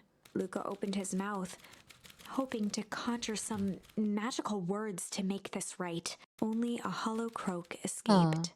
The end. Oh, wait, Well, what? We certainly aren't going to find a grand resolution to our tale locked in a basement. Back to the drawing board. Okay, I guess we have to go this way then. So we can either just flight here instantly. Or... Yeah, let's do flight. Flight. Luca drew himself up and decided to take the only option they had left. Flight. We need the He options. squinted down the barrel of the mission control defense cannon, aiming it through an opening in the dense tree branches.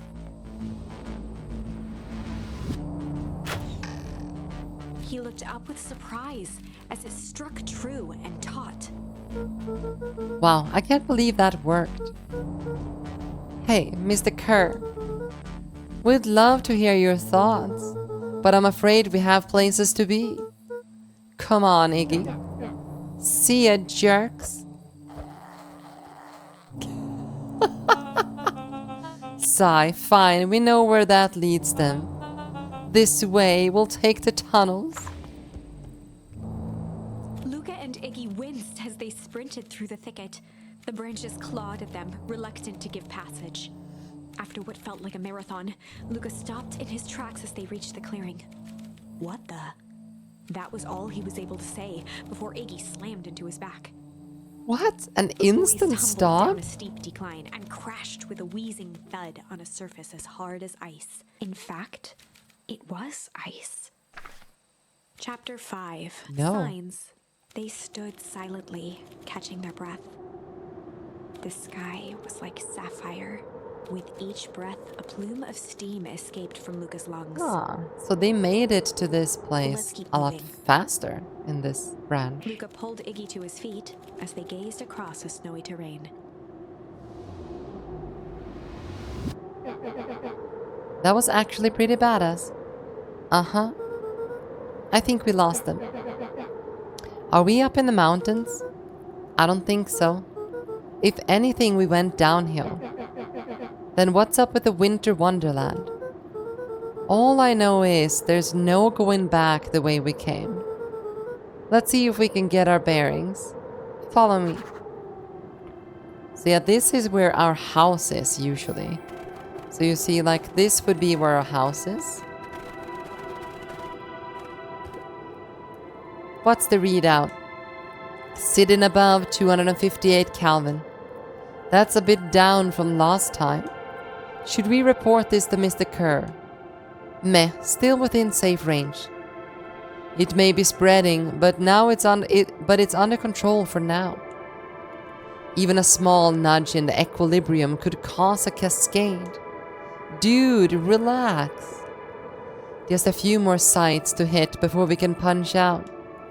Let's get this over with.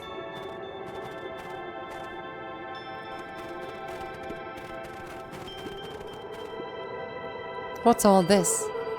Hard to say with all this snow. I think it's a town sign. I can almost make out letters under there.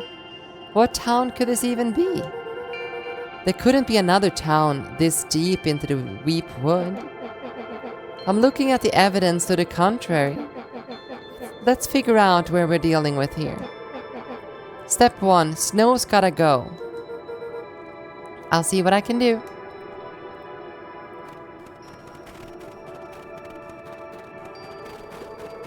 Oh, here. Ah, wait. So we'll grab that. The boys stared in disbelief at the sign that now clearly read, "Welcome to Beacon Pines." So the question is, did they build Beacon Pines, where the source was, everything like that, and then fucked it over, and then just moved it to a town? Or is this some kind of, like, frozen alternate dimension, but it seems to be like more of a location? This doesn't make any sense. We're in Beacon Pines? How's that possible? We ran away from town. How did we get back here? I guess we got turned around. Where did all this snow come from? Well, it's been colder than normal lately. That's a pretty big difference between sweater weather and this Arctic hellscape. The puddle we fought at before, it was cold too. Maybe all of it leads to one source. You think it's related? What the hell is going on? We're gonna get you some answers. Let's keep moving. The fencing glistened, each chain link encapsulated with a translucent layer of ice. Looks like the stuff they put up around Weep Wood. The stuff who put up? I don't know. Luca, are you there? Luca had almost forgotten the walkie-talkie he was carrying. It's that bozo cur. I hope nothing bad has happened to you out in those Luca woods. looked at Iggy with hesitation. No needs to be rude. With a resigned sigh, Luca responded. It seems like the only dangerous thing in the woods is you.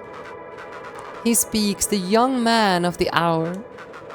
Now, how in tarnation did you end up with one of our radios? Just lucky, I guess. Boy, howdy, you Van Horn are full of surprises, aren't ya? You knew my parents? I never had the honor of meeting your father, but your mom sure was a handful. Luca winced, shoving the walkie-talkie back into his pocket. We gotta keep moving. It's all frozen. Looking down at the frozen stream, Luca could faintly see a school of minnows encased in the ice. Whatever happened here, it happened fast. The fish didn't even have time to run. Or, swim run. The crunching of footsteps trailing Luca went hush. He looked back to see Iggy's face twisted with confusion. Everyone's gone. What? There's nothing here but more snow. There must be an explanation for all of this. We have to keep looking. You can look all you want. I quit. Iggy, we have to keep going. You don't get it, do you? This isn't one of your pathetic Hank Atomic stories. We aren't going to save the day. We aren't even gonna save ourselves. My face is mangled. The town is destroyed. And everyone we've ever known is gone. We don't know that. We can't just quit. Do whatever you want. I'm done. Iggy, it's gonna be okay. Luca peered upward at the darkening sky. He let out a long, foggy breath. Faintly, Iggy began to cry. Seeing Iggy in such a pathetic state gave Luca a sense of compassion and more than a little guilt. It is getting pretty late, I think. Probably not a great idea to stumble around in the dark anyway. Luca allowed himself to collapse next to Iggy. Let's just rest for a bit. The boys huddled together for warmth and comfort. If not for exhaustion, their minds would be racing, trying to make sense of the events of the day. As it was, all they had. Why don't they energy go for was to inside a sit in building at silence, least, to stay numb. out of the wind? As it was, all they had energy for was sit in silence, numb.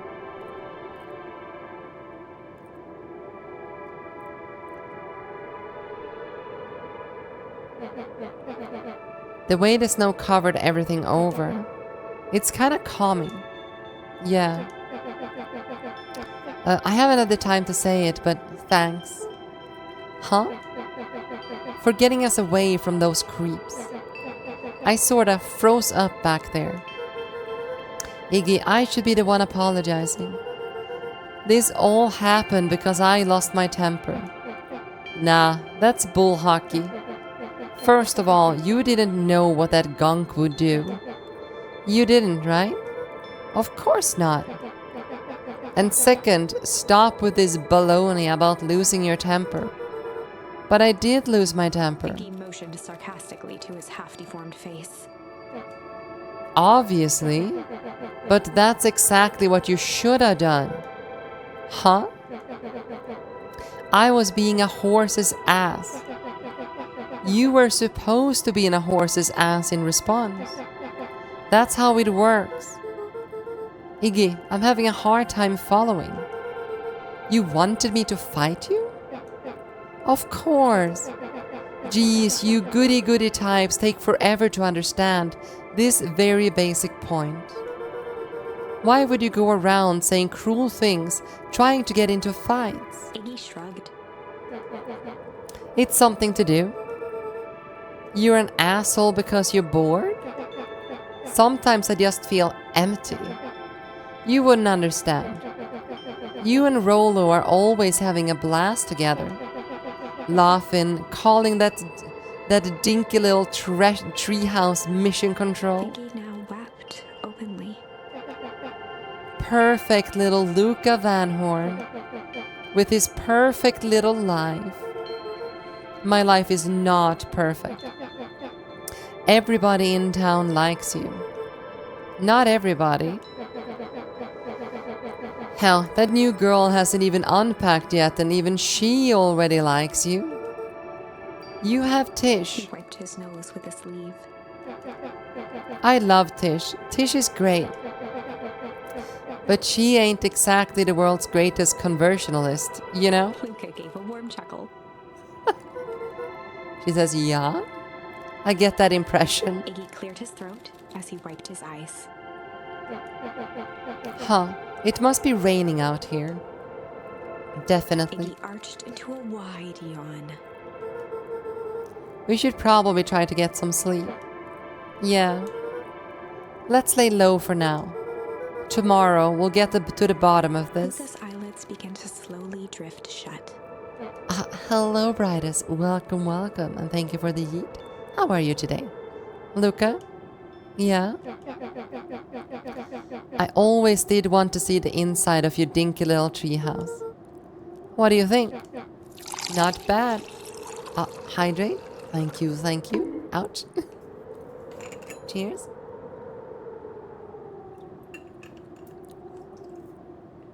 Not bad. I'll give you the full tour when we get back. You know what? That's all Luca could whisper before succumbing to sleep. Iggy snuggled in some more. When it comes to worst days of my entire life, this one wasn't half bad. Aww. The house smelled of warm bread. Luca was playing with toy blocks on the living room rug. He looked up to see his parents on the couch. His mother held his father's head in her lap. She idly stroked his hair while humming a song. A voice behind Luca spoke. "This is how you remember them, huh?" Luca turned to see his own face. The doppelganger from his dreams. Still clad in a yellow hazmat suit. Still carrying a look of disdain behind empty eyes. Aww. Look at this perfectly cozy scene. You know it wasn't really like this. The figure picked up a toy block and inspected it. It's amazing the facades that one can build given the right materials. Not that I blame us. These are a child's memories, all warm and fuzzy. You don't remember, do you? Lucas snatched the block from the figure's yellow-gloved hand. Remember what? The doppelganger pointed to the couch. The last day we saw him alive. The day he chose to abandon us. Luca turned to look at his father, still lounging on the couch. That's not true. He didn't abandon us. The doppelganger waved his hand dismissively. Everything is true here. It's just a matter of what we choose to see. Well, let me show you. The world flickered and pulsed. Luca was sitting next to his bed, listening to his heartbeat with one of his dad's stethoscopes. The doppelganger limped into the room. No, we both know that's not how this went. He grabbed Luca's hand and guided the stethoscope to the floor. Luca heard muffled shouting, brought close by the stethoscope. It was his parents, fighting. Do you remember what we did next? Luca gave a slow nod and crept down the hall to peek through the banister. He could see the outline of his mother at the bottom of the stairs. Damn it, Walt. We can't afford to get involved in this. She was scared. His father stepped forward. What am I supposed to do? Just watch? There's a sickness in this town, and we both know who's behind it. I swore an oath to help people. I won't turn my back on them. Luca's mother grabbed Walt. She was crying, pleading. I can't lose you. Walt calmly removed Eleanor's hand from his shoulder. What's right is right, and what's wrong is wrong. I could never live with myself if I let Sharper get away with this. Eleanor raised her voice. Spare me your bullshit platitudes. What about our son? Luca flinched, dropping the stethoscope down the stairs. Walt turned with a panicked smile. Luca, is that you, buddy? With tears in his eyes, Luca descended the stair. Mom? Dad? What's going on? Walt dropped to a knee to meet Luca eye to eye. Nothing, buckaroo. Your mom and I just got a little overexcited is all. Luca placed the stethoscope against his father's chest. His heart was racing. It sounded like you were going somewhere? Walt gently removed the device from Luca's ears. Listen to me, Luca. I have some business to take care of. I'll be back in time to tuck you in. Luca hugged his father tightly. Promise? Walt stood up and walked to the door. He glanced over his shoulder. I promise. With a wink and a grin, he put on his hat and strode out into the evening sun. A figure approached soundlessly from the foggy snowfall. It stood above them, lingering in contemplation. Slowly raising one hand above Iggy, it snapped out 2 brisk raps on his head. Risk From a what? deep slumber, Iggy sprang up defensively. Get your hands off Whether me. it was the calming presence or the recognition that he was not in danger, Iggy felt his clenched fists lower. Yes, what do you think you're doing? Luca looked up, gradually remembering his whereabouts. The figure exhaled a cloud of warm vapor. You two certainly have caused a lot of commotion. What's that supposed to mean? Take it easy, Iggy. We were sleeping, minding our own business. You're the one running around, knocking on people's heads. I'm sorry if I hurt you, Iggy. You didn't hurt nobody. Anybody. Huh? Oh, I see. You think you're better than me. You... When it came to complete strangers, Iggy had trouble cobbling together an insult. You big-headed, scarfy-necked furball. Okay, let's lower the temperature a bit here. Interesting choice of words. I mean, let's all just calm down. Who are you? A friend? An observer? A hitchhiker on the infinite expanses of possibility? Great, how about a name? If you must call me something, you can call me Nat. Iggy huffed with gratification. How about you make like a gnat and buzz off? Very well. Nat began to turn away indifferently. Wait. Do you know where your towel is, Mika? I do know where my towel is, yes. Do you live here? You might say that. So you know where we are. You might also say that. Look, pal, we just want to find a safe way out of here. You gonna help us or not? Before knowing how to leave, one must know where they are. Alright, that does it. Luca, I don't know about you, but I'm getting out of here one way or another. Iggy turned sharply and began to stomp off. Enough with the riddles. Iggy, wait up. Realizing he'd worn their patience then, Nat relented. Very well, I suppose this isn't time for metaphors. I'll show you how to get back home. Luca and Iggy turned around with hope in their eyes. Come here. Nat took a deep breath in. Close your eyes. Nat exhaled slowly, then snapped his fingers. Okay, open them. For a brief moment, Luca and Iggy let themselves believe that some great magic was about to unfold, until they opened their eyes and found themselves in the exact same place, cold and disheartened. This is your home. This is Beacon Pines. Look, Nat, we don't know how we got here. Maybe we stumbled through some time travel gate in Weepwood. Or we teleported to some alternate universe. Or is this just some cruel experiment by Care and his goons? But this is not our home. You're inching closer to the truth. Alas, the reality is much less fanciful. Just give it to us straight. So be it. As I said, this is Beacon Pines. The original, true Beacon Pines.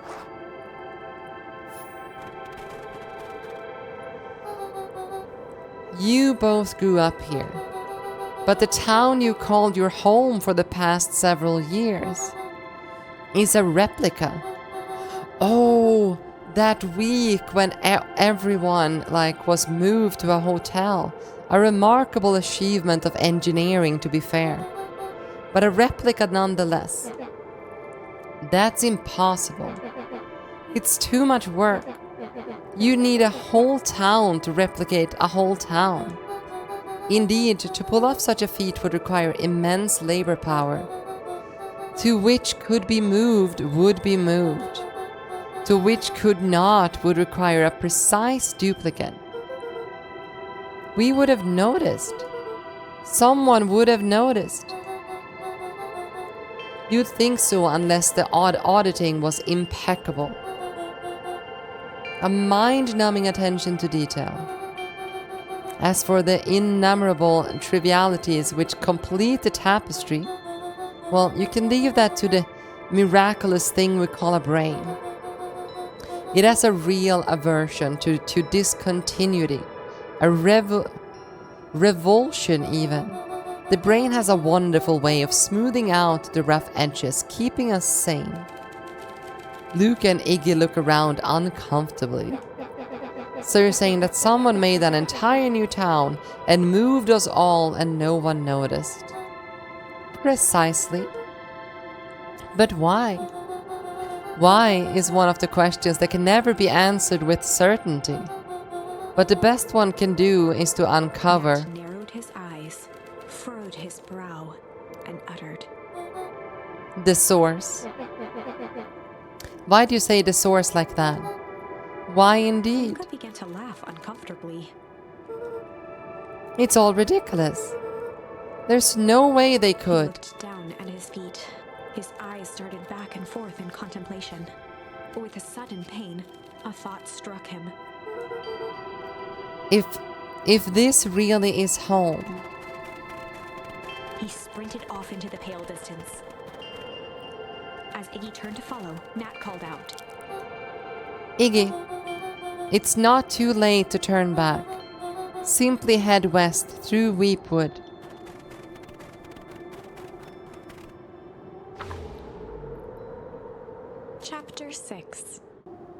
let's continue with chapter 6. The source. Nat expressed his sympathy with a shrug and sauntered off as unassumingly as he'd arrived.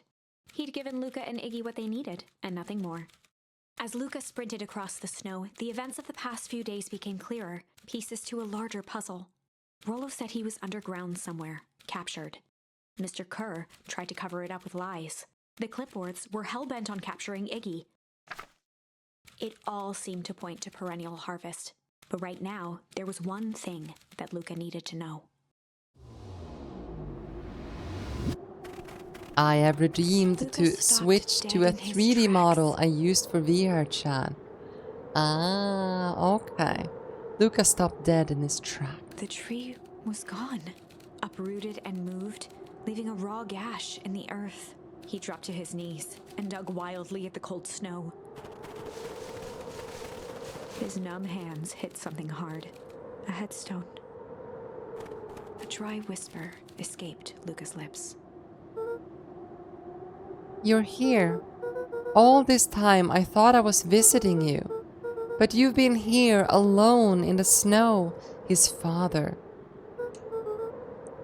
Dad, I'm so sorry. Totem, you didn't nap, of course you didn't. They ruined your favorite spot in the world. Our favorite spot in the world. Dad, what do I do? There was no reply, just snow-covered silence. Hi, Hummer. No. Why'd you give me a slip like that? What if I couldn't find you, you jerk? Iggy finally noticed the tears welling in Luca's eyes and the snow-covered grave. Oh. Iggy, hey. They stole his tree, Iggy. Yikes. Suddenly, they heard the crunch of approaching footsteps in the snow. Oh, it's time to hide? We gotta hide.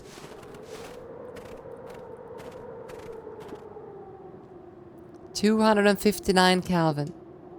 Fall off distance still good. Dude, did you hear me? I said 259. Sorry. You ever think about what we did here? We saved a whole town of people. Doesn't feel like it sometimes. What about everything we left behind? There's a grave of someone's family. With people who love them will never know the truth. The truth is overrated. He bent down to scoop up a snowball and lobbed it playfully.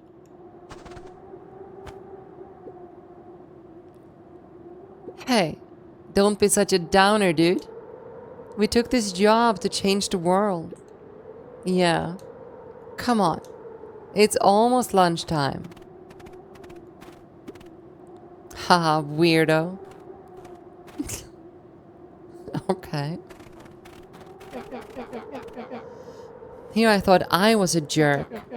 These dinguses are out here literally dancing on graves. Luca stuttered through heaving sobs. I thought I was visiting him. I thought he was with me. Not gonna lie, that's a bad break. Here's some advice. Iggy gave Luca a solid smack on the back of his head. Donk? Hey. Who's any of this helping? What? Sitting here in the snow crying like some pushover. Who ya helping? Iggy, look what they did. They lied to everyone. Blah, blah, blah. Luca Van Horn, you're a lot of things, but you ain't no pushover. This story looks interesting, mixing furries and humans.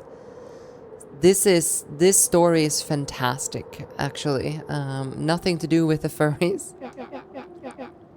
What did I tell you before?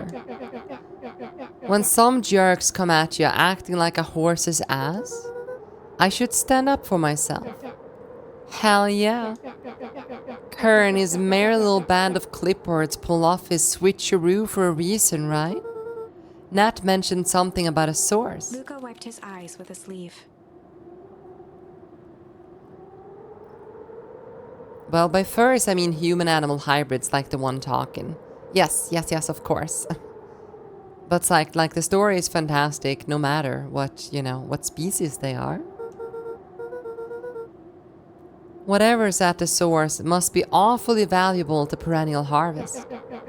Sure would be a shame if something unfortunate were to happen to the precious source, wouldn't it? What do you have in mind? If it's small enough to steal, we snatch it. If it's big enough to snatch, we smash it. What if it's too big to smash? He flashed a mischievous smile and cracked his knuckles. I'm always up for a challenge. I'm gonna make this right, Dad. I promise. But yeah, Suki, if you ever wanna play a game or collab or something, hit me up. Just throwing that out there. Let's do this. Locate the source. Okay, we already know where the source is, so let's run. It can get awfully cold in these woods, Luca. Probably best you two stay put and conserve your energy. Help's on the way. Where's Rolo? Where's my mom? Did you kill her? Oh heavens no, do I seem like a killer to you? Iggy and Luca shared a skeptical look. Well, do I? Aw, Chucks, now that hurts my feelings. Screw that guy.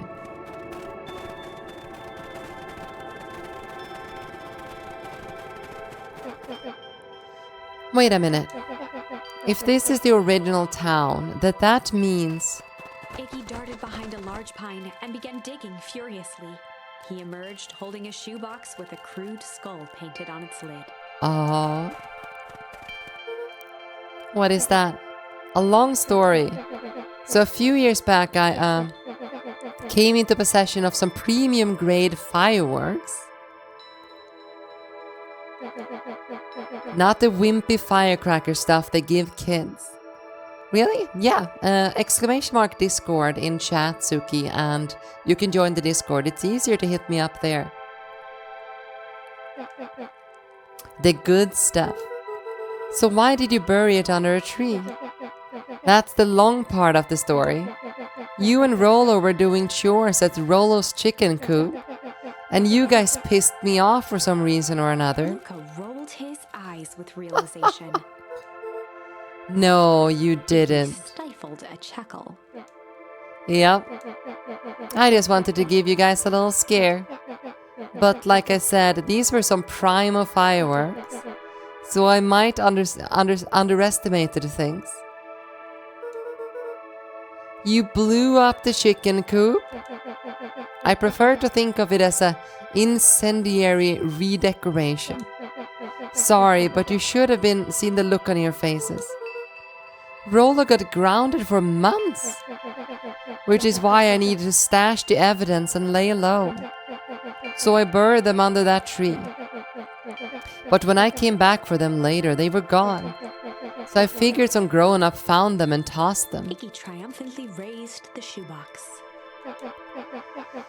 Turns out it wasn't the fireworks that got moved. It was us. Unbelievable.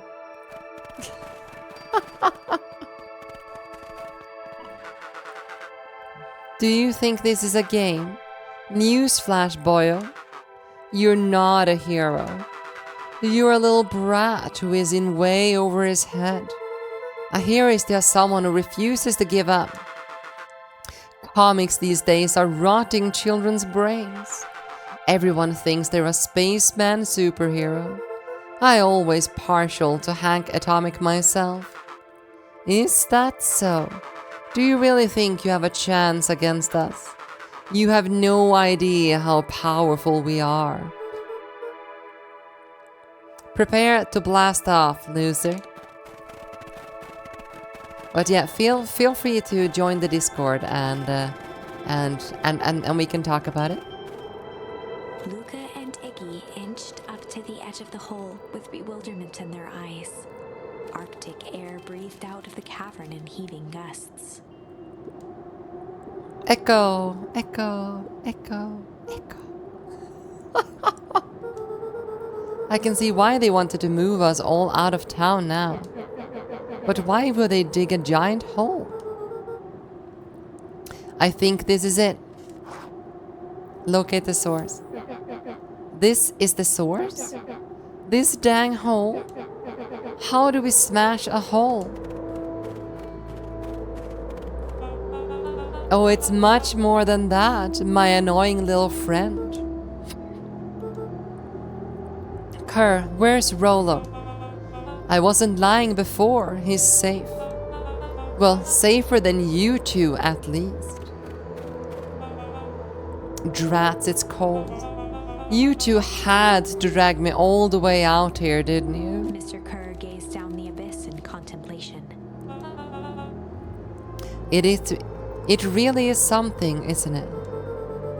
What did you do to our town? What is all of this? Well, that's a doozy of a question. This is the source where they collected the unrefined, Kerr scratched the back of his head. Honestly, boys, I don't understand any of this well enough to explain it. Fact of matter is, I'm not paid to know. What do you mean you don't know? Ain't you in charge? Oh, heavens, no. My role is merely to flash a winning smile and manage various complications. Complications like us? You are a smart boy. His face contorted into a saccharine grin. It really is nothing personal. Some people are destined to strive for greatness, and others are simply obstacles along the way. Seems like you were destined to be a creepy lackey. A dude who doesn't know how to smash a hole, huh? Patrick.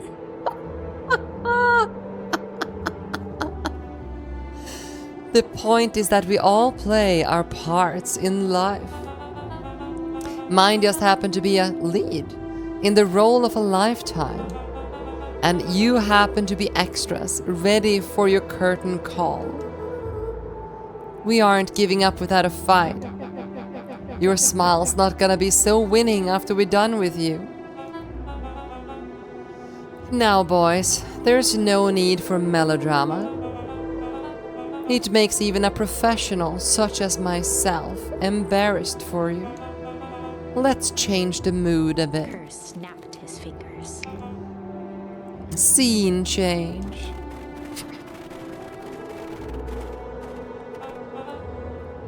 There, that's better. Deal with them. Iggy turned to Luca with a sly glance. Why are you smirking? Because I have a box full of fireworks and you don't. Iggy waved the box into the air, threatening to drop it down the hole. Stop. Let's not do something regrettable. Joke's on you, regret is one of my specialties. Out of curiosity, what would happen if I threw these in your precious hole? Nothing. Nothing at all.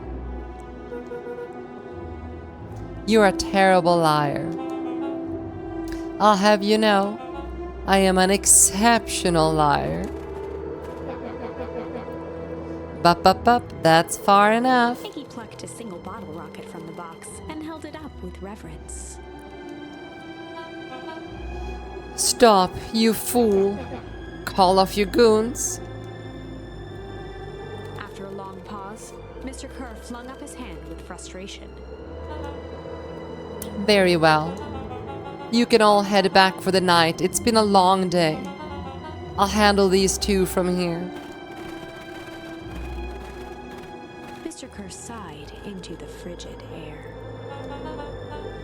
It's just us now, Iggy. You can put that down. What? Like With this? a nonchalant flick, Iggy tossed the firework into the hole. Uh-oh, we're getting frozen again.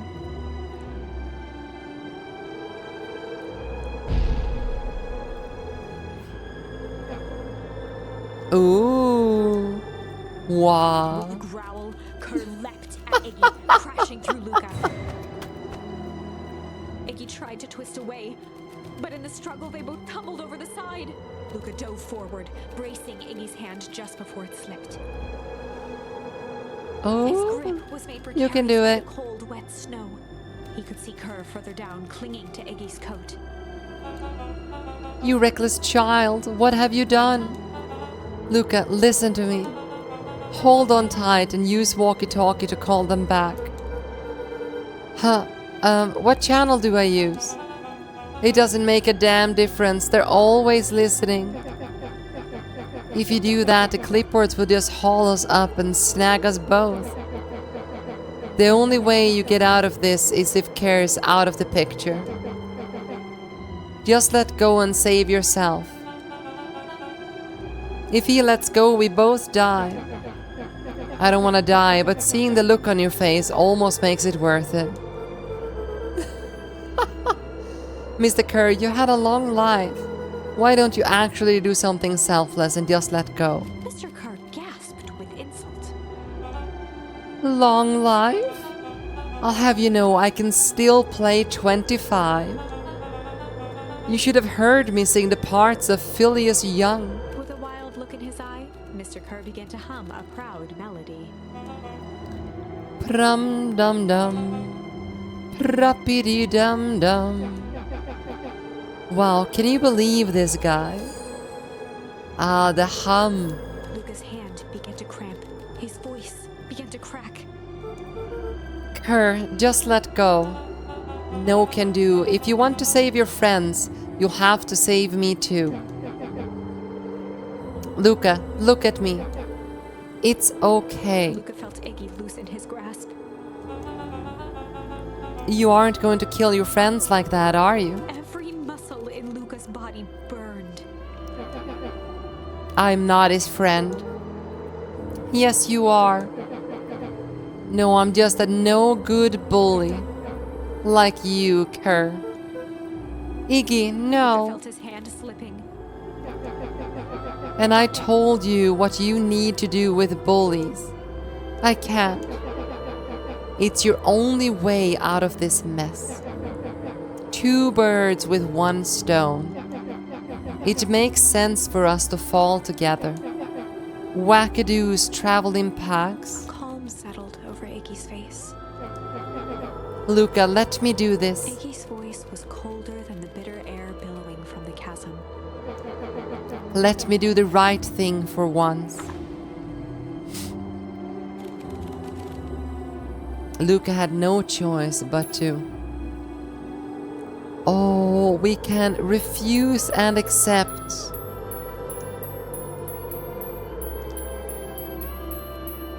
Oh God, oh God. Well, let's refuse first. Damn it. Luca I had don't no choice but to refuse Iggy's request. make the right He choice. tightened his I grip refuse. and reached for the walkie-talkie in his pocket. A wild delight crept onto Mr. Kerr's face.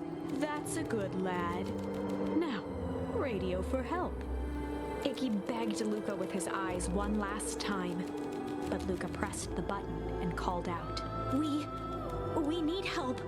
Mr. Kerr is in danger. It wasn't long before they were once again surrounded by clipboards. Mr. Kerr sighed with relieved frustration. There you are.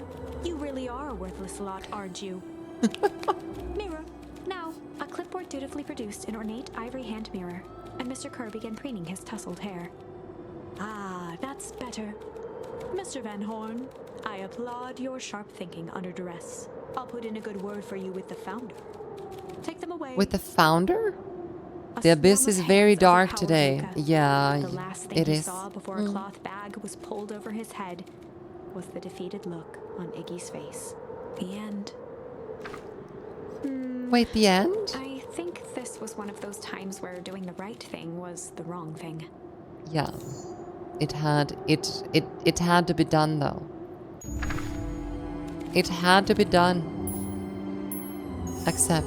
Luca had no choice but to accept Iggy's request. With a quiet blink, Luca I was watched the hoping to teardrops learn a settle little down bit into the howling about the void. perennial harvest. As his fingers fears slowly gave up, he met eyes with Iggy. Good.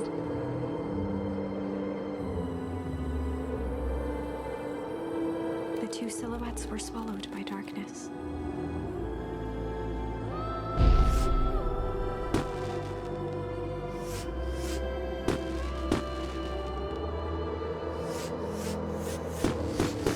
Oh no.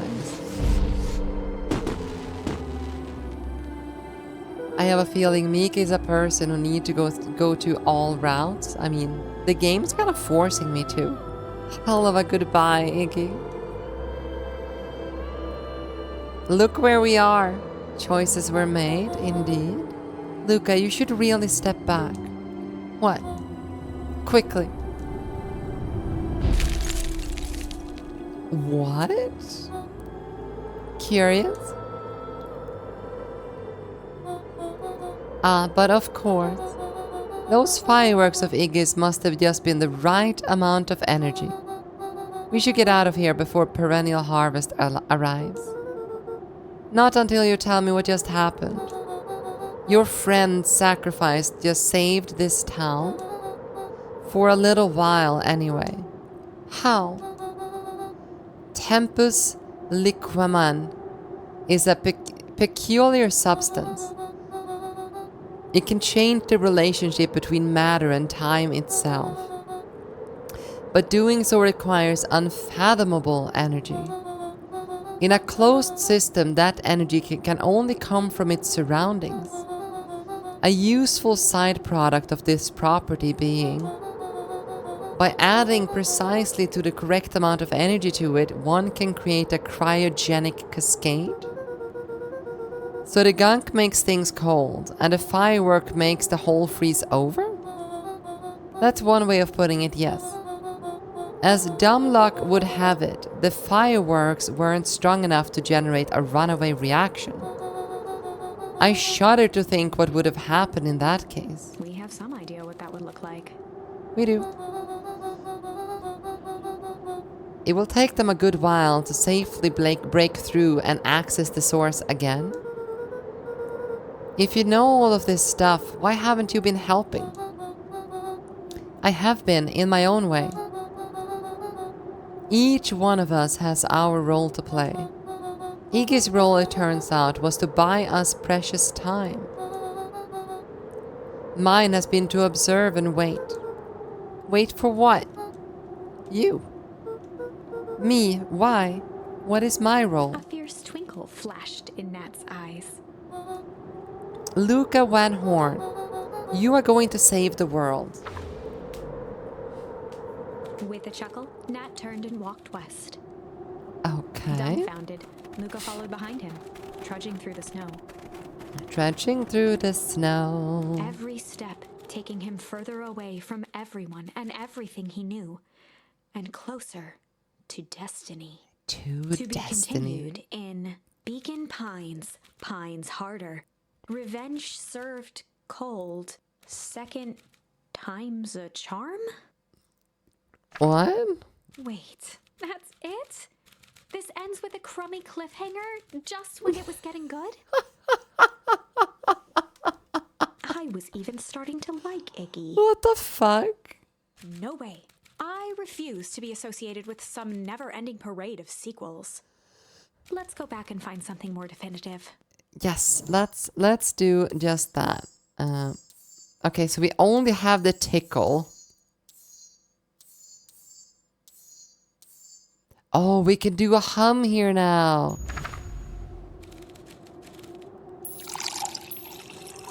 Oh, thank you so much for that hydrate. Ouch. Cheers. And in the stillness, he began to hum. After the death of his father, Luca had trouble sleeping. Each night, his mother would sit at the foot of his bed and hum a gentle melody. It was the only thing that could calm his mind. The only thing that, however briefly, could make it all seem okay. That melody pervaded every memory Luca had of his mother. Shivering in the raw snow, he began to hum it out loud.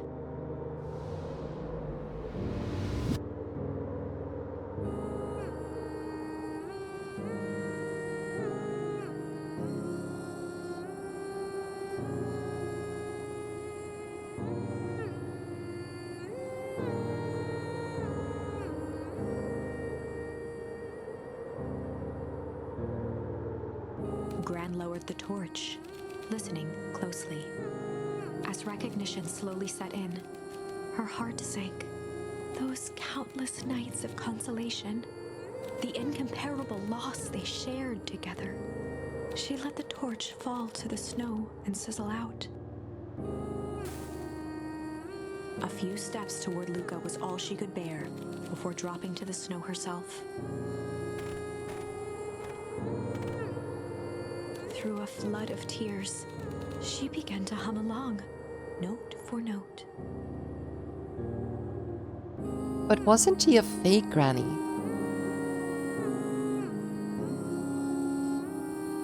Wasn't the real granny dead?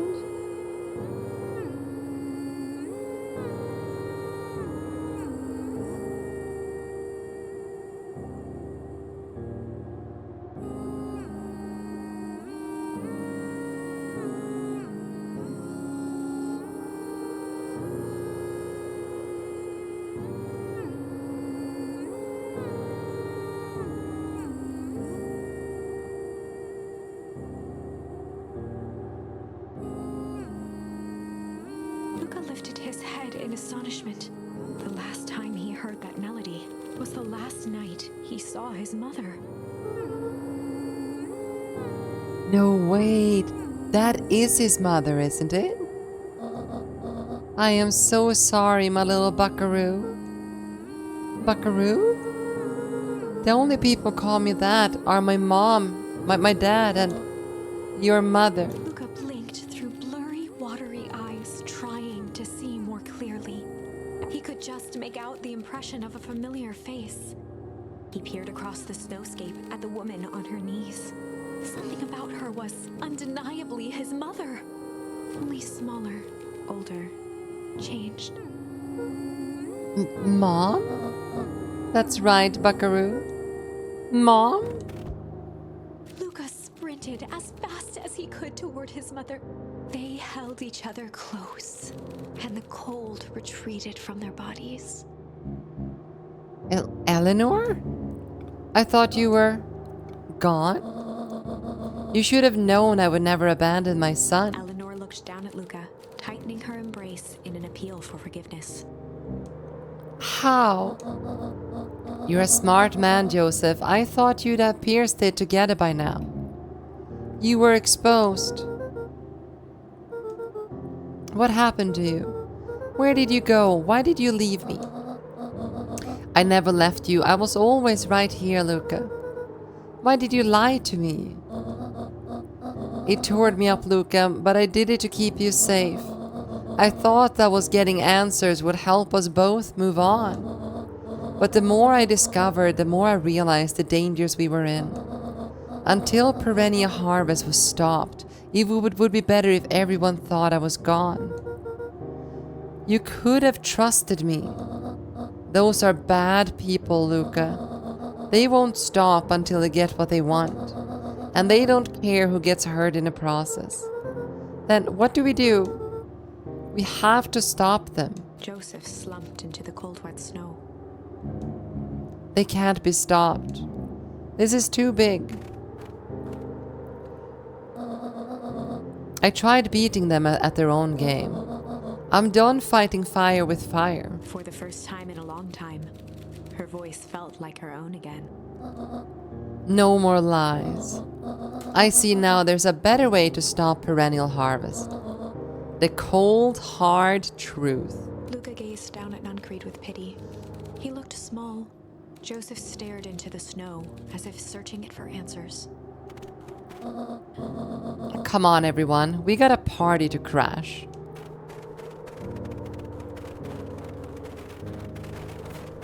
Okay.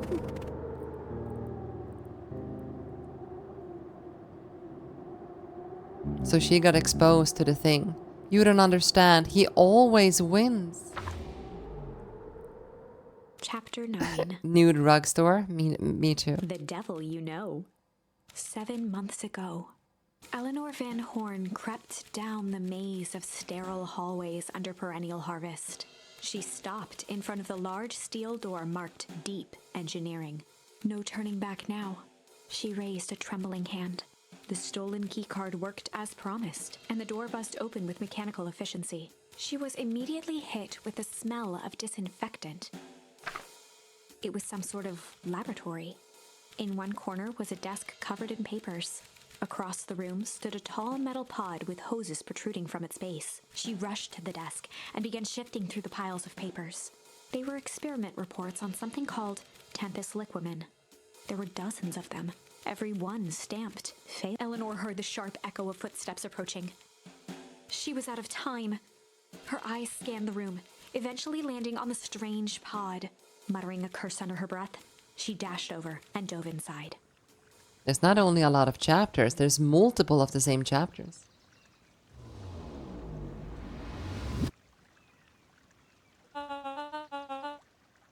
And that is what change is all about.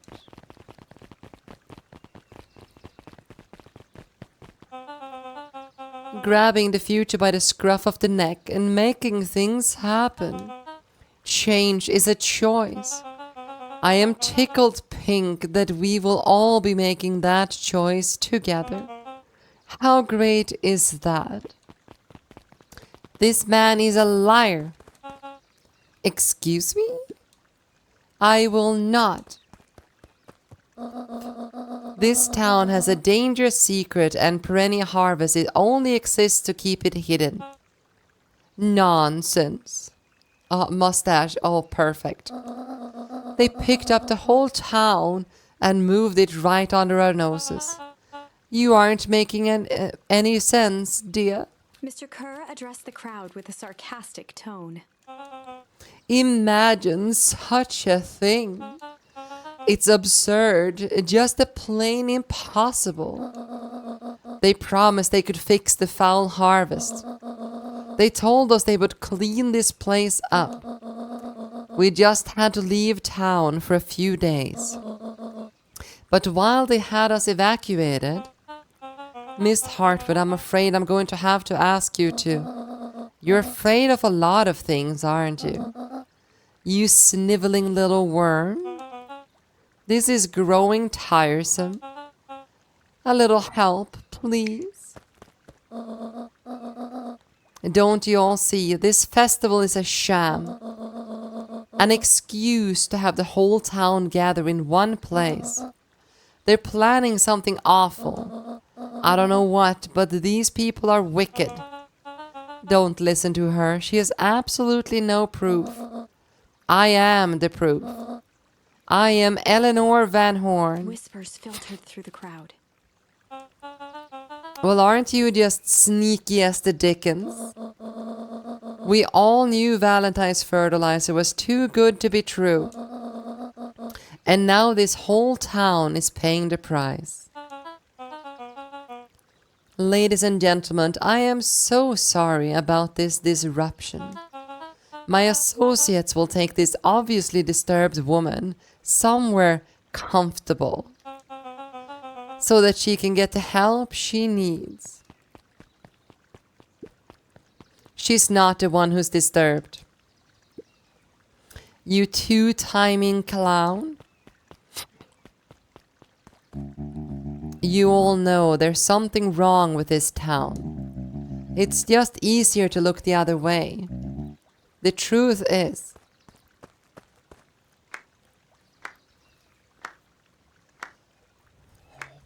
okay, it's time for little doggo. That's quite enough, Mr. Nuncrete. Torment dragged on Joseph Nuncrete's face.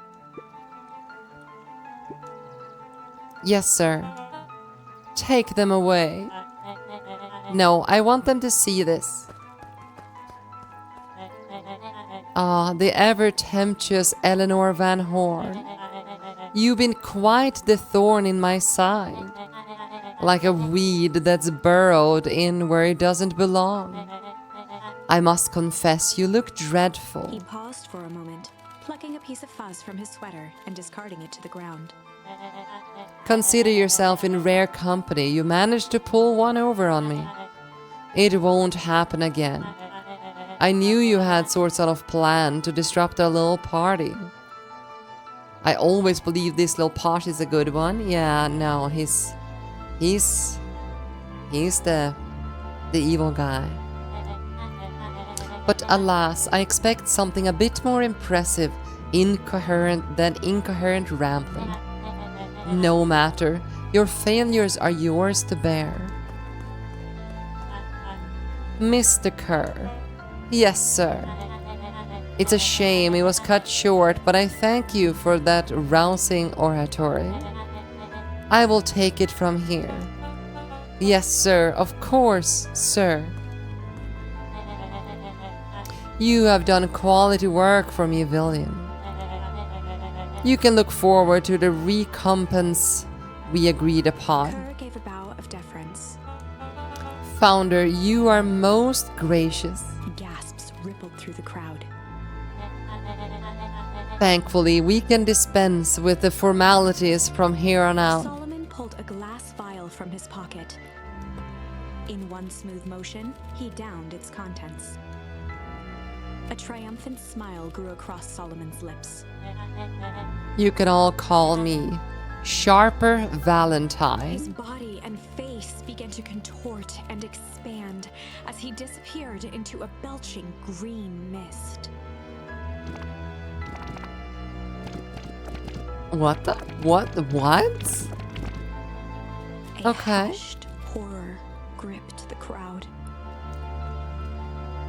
This is a story about change. What?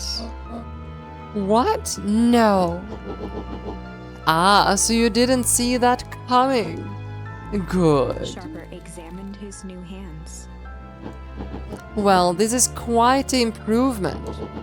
Everything looks so smaller now. Eleanor was right about one thing. This festival was a ruse. I wanted you all to witness my glorious return with your own eyes. Why does everyone look so downtrodden? This is a celebration, people. Maybe it would help if we set the mood. Mr. Kerr, be a dear and reveal the sign.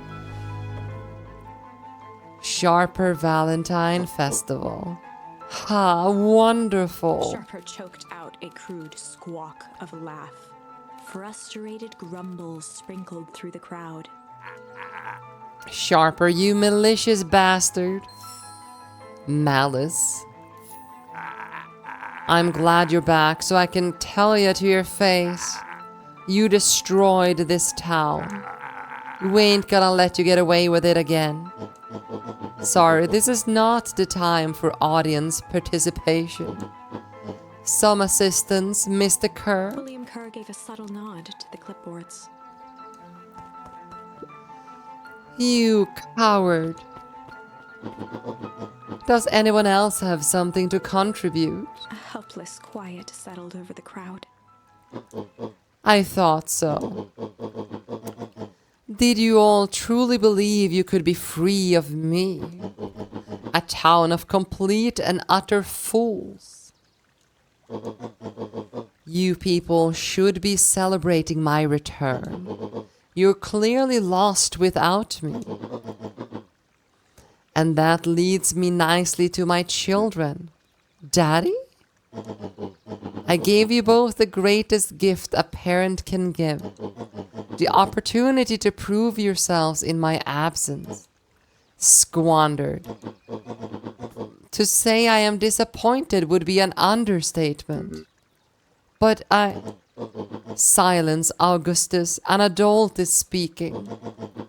I don't know which is worse, a son who is completely hopeless, or a daughter with such potential who inevitably gets me down.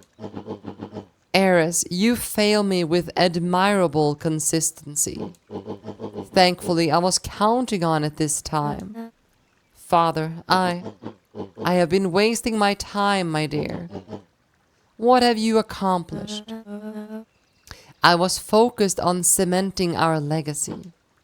Legacy? Who needs a legacy when you can just live forever? But what about... It's all right, kiddo. I'm afraid you suffer from a complete lack of imagination. There is just no helping it. Now then, where is Joseph? You didn't take the opportunity to slip off, did you? Ah, there he is. Everyone should give him a hand. None of this would have been possible without Joseph. I think you've said enough.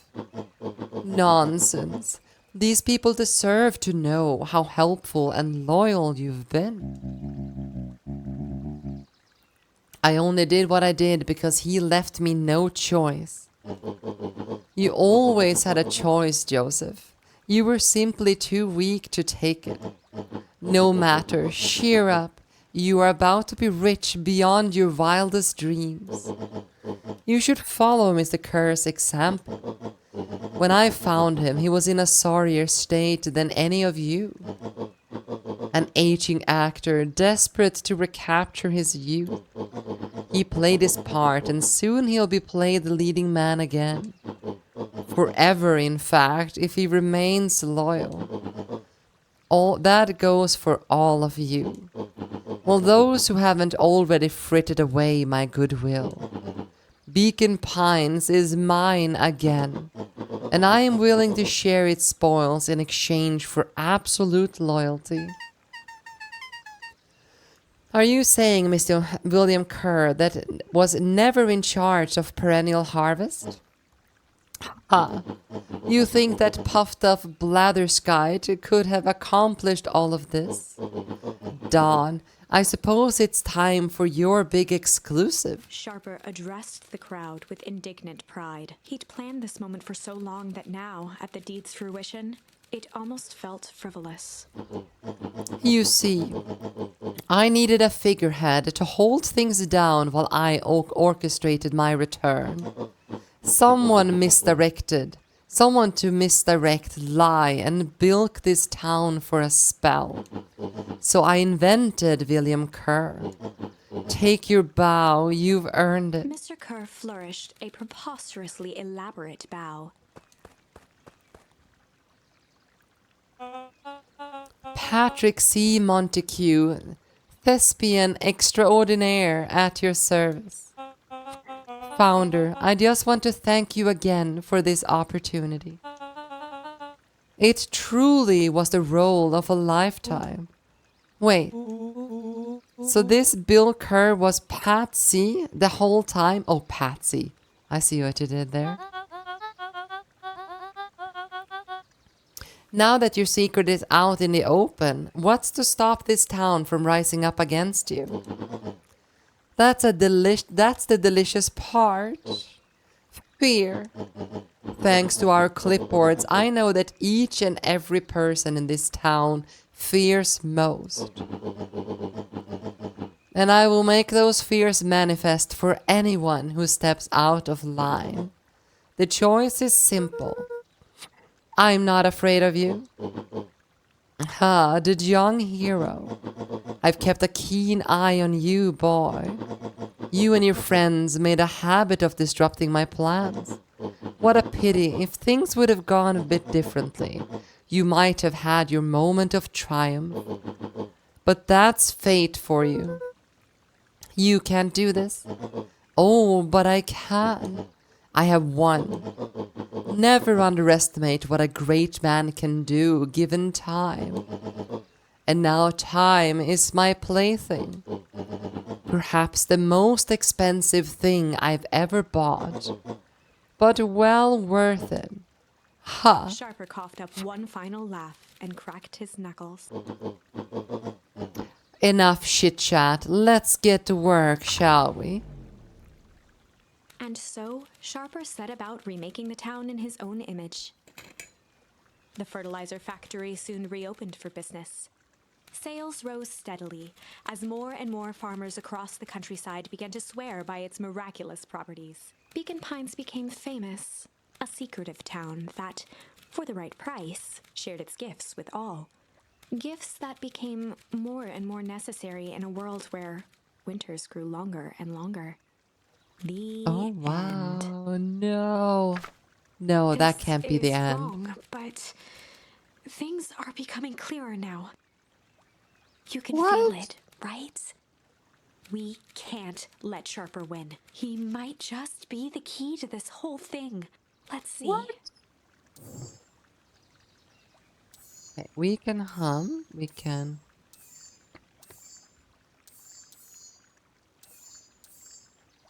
Wow, we only have one thing left that we haven't done.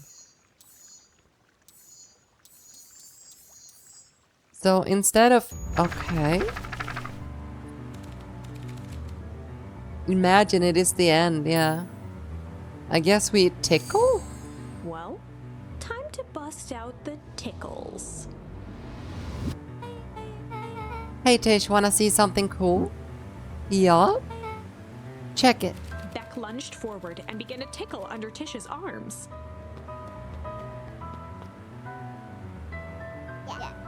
What the... Tish? Is she tickling you? Yeah? Higher? Higher? Tears began to form in Tish's eyes as she gasped for breath between gales of laughter. Higher? Higher? Higher? Beck redoubled her efforts until Tish finally had had enough. Higher. What just happened? She seems nice. Sorry for the interruption. I think you were just threatening us. Iggy's eyes darted around, a realization dawning on his face that he was now outnumbered. I just remembered. I have somewhere to be. See you around, new kid. Iggy kicked at the puddle before making his escape. What? What a little creep.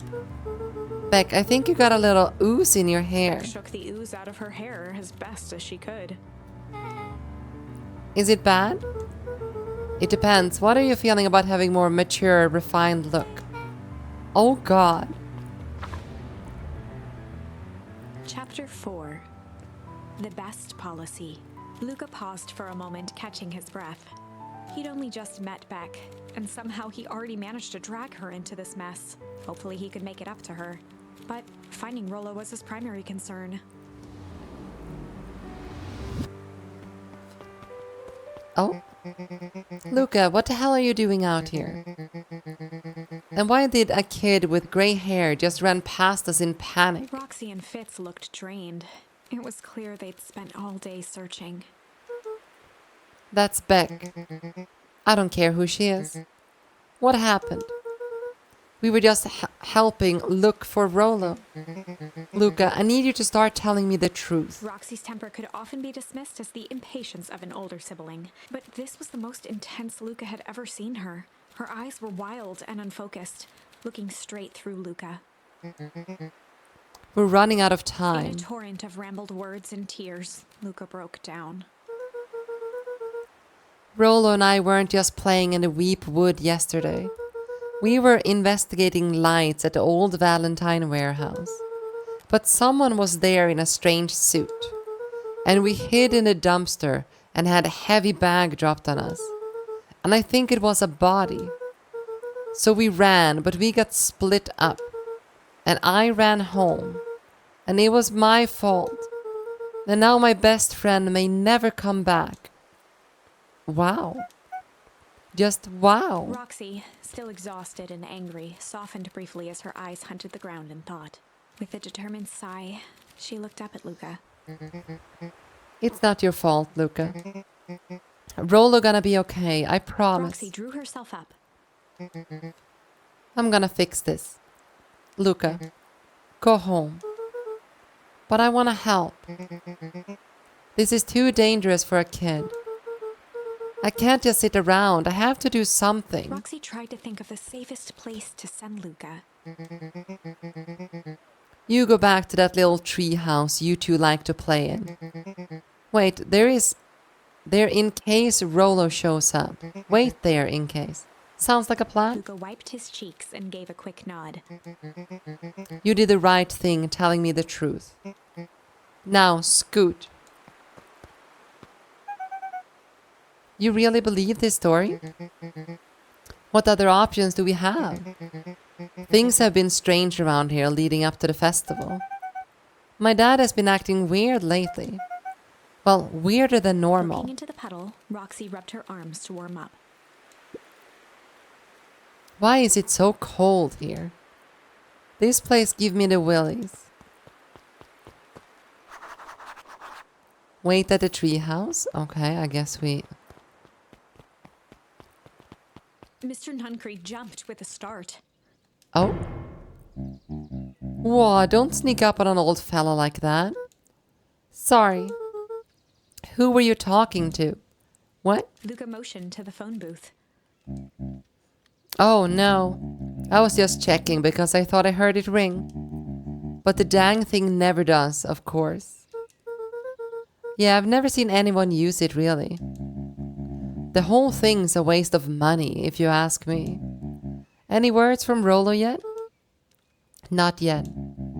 Long time for a boy to lose his way. Rollo knows those woods too well to get lost. I suppose you're right. Silly boy antics have this whole town worried sick. Antics? We all know Rollo likes to play his little pranks. You think this is a prank? What other possible explanation could there be? He's not playing a prank and he didn't get lost. Someone took him, I know it. How would you know that? Unless... Luca, is there something else that you know? Mr. Nuncreed gently placed one of his substantial hands on Luca's shoulder. Dang it, boy, if there is something you know, something that could help your friend, you'll need to tell folks. Luca peered up at Mr. Nuncreed. Kind Right. eyes warmed a stern face. There was a deeper emotion hiding beneath it all. It was subtle, but Luca could sense something eating away at him. Oh, here we go. So we have... There was malice or shame. I'd say shame, right? Or was it malice that we got at the end? Oh God, I feel shame. I feel shame. There was a shame lurking behind those eyes. A deep sadness. There is a shame in malice, there If is. Mr. Nuncreed was that worried about Rollo, maybe he could help. Yesterday, Rollo and I were messing around at the old Valentine warehouse. Mr. Nuncreed raised an eyebrow. Both of you? You were with Rollo when he went missing? Not exactly. I was hiding in the dumpster. The dumpster? What were you doing in there? At first we were just looking around. Then someone in a strange yellow suit came and dumped something on us.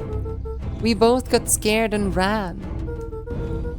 That was the last I saw of him. You get scared by some garbage? Well, that's why you don't go sulking in someone's dumpster. But it wasn't garbage. I think it was a body. I'm sure it was just some trash. No, there was a name tag. It said Deep Engineering. Mr. Nuncreed's shoulders slumped. I wish you wouldn't have said that. Deep sigh bellowed from his chest. Why did you have to? I tried, Luca. God knows I tried to keep you safe. Luca attempted to take a step back, but Nuncreed's hand clamped down on his shoulder. But you Van Horns just can't help yourselves, can you? We were all so close to being done with this. With a firm shove, Nuncreed manhandled Luca into the phone booth. What are you doing? It's out of my hands now. The door latched shut with a mechanical hiss. Shit. As Luca pounded the glass, the floor dropped from under his feet. The inside of the phone booth was now a loose capsule, plummeting at gravity's whim. Luca winced and pressed his hands to the walls.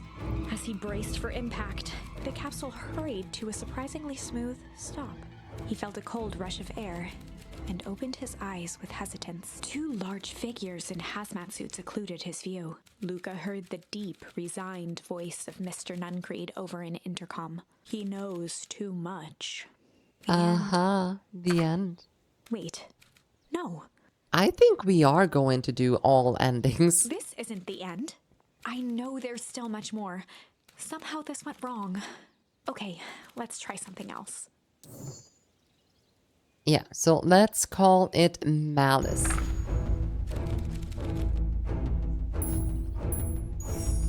There was a malice lurking behind those eyes, like a trap ready to spring. Luca felt the weight of Nuncreed's hand on his shoulder. Something wasn't right. He didn't know why, but something was telling Luca to get out of there. I just want this all to be over. Of course, I'm sure it would all work out soon enough. I should get going. I told Roxy I'd check for Rollo at the Luca treehouse. twisted free of Nuncreed's grasp. Of course. Luca, you know your dad and I were good friends back in the day. You can come to me with anything. Anything at all. I don't believe you. Well, I know I can't believe you. Oh? These festival decorations are a bit humdrum. Now, if I were to throw a festival, it would be a thing to behold. I agree, this is all more than a little sad. It's worse than sad. It's boring. What if we did a little something to spice things up? I'm listening. You know what that festival signed waiting to be unveiled? It would be a shame if The king someone... scurried off, eagerly formulating a plan. Okay, well... Oh, identify yourself, please. Nellie Modwell. I work here now. I am unable to locate you on our staff roll. Oh, I don't officially start until tomorrow. Mr. Kerr said I could come in early tonight to get a few things done. Hold, please. Clearance authorized. Thank you. Our harvest awaits.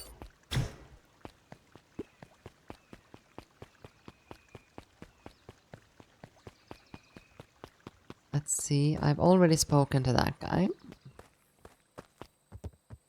Wait, do we have any more of these now?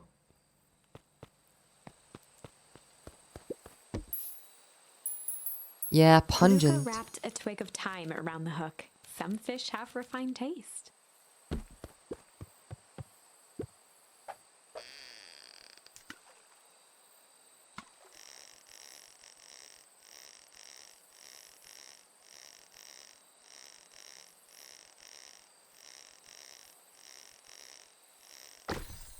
Love these tiny little endings. Property of Sharper Valentine? Figures. If you had his way, property of Sharper Valentine would be written on everything in this town. Should we give it back to him? He may not even want it back. Man's got a contentious relationship with time. We'll keep it here in case he ever wants to pick it up. Okay, well, now we've done all of those fishy thingies.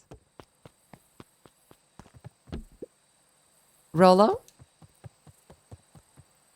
He aired a long holler into the woods. Rollo. Sigh. Rollo, wherever you are, I hope you're okay. Luca felt his eyes getting heavy and plopped into the beanbag. He conceded to its lumpy embrace. And I guess we will be waiting there Once forever. again, Luca found himself in a vast black expanse. This time, he knew exactly where to go. He took a single confident step forward. The world flickered and pulsed. He found himself standing in front of the frigid air of a blazing campfire. The source. He plopped down cross-legged The and source? gazed into the cold flame, waiting. Soon enough, the fire began to die out, popping sporadically, until all that was left was a single ember. Luca stood up and dusted himself off. He plucked the glowing ember from the cold ash examined it, and slid it into his pocket. A keepsake. Okay. The voice of his father spoke behind him. You made me proud, Buckaroo. Luca turned to face him. Dad, what is this place? A warm grin grew across his father's face. A place where everything that has been and everything that could be all wait together. Luca found himself staring at his father's face, trying as hard as he could to memorize every single detail. Wait? For what? Another voice spoke out as Luca's doppelganger stepped forward. That's up to you. Without knowing why, Luca began to weep. Is any of this real? Are you real? Luca's father bent down to smudge away a tear. Of course. I'm as real as the part of you that misses me. Luca turned to look at the older version of himself. And you? The doppelganger choked back tears. I'm as real as the part of you that's angry he's gone. Does that make sense? Through his tears, Luca laughed. I think so. His father pulled him in for an embrace. I'm not real, I'm Patrick. Hi, Patrick. His father. Time to go, Buckaroo. Luca was startled from his dream by a banging on the floor. Are you in A there? commanding voice rumbled from below. Just as Luca sprang to lock the entry hatch, the door knocked open. What? Chapter 5. Dangers big and small. Luca stumbled back. He heard the rope ladder creak under significant weight. Keeping his eyes fixed on the hatch, he inched backward to the balcony. As his hand grasped the door handle, Luca froze. A large figure clumsily wriggled up through the hole. Oh? Stop right there. Or I'll... Sheesh, I know it's dark and all, but I figured you'd recognize me. Who are The you? large figure cocked its head inquisitively. Oh, that's Stop now, I'll clobber you with a baseball bat. Whoa, whoa, whoa, take it easy. Luca, you need to get your eyes checked. It's me, Rollo. Nice try, but I know you aren't Rollo. You're like one of his random uncles or something. Where is he? Ha ha ha, uncle? Luca, quit messing around. It's me. If it's really you, prove it. Flaming chicken coop, Luca. Luca's jaw dropped. He peered more closely at the man standing in front of him. Something about him was undeniably Rollo, only bigger, older, changed. How? What happened to you? When I was running away, I ran into some more people in those yellow suits. They grabbed me and dragged me away. What? Where did they take you? Dunno. They threw a bag over my head.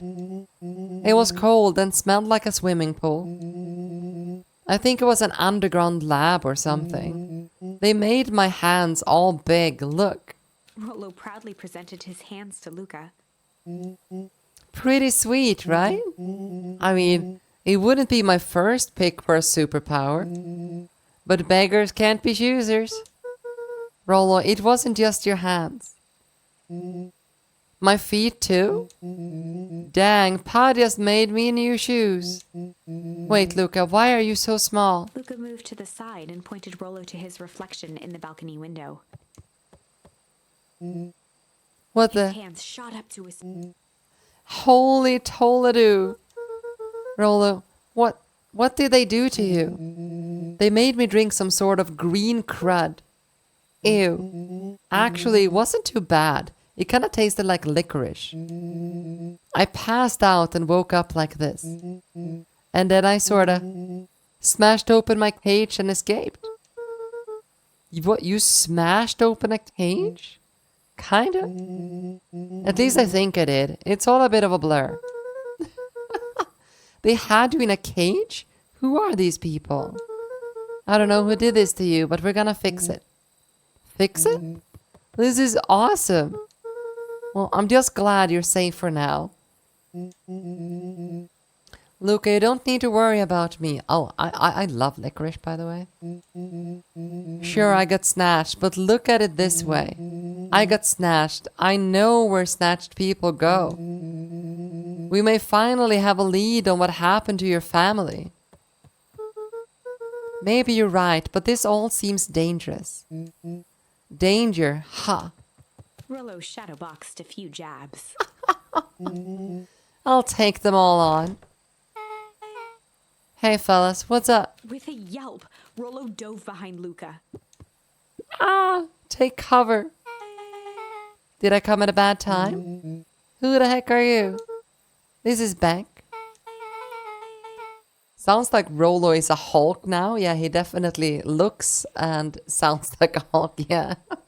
Sorry, something truly bizarre just happened and I need help. I didn't know where else to go. So you're just going to hang out here with your large adult friend? No, this is my buddy Rollo. Is this your missing friend? One and the same. He seems a little old.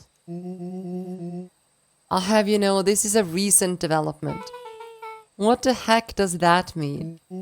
Oh, I'm sorry. You are the one who just showed up out of nowhere. So we'll be asking the questions here. That's fair. So how did you find us? Your silly little treehouse?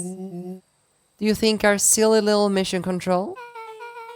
I hate to break it to you, but your secret path isn't so secret.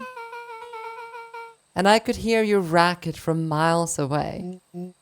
See, Luca, this is why we need to improve security around here. Not now, Rollo. Beck, you said something bizarre happened? Yeah, but She shot a nervous glance at Rollo. anything you can say around me, you can say around Rollo. This has been a weird day all around, hasn't it? Yup. Beck's eyes narrowed. Okay, so it all started when I made it back home. My first order of business was trying to salvage my hair. So I dyed it with some stuff from the chemistry set my mom gave me. Okay. I just need to play it cool. And hope no one notices. Notices what?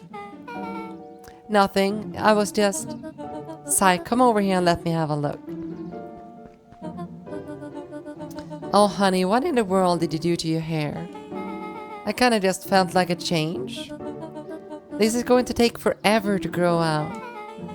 You were the one who said that changes was a good thing, right? I was talking about your mother's new job. I was talking about us moving. Well, I guess I just took your lesson to heart. Ilona tried to put on a smile. Before I forget, I came up here to tell you that Nellie had to go into work. Tonight? Her and Mr. Kerr decided it would be good for her to get some things done before tomorrow. That Kerr guy seems like a grade A creep. Beck. He is. Him and his weird cult personality. You are not going to ruin this job for Nellie. It means too much to her. Oh, I know exactly how much it means to her. It means enough to her to exile her daughter to this podunk town. This place sucks. The people are weird. You just don't know them yet. It's always cold. We're in the mountains. You'll get used to it. I can't even pick up a single decent station on the radio. It's all banjo music and farm reports. You knew I grew up in a town that's not different from this one. It's that why you're better at talking to plants than people. Okay, so here's what we're gonna do. First of all, you're grounded. What? In the morning, I'll have Nellie come and see what we have to do about fixing your hair. You need to look presentable for the festival. But not another peep. She sighed, and after a moment, looked down at Beck sympathetically. I know moving is hard, honey. But that doesn't mean you have to make yourself miserable all the time. Other people seem to have that covered for me. Oh, and if you decide to rebel by dyeing your hair more, She flashed a sly grin and tousled Beck's hair. I'll just shave it off for you. Think of how rebellious you'd look then. Very funny. Thank you. Good night, sweetie. Good night, Mom. Wait. First of all, this town does not suck. Second, you need help because you got grounded? No? So I'm sorry you got in trouble. It's my fault your hair got screwed up in the first place. Don't worry about it. I actually kind of like this look. Great. Can we get back to the story now? Next part is the important bit. I have this radio I upgraded with my mom, and I was too angry to sleep. So I tried to dial in something worth listening to.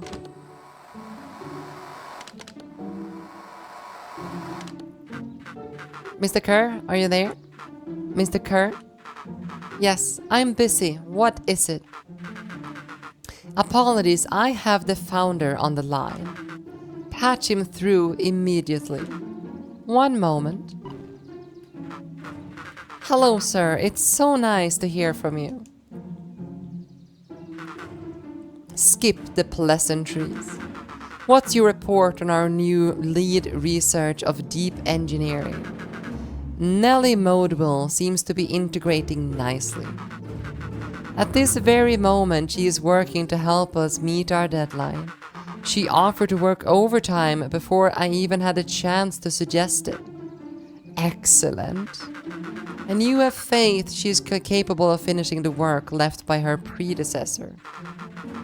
Her work must be complete before the festival. I will make sure she stays day and night until it is accomplished. Good, you know how I feel about loose ends. Yes, sir. Once she has finished the work, we need to make a determination regarding her long-term prospects in the company. Immediately, sir. I usually have more time to fully bring people into the fold. We are in the end game, Bill. After your failures with Dr. Prescott, I can't afford to take any risks. Of course, sir. No loose ends, sir. Once she finishes the work, she will either leave the office completely committed to perennial harvest, or she won't leave at all. Perfect. Sir, if I might suggest, maybe we should delay just for a bit. Oh? It's just we seem to be rushing to hit this festival deadline. And rushing into things has caused some issues in the past. I see. Please understand that I just want what is best for you. I am eternally grateful for all that you've done for me. Bill, I'll make this very clear for you. I brought you in to make things run smoothly, not to have opinions. Of course, sir. Chin up, Bill. You are only a few days away from having everything you ever dreamed of. Yes, sir. Thank you, sir. What? Yeah. Just so we're clear, when they said loose ends, they were talking about murder, right? Like actually killing someone? Capital murder? Luca gave Rollo a quick elbow to the ribs. Who is this founder? I was hoping you guys would know. Now, as far as we know, Kerr is the top banana at Perennial Harvest. He sounded scared of this founder guy. So we have an even topper banana on the field. What the hell is my mom caught up in? Has she talked about the job much? Not really. She said she's going to come in and continue the work of someone she respected. Luca, do you think that body at the warehouse was that person Beck's mom came to replace? That would make sense. Beck, it would seem like Nellie's predecessors got loose-ended. I'm getting that impression. Okay, so we need to get your mom out of there before the festival happens. That's 2 days away. Won't she just come home after work? That creep on the radio said that they would hold her there until then. If she's not coming out, we gotta go in and get her. Flicked a large sheet of paper out of her pocket and slammed it on the floor. Maybe this will help. You have blueprints? Well, it's really just a welcome map for my mom's PH orientation day. But it shows the layout. Sure looks like a blueprint to me. Look, there's a reception area. There's a big room marked Founder's Office. It even has exits marked. Guys. We have a deadline. We have an objective. We have blueprints. You realize what this is, right? Rollo started to wiggle with excitement. I think we're heisting. This is officially a heist. Chapter 6. The Heist. They spent the night's end huddled around that small map, formulating a plan to infiltrate the headquarters of Perennial Harvest. It would be no small feat. A modern facility equipped with all manner of technology, not to mention the swarm of clipboards that would most certainly be scattered throughout. By the time the sun began to peek through the car window used as a makeshift balcony door, all were in agreement. And again, everyone needs a Rollo in their life. I have to agree with you. Just work. This could just work. The final day before the festival would be used to prepare. They'd need to pool every resource at their disposal, pull every favor with a thread. Even enlist some unsavory characters around town with important tasks only they were suited for. Luckily, there was enough ill will and mistrust toward Perennial Harvest that alliances could be found at a bargain. Luca, Beck, and Rollo rubbed their eyes as they exited the treehouse. They hadn't slept at all that night. There was no time. I wonder how Rollo can wear his clothes. The festival was to begin in 1 day, and they each had their assignments. And the new drugstore? Yeah. Alright, quick recap. Rollo, you're gonna talk to Roxy. Cordially. Without her and Fitz, this whole thing could go bust. Me, Cordial is my middle name. Uh-huh. And how do you plan to explain your He new waved vaguely at Rollo's sizable figure. circumstance? Bah, she'll be happy I'm alive. She won't even notice. Beck snorted an involuntary giggle. And Beck, you're sure Ilona won't just shoot this whole thing down when she hears it? She'll listen. Once she understands the danger Nellie is in, the danger we're all in, the plan will make sense. Okay. That leaves me with Jeff and then Iggy. How are we gonna persuade them? I'm thinking of something. They each looked at each other with sleepy confidence and nodded. Well, Godspeed. Enlist the help of Jeff. Enlist the help of Iggy and Tish. Now I'm trying to remember how did Jeff look like?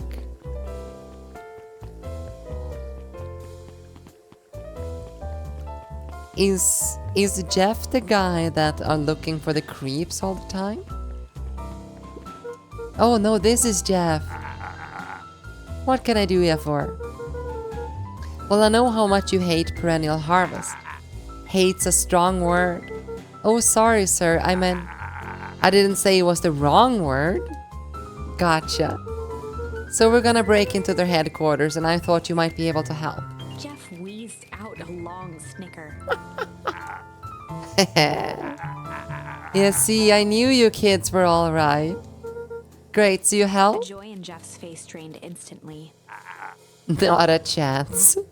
But give me one good reason I should risk my hide aiding and abetting you rascals. Looking into the sullen eyes of his would-be accomplice, Luca blurted out the first word that came to mind. Oh god, no, I have so many choices. Fight. Fight. I've done enough fighting for one lifetime and more than my share of losing. Time's come to hang up the gloves. Luca wasn't ready to give up so easily. He shouted out again. Shit. Yeah, it's all shit. I still ain't helping. That ain't some shit.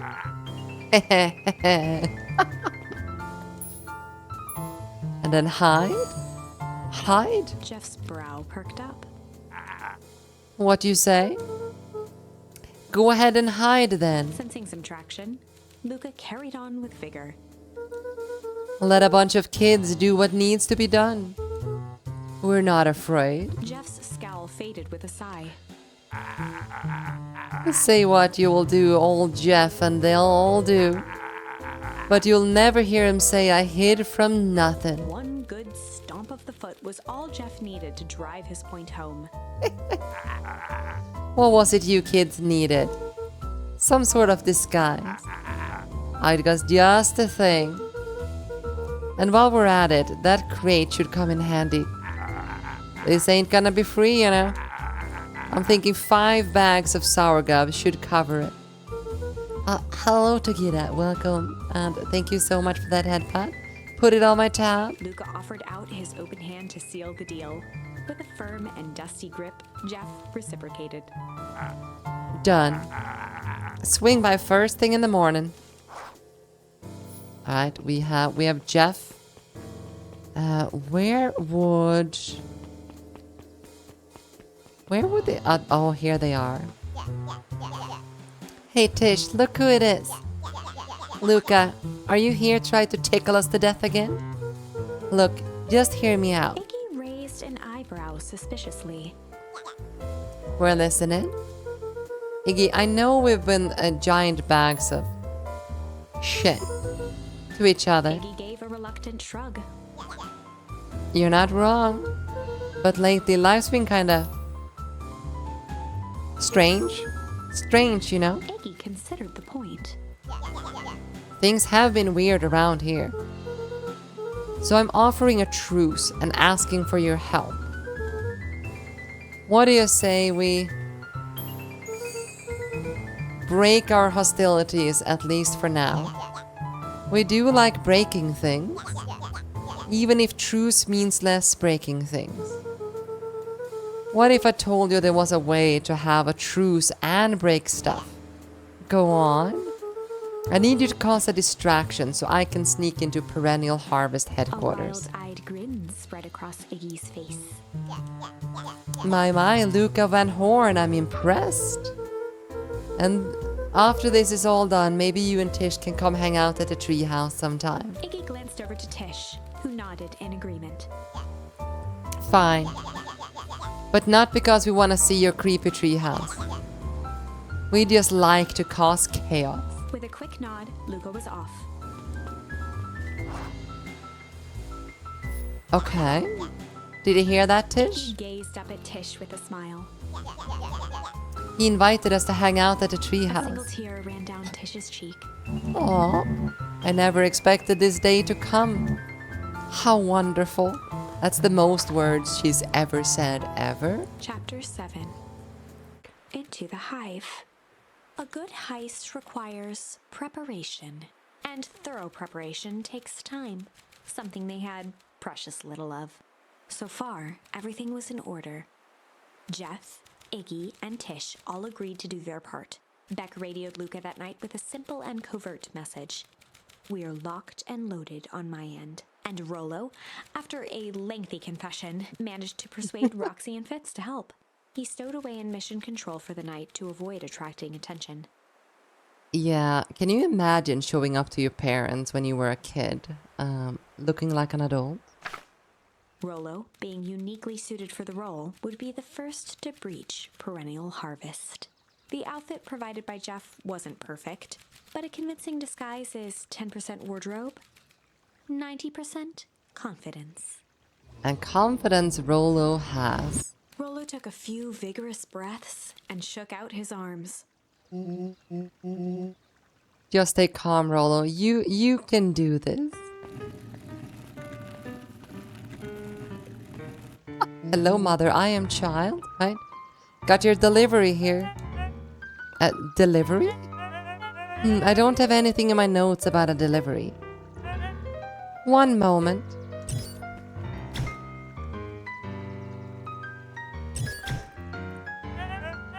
I'm sorry, but there is no delivery scheduled for this morning. Right. He had to think quick. That's because this goes directly to the founder. He asked that it be kept secret. Rollo sighed, adjusting his tool belt. You know how the founder can be. I suppose we can leave this one off the records. Okay, Rolo is surprisingly smart sometimes. Our harvest awaits and With a such. stroke of his mustache, Rollo proceeded into the perennial harvest headquarters. Our harvest awaits. Package here for the founder. Oh, I didn't hear anything about. Yeah, this is a need to know kind of thing. Oh, I'll just check. Stammered and flipped through the pages of his clipboard. This goes directly to the founder. I don't have time to fill you in. Oh, I see. If you could just complete this form. Rollo interrupted with urgency in his voice. Every time with the forms. Look, if you want to explain to the founder why I'm late, well, it's your funeral. I'm sorry. What did you say your name was again? Rollo I'm panicked. Harvest awaits. Sir? That's restricted area. Excuse me, sir? Our harvest awaits. Ready to light this candle, Tish? Yep. Suck on this perennial ham fist.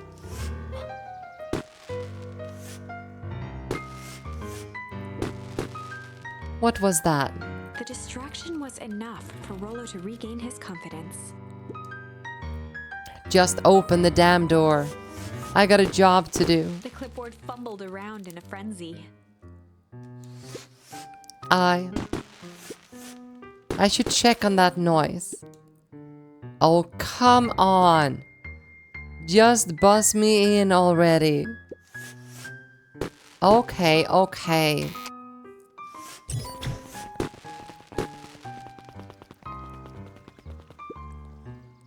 Phew. That was close. Our harvest awaits. Hey, I figure, when in doubt, stick with the classics. Well, that was a close one. But you pulled it off nice work, Rollo.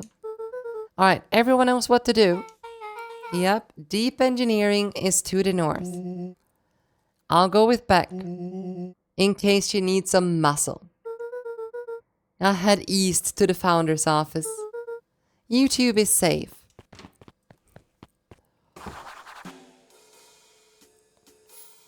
Okay, it's time to locate the founder's office. Better not head that way. Okay. I guess we'll go this way. That's odd. There's not even any cups for the water. Just a water machine.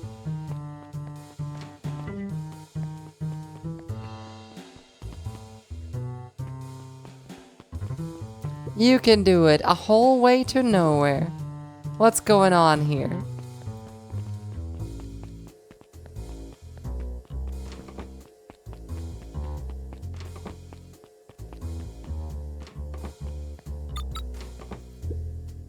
Solomon? Solomon stopped in his tracks. Luca? What are you doing here? It's a long story. Are you okay? A veneer of confusion flashed across Solomon's face. His words rushed out dramatically. No, I am most certainly not okay. Some strange people grabbed me and... Were they in hazmat suits? Yes, how did you know? They brought me here and locked me up, and when they were distracted, I ran. Dang, okay, you should stick with me, we got a plan. Solomon's facade briefly faltered. We? Yeah, Rolo and Beck are headed to the deep engineering. Thank heavens you found me. We gotta get out of here. We can't leave just yet. But they catch us again. I gotta do something first. When you were running, did you happen to see a door marked Founder? Founder, why are you looking for him? I'm not, I just need to get into that office. Now that you mention it, I do think I saw a door that said Founder. It's just down this way. Luca happened to notice a plaque above the door. Office of the Founder. Knocking comes with consequence. Oh, here it is. So it is. It's pretty lucky that I ran into you, or else I might have missed it. Truly fortunate. Luca tried the handle. Locked. Solomon leaned forward to examine the mechanism. Regrettably, it seems to be some sort of electric lock. I don't see how we could possibly defeat a lock like that. Luca smiled and looked at his watch. Let's just wait a minute.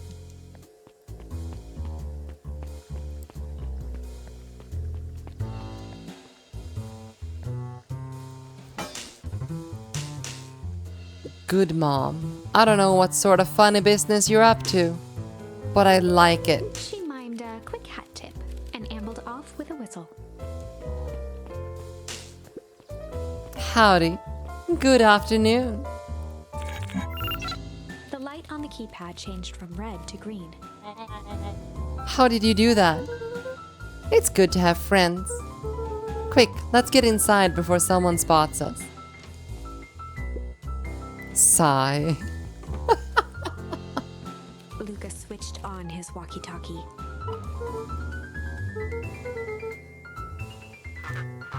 Great timing. We're stuck at locked door marked 24601. Need to get us through. I'm not leaving my friends, Solomon. On the computer screen, a green cursor blinked in a password field. Sure, you don't have a way to get around a password. Luca pecked out his best guess. Underground secrets. The screen blinked to life. Columns of green numbers glowed on a black Yeah, you background. shouldn't use the same password everywhere. How did you just guess that? Oh, it's this absurd password Rolo heard when he was down here before. It's funny how someone arrogant enough to call themselves the Founder uses such a basic password. Or they were thinking several moves ahead, not expecting anyone to guess something so simple. These villain types always end up outsmarting themselves. Solomon's jaw clenched into a half smile. Your powers of deduction are as impressive as your luck. Luca quickly scanned the columns for number 24601. Rolo, I think this one should do it. Bingo bango, doors open. Luca, you never fail to impress.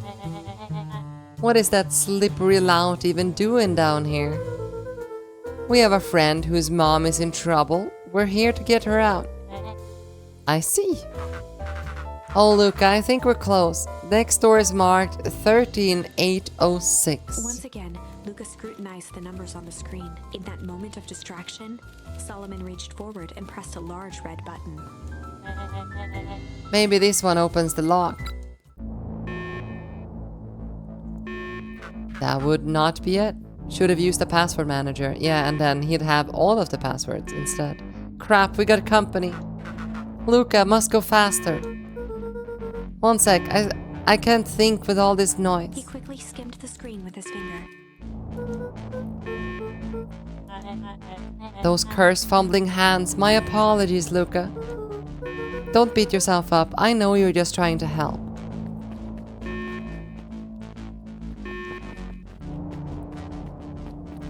Personally, you just use 1, 2, 3, 4. Oh man.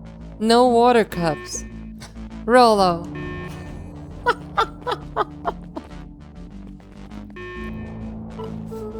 Rolo, are you okay? Rolo, come in.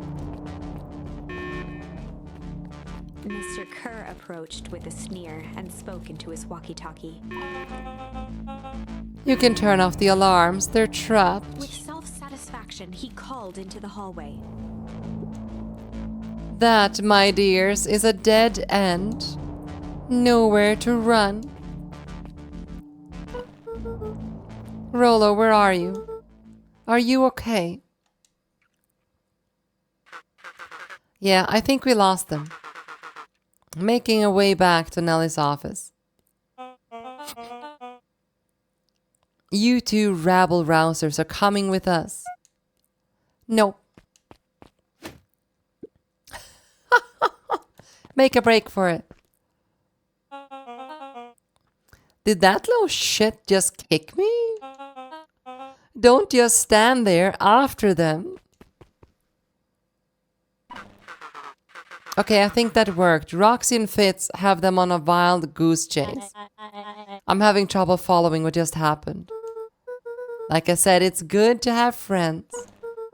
Rolo, how long do you think Roxy can distract them? How long can Roxy keep someone so pissed off they can't see straight? Let's say we got time. Entering Nellie's office now. Mom. Oh, honey, what did you do to your hair? I thought you'd be happy I finally used the young chemist lab kit. You sure have a knack for making me incredibly proud in the most frustrating ways. We need to get you out of here. We? Who is your adult friend? I am not an adult. Ever heard of a growth spurt? I had more of a growth spew. That's not possible. Leaned over to examine his teeth. Substantial banding on the enamel and the molars consistent with Temptus liquamine exposure. Is that what they call the gunk they forced me to drink? You drank it? Oh no. They told me it was only being tested on plants. Oh, Beck, sweetie, I promise I didn't know. Mom, what the hell is on at this place? I was brought here to work on the discoveries of a lifetime. A novel chemist or something. They named it Temptus liquamine. It pulls energy from its surrounding in order to fundamentally alter matter's relations to time. It was the secret to Valentine's fertilizer. They harvested the source, infusing small amounts of Tempus liquamine into the product. It worked wonders, drastically accelerating plant growth. Crops would be ready to harvest in a fraction of time, but it led to complications. The foul harvest. The perennial harvest came in to clean up the mess, to succeed where Valentine failed. But Tempus liquamine is rebellious. Rebellious? You can think of it as a manifestation of change itself. It's volatile by its very nature. So the more you try to force it to do a specific thing, the more it resists. Yes, I can relate to that. My role was to finish the work of my predecessor, Dr. Prescott. Harness Tempus liquamine to reliably manipulate an orgasm's age. Just imagine how many people we could feed. Mr. Kerr was very insistent that we achieve a successful result before today's festival. But you didn't, Molly right? sighed. You know how much I love a good puzzle. I poured myself into the problem. It wasn't long until I discovered the oddities in Mr. Prescott's notes. Oddities? They contained obvious errors, mistakes that someone of his reputation would never make. So I fixed them, and now I get to replace my entire wardrobe? I really am truly sorry. Meh, those clothes were all hand-me-downs anyway. It sounds like Dr. Prescott figured it out, got cold feet, and intentionally sabotaged his own work. I had considered that possibility. I've sent a letter asking him to clarify his thinking. Mom, Dr. Prescott is dead. Care had him killed. What? I overheard them talking about it on the radio. That's why we gotta get you out of here. I just... like now. Wait, the vial. I finally solved the chemical equation allowing direct control of aging. Mr. Kerr picked it up just before you came. Good morning, Stefan. All the more reasons we gotta hightail it.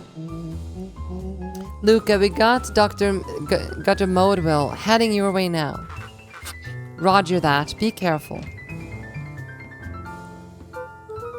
Alright, everything's on the track. What is your plan for escape? We'll go over everything when they get here. In the meantime, maybe we can dig up some more info. Oh, is he just gonna let us? Malice 80 proof whiskey. A hard drink for a hard man. Wow, even his alcohol is arrogant. Solomon muttered inaudibly. I should just smother you right now. What's that? I said, I shouldn't bother you right now. Don't be silly, you're no bother at all. Let's see what else this bad boy has on it. Security system. Time card logs. Payroll. You know, for being so evil, this guy sure is boring. Solomon once again muttered under his breath. You just wait. Huh? Oh, nothing. Luca tugged on each of the cabinets. Dang, this must be the good stuff. They all locked. Perhaps it's not as careless as you suspected.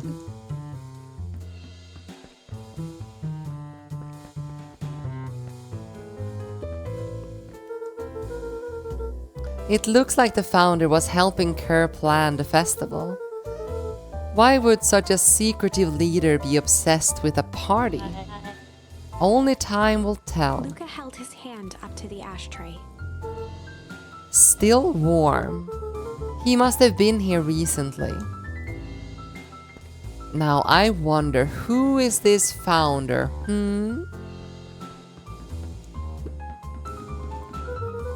I'm really sorry you get dragged into this mess, Solomon. You needn't worry about me. Well, I feel bad either way. We're gonna get you out of here, I promise. With a subtle, quivering lip, a smile crawled across Solomon's face. They heard the trampling of frantic footsteps from the hallway. Lock it, lock it. Ah, Totem, thank you so much for the hydrate. Ouch. Locked. That was close. When we left Nellie's office, it was swarming with clipboards. We barely got away. Did they follow you? Rolo. Before we started tossing blame around, is it possible someone ordered a pizza? We'd love to hear your thoughts. Definitely not pizza. What now? Don't look at me. I'm officially retiring from the heisting business. We're so sorry for the inconvenience. We just have a few quick questions. Just let me think. Can someone watch the door? Of course. Everyone else huddle up. Oops. I think this little caper has gone on long enough. Solomon, no. Hush now, child. The adults are speaking. Dr. Modwell, a brief reintroduction is in order. We've never met in person, but we have corresponded. You see, it was I who hired you. Solomon, the pathetic orphan child. The powerful and enigmatic founder. Sharper, the fallen progenitor who created this town. Parental harvest, Valentine fertilizer, all connected by a single thread, yours truly. But that's... Her eyes searched the floor in thought. Solomon watched eagerly, waiting for the flicker of epiphany. With a sickened look, she peered into his soul. Ha, yes, now you got it. Tempus liquamine, you discovered how to reverse the process. Solomon clapped with genuine delight. Very good, Dr. Modwell, very good. Though the discovery wasn't intentional. Solomon glanced down, examining his youthful form. And the effects went a little too far for my tastes. That's why you needed me to finish Dr. Prescott's work. Which you did admirably. Mr. Kerr, the vial, please. Presented it with a theatrical twirl of the hand. May I present to you the 8 wonders of the... Finish, Rollo snatched the vial from Kerr's palm. Wow, this stuff sounds pretty valuable. Be careful, you fool. You have no idea what you have in your hand. Actually, we do. Just did a whole evil villain monologue thingy about it. Rollo casually tossed the vial to Luca. Gosh, maybe I'll have a taste. Luca jiggled the vial mockingly. Seize him. Luca, over here. Move another inch and I smash it. She held it tightly behind her back. Solomon sighed, speaking in crisp, measured syllables. You have no plan. I'll smash it, I swear. Fine, risk killing us all. Or if you're lucky nothing happens, then what? We capture you and grant you much less leniency. He pursed his lips with feigned sincerity. But I give you my word, if you hand it over now, none of you will be A harmed. deep uncertainty washed over Beck. You're a smart girl, Beck. But there's no shame in being outwitted by someone smarter than you. We both know there is only one way to end this. She looked to Nellie shakily. With a dispirited nod, Nellie sighed in defeat. Beck slowly approached Solomon. That's a good girl. Becky, don't do it.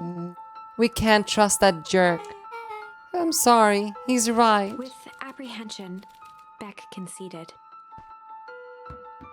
Solomon pocketed the vial and brushed off his shoulder with a sharp flick. Mr. Kerr, you have allowed yourself to be humiliated by a group of children. Report to my office tomorrow for a performance The review. blood drained from Kerr's face. Of course, sir. But first, you have a speech to make. Trot out there and give me the introduction I deserve. And don't forget to smile. Yes, sir. And to think all of this is thanks to the efforts of Mr. Van Horn. I don't understand. How is this all because of me?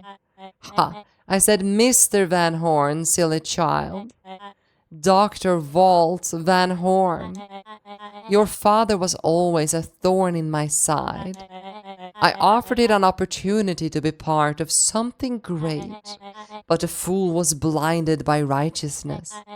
He even broke into my laboratory in an attempt to sabotage my work. Solomon shook his head with gratification. But the universe has a funny way of correcting course. By meddling with a force he didn't understand, Walt showed me its true potential. As fate would have it, Luca, your father's dying act was to grant me eternal A life. muffled applause resonated faintly through the walls. Well, that was my cue. After festivities and my subsequent ascension, I will return to deal with you all. Until then, I suggest you use this time to reflect on the magnitude of your failures. You three keep post outside the door.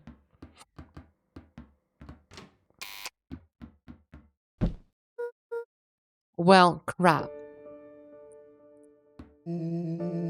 I can't believe Beck sold us out like that. I'm not sure she had any other choice. So what now? What's the plan?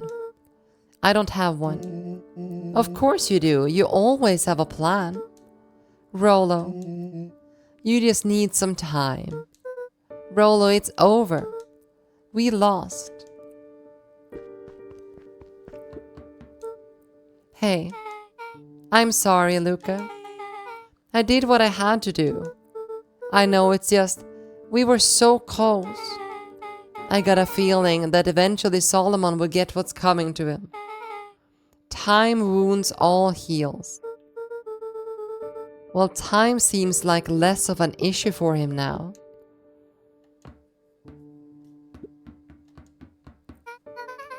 Luca, there's something you should know. After Mr. Carroll locked me in that office, I had nothing but time and curiosity. I poked around a bit, hoping to find means of escape, but I found something else. A note hidden in a false jar. What sort of note? Dr. Prescott must have sensed his time at Perennial Harvest was growing short, so he left behind a letter with the hope it would be found by his successor. It was a confession of sorts. He left it for me, but its contents... Luca, I think they were meant for you. Why? What did it say? It was about an incident with your mother. Dr. Prescott found her in his lab with a stolen keycard. There was an accident. She had been exposed to extreme amounts of Tempest liquamine. The color dropped from Luca's face. Did she? She survived. Dr. Prescott decided to help her recover.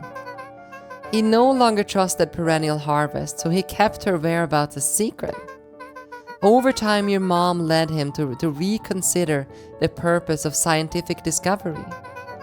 Science is often at the vanguard of change, but that doesn't mean it's always right. He realized that no one would have control over something as powerful as time itself. I now believe that's why he began intentionally sabotaging his own work. And it cost him his life. And that's a reasonable conclusion. Luca was overwhelmed with emotion. But if she's alive, where has she been? Where is she now? A sudden explosion sounded from the hull. Chapter 8. Comeuppance. Ears still ringing, Gran picked herself up off the ground. Through the dust and smoke, she looked over to see Mrs. Fratelli helping Hiram Tulliver to his feet. But wait, shouldn't the entire world be frozen by now? She'd had to beg, borrow, and steal to acquire those explosives. How many nights had she spent visualizing how she'd use them to make things right? And now, her one shot at destroying the source, that damned hole that swallowed so much of her life, traded for this jagged hole in a wall and a foolhardy shot at rescuing Rollo. Oh. With Fratelli and Tolliver at her side, she stepped through. It was a strange feeling. The last time she'd stalked this maze of hallways, it was in a different body. They quickly rounded a corner to find a group of clipboards guarding a door. Something worth guarding is probably something worth seeing. She leapt True. forward, brandishing her cane. If her last chance at vengeance for things lost was truly gone, she would just have to fight to keep what she still had.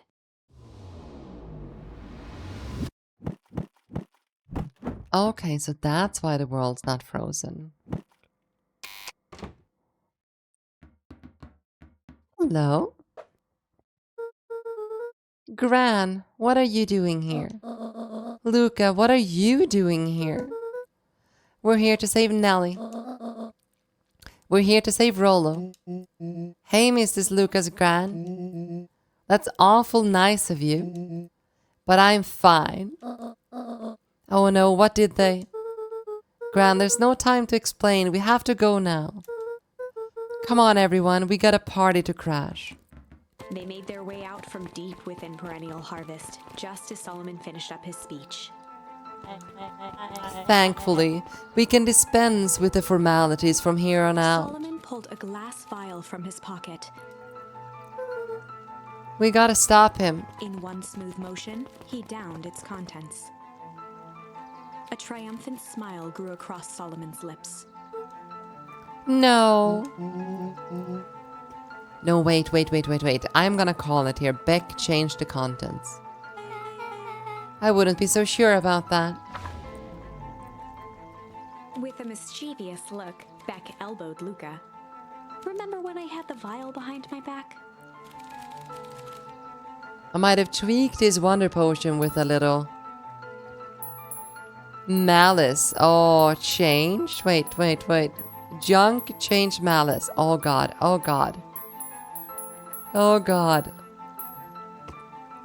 Do we do malice? Or change? Oh god, change first. I might have tweaked his wonder potion with a little change. Like pocket change? Your unlucky penny. Yeah, I plopped it in the vial when no one was looking. What's that going to do? No idea. That's the beauty of science. Now we observe. You can all call me Sharper Valentine. His body and face began to contort and expand as he disappeared into a belching green mist.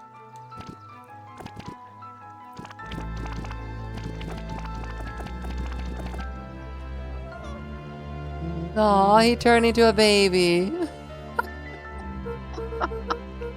Yeah, but he's still Sharper, right? What he was no longer matters.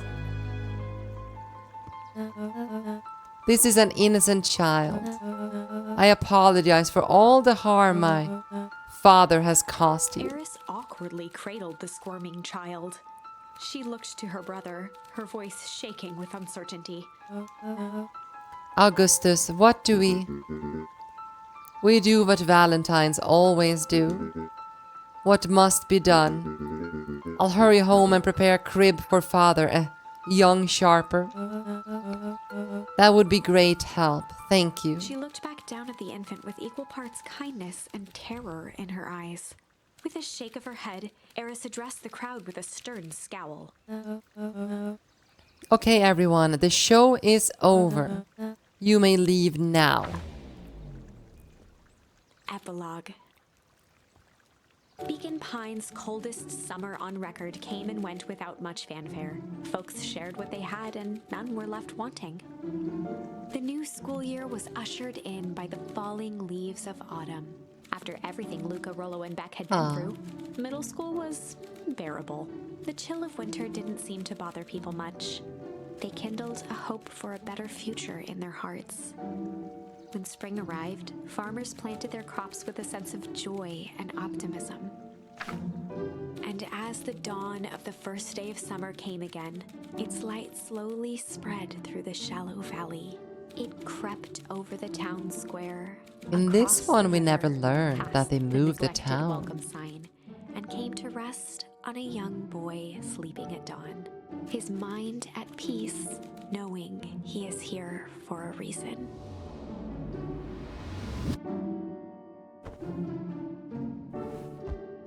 Let's guess we're gonna put on the exact same shirt. Yeah. Mm-hmm.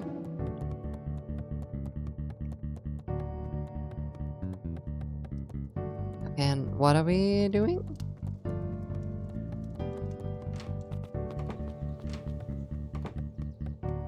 Oh, hello, Gran. Mom, I'm ready to go now.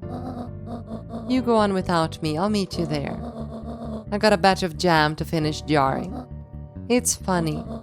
I only started making jam as a way to send messages without anyone noticing. But now I enjoy it. Right, I go say hi to Rolo first. Check in with Rolo at the tree house. Okay.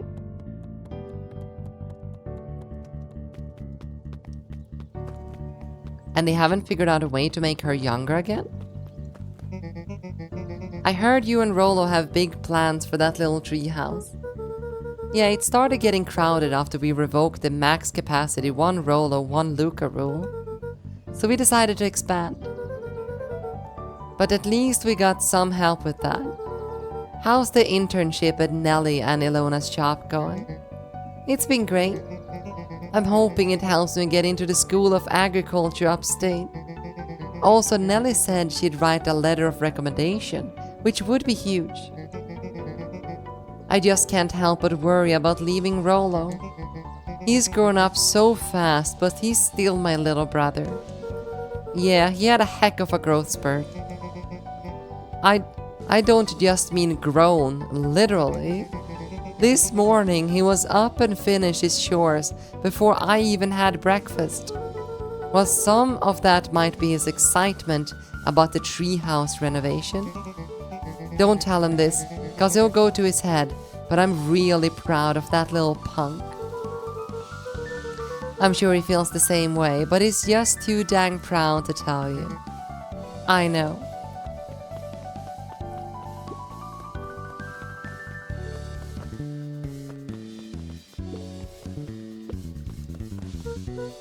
Hey Gus, how's the tree planting going? Couldn't be better. I'm so grateful to Ilona and Nelly for letting me help. I wasn't just built to be a mayor. Too much bureaucracy. Gus, we finished cleaning the sidewalks. What's next? When Perennial Harvest collapsed, most of the clipboards skipped town. But some stuck around and dedicated themselves to making things right. Anyone with a knack for arts can help paint the new offices. You can count on us. Well, it looks like you really found your calling. I never really felt comfortable telling people what to do. Now, this right here. This is something I can be proud of. I kind of want to talk to these two as well. I see you decided on a name. Yep, we had to clear out all the old stuff before putting the final touch. Slow and Dirty Harvest is now official. I like it. It was actually Nelly's idea. There's still a lot of work to do, and the name serves as a reminder. Just because progress is important doesn't mean change should happen fast. In fact, I've learned the more you care about something, the more important it is to take things slow. Our motto is go slow and fix things. I'm into that. Okay, treehouse.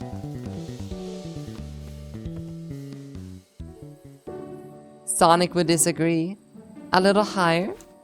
Yep. A little lower. Yep. A little higher. Yep. I'm telling you, the angle isn't the issue. We need more power to the radio. Luca, there you are. Would you tell him it's not the angle? Hey, I'm not in charge of antenna redesign. Fine, fine. Iggy, just don't do anything drastic until we get back. Who? Me? Tish, you're in charge while I'm gone. Yep. They'll be fine, right? It'll be fine. If you really want mission control to turn into something bigger and better, we have to loosen our grip a bit. Sigh, you're right. Lead the way. Check with Beck at her house.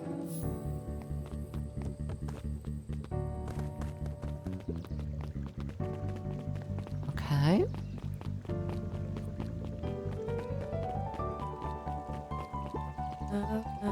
Young Mr. Van Horn. How's little Solomon Air Sharper doing? Young Sharper seems to enjoy nature more than I, so we do a lot of strolling these days. Has he, attempted to crawl out of his crib and plot world domination? Yeah. Thankfully, no. Spoke at length with Dr. Modeville, and she feels that Sharper's infant mind was not developed enough to retain his previous memories. For all intents and purposes, the child is unmolded clay. Let's hope it's a little nicer the second time around. That is the objective, yes. But really, all I can do is try and hope. 2 activities I am endowing to find less distasteful. Well, I think you're doing a great job. And the whole town is ready to help out wherever we can. Can't wait to teach him how to throw baseball. Eris did her best to ignore the tears welling in her eyes. That would be acceptable. And what book are you reading? He looked into his friends with a thankful smile. After everything that could have gone wrong, everything that did go wrong, we made it. The end. Closing her eyes, Miss Hatch took a deep, relaxing breath.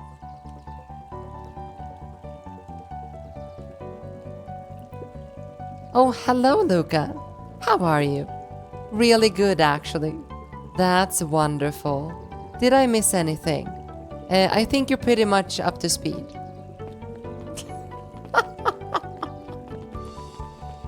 She didn't experience a thing. She sat there through this entire thing. Hey, I'm Mr. Nuncreed. I'm gonna see my dad in a bit. Do you want to come with? Even after everything I did, you'd Mr. still... Nuncreed shook his head. You really are your father's son, aren't you?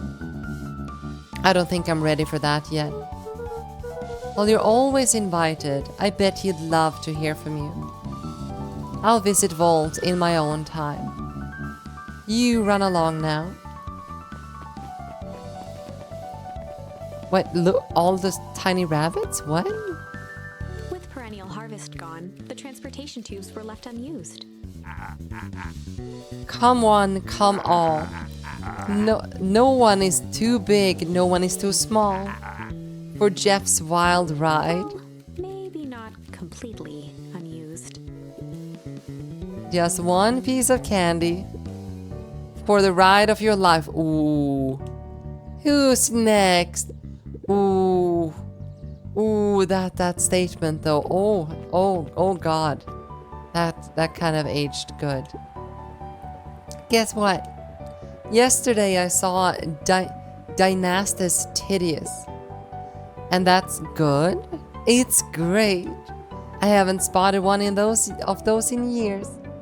At this rate, Beacon Pines is going to become a bug capital of the county.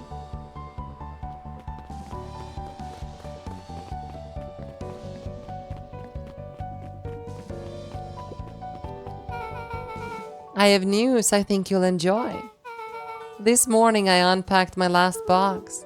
You're officially moved in. It's just a box. Let's not blow this out of proportion.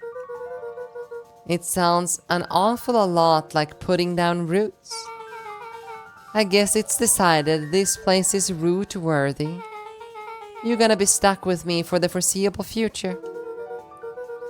I'd have to warn you, most years aren't going to be as interesting as this one. I think I'll manage. Really? Before we go, there's a bit of a surprise. Okay.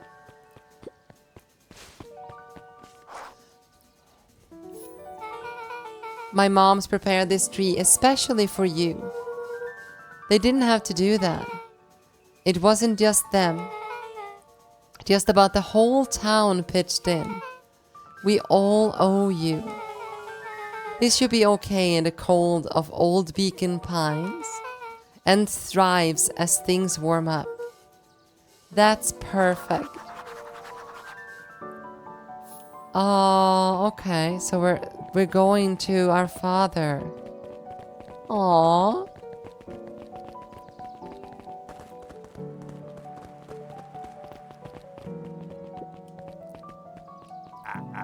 Ah, you got it.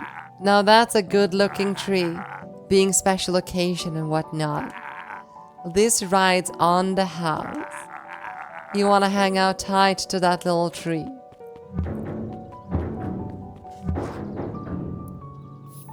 Aww.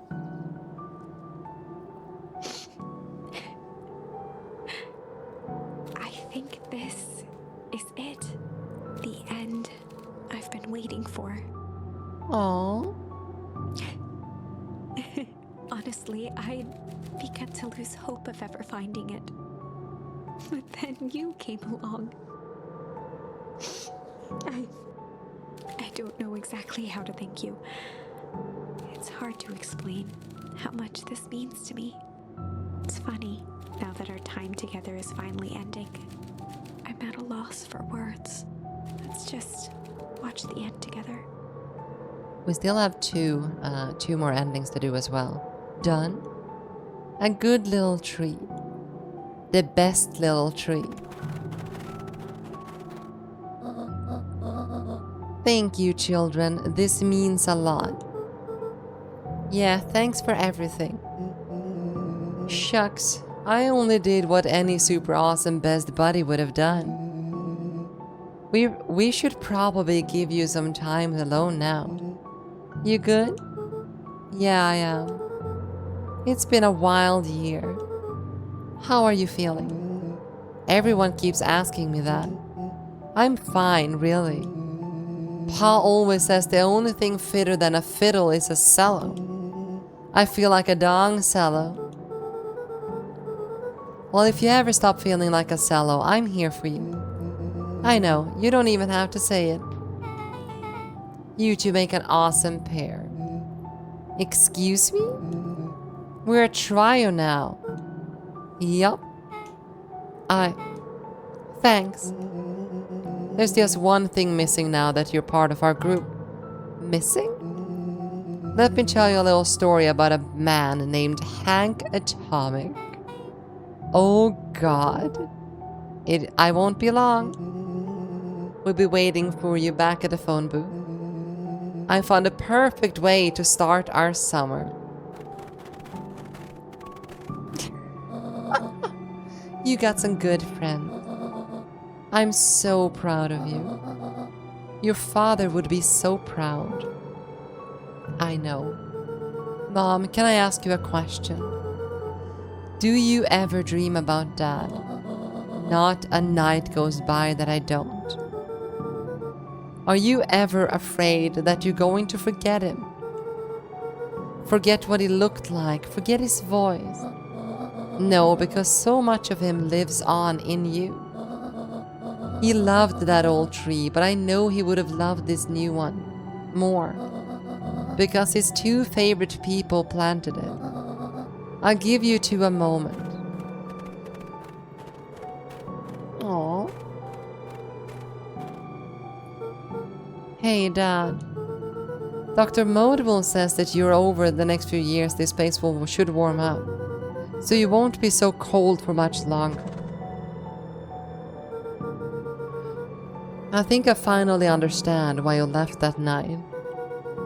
There were things you believed in. Big things. Those beliefs were the things that made you you.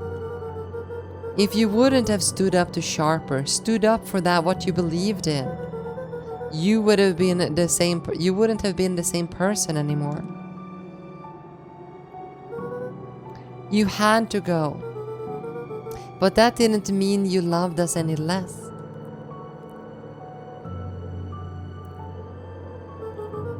I might not visit you as much as I used to.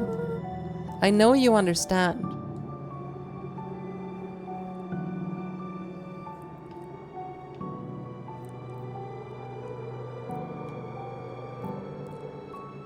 So no more milk?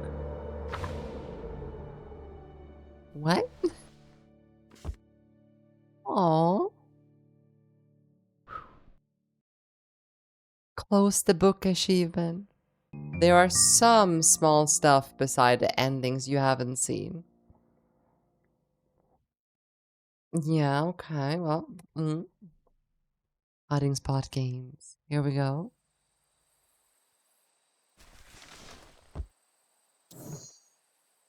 Yeah, so you see, it is a changed junk or malice here. So malice and junk. I've done all of these. Yeah.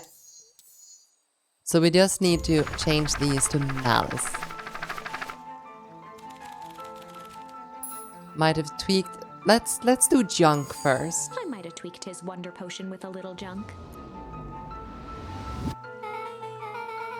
I can't wait to see the look on his face when he realized he drank his own cigar ash. How did the ashes get into the vial? It was pretty easy to mess with the vial when he was behind my back. Oh, that's sneaky. Well, it's a bad habit anyways. Pa always said bad habits are like 50-yard field goals. Huh? Hard to kick. You can call me Sharper Valentine. His body and face began to contort and expand as he disappeared into a belching green mist. I guess he's gonna turn old or something. No, what? Oh, he turned into ash. Okay. Well, that's one way to kick a bad habit. As the last of what was once Sharper Valentine wafted into the air, the crowd began to disperse, still numb from what they had just observed. Sharper Okay. Valentine was gone for good. His end would be a new beginning for Beacon Pines, a new chance to let go of the things they had lost and grab hold of a new future. The end. Well, I'd be lying if I said that wasn't a bit gratifying. If that feels to you like a good note to end on, I won't stand in your way. Okay, and then we have malice. I might have tweaked his wonder potion with a little malice. Malice, the whiskey from his office? Yep, dude has had an unfinished glass on his desk. Figured his grow juice could use a little hair of the dog.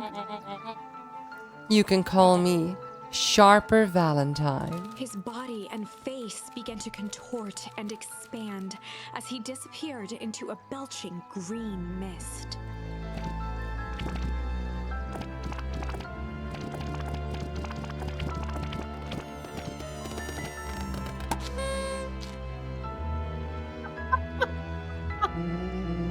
Now that's what I call 80 proof whiskey.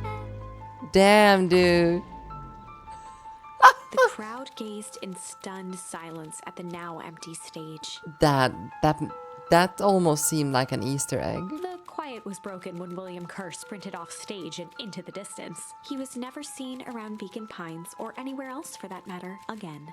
Watching the silhouette of Kerr disappear over the horizon, Luca began to laugh. First, a low chuckle that became uncontrolled, heaving laughter. Through his tears, he was vaguely aware that the crowd had begun to laugh with him. The end. That was unexpected. Perhaps a bit of an absurd ending for my taste, but who am I to say? Yeah. I'm only writing the damn thing. All right. With that, I believe we have done all of the endings. We have made all of the choices. And it was fantastic.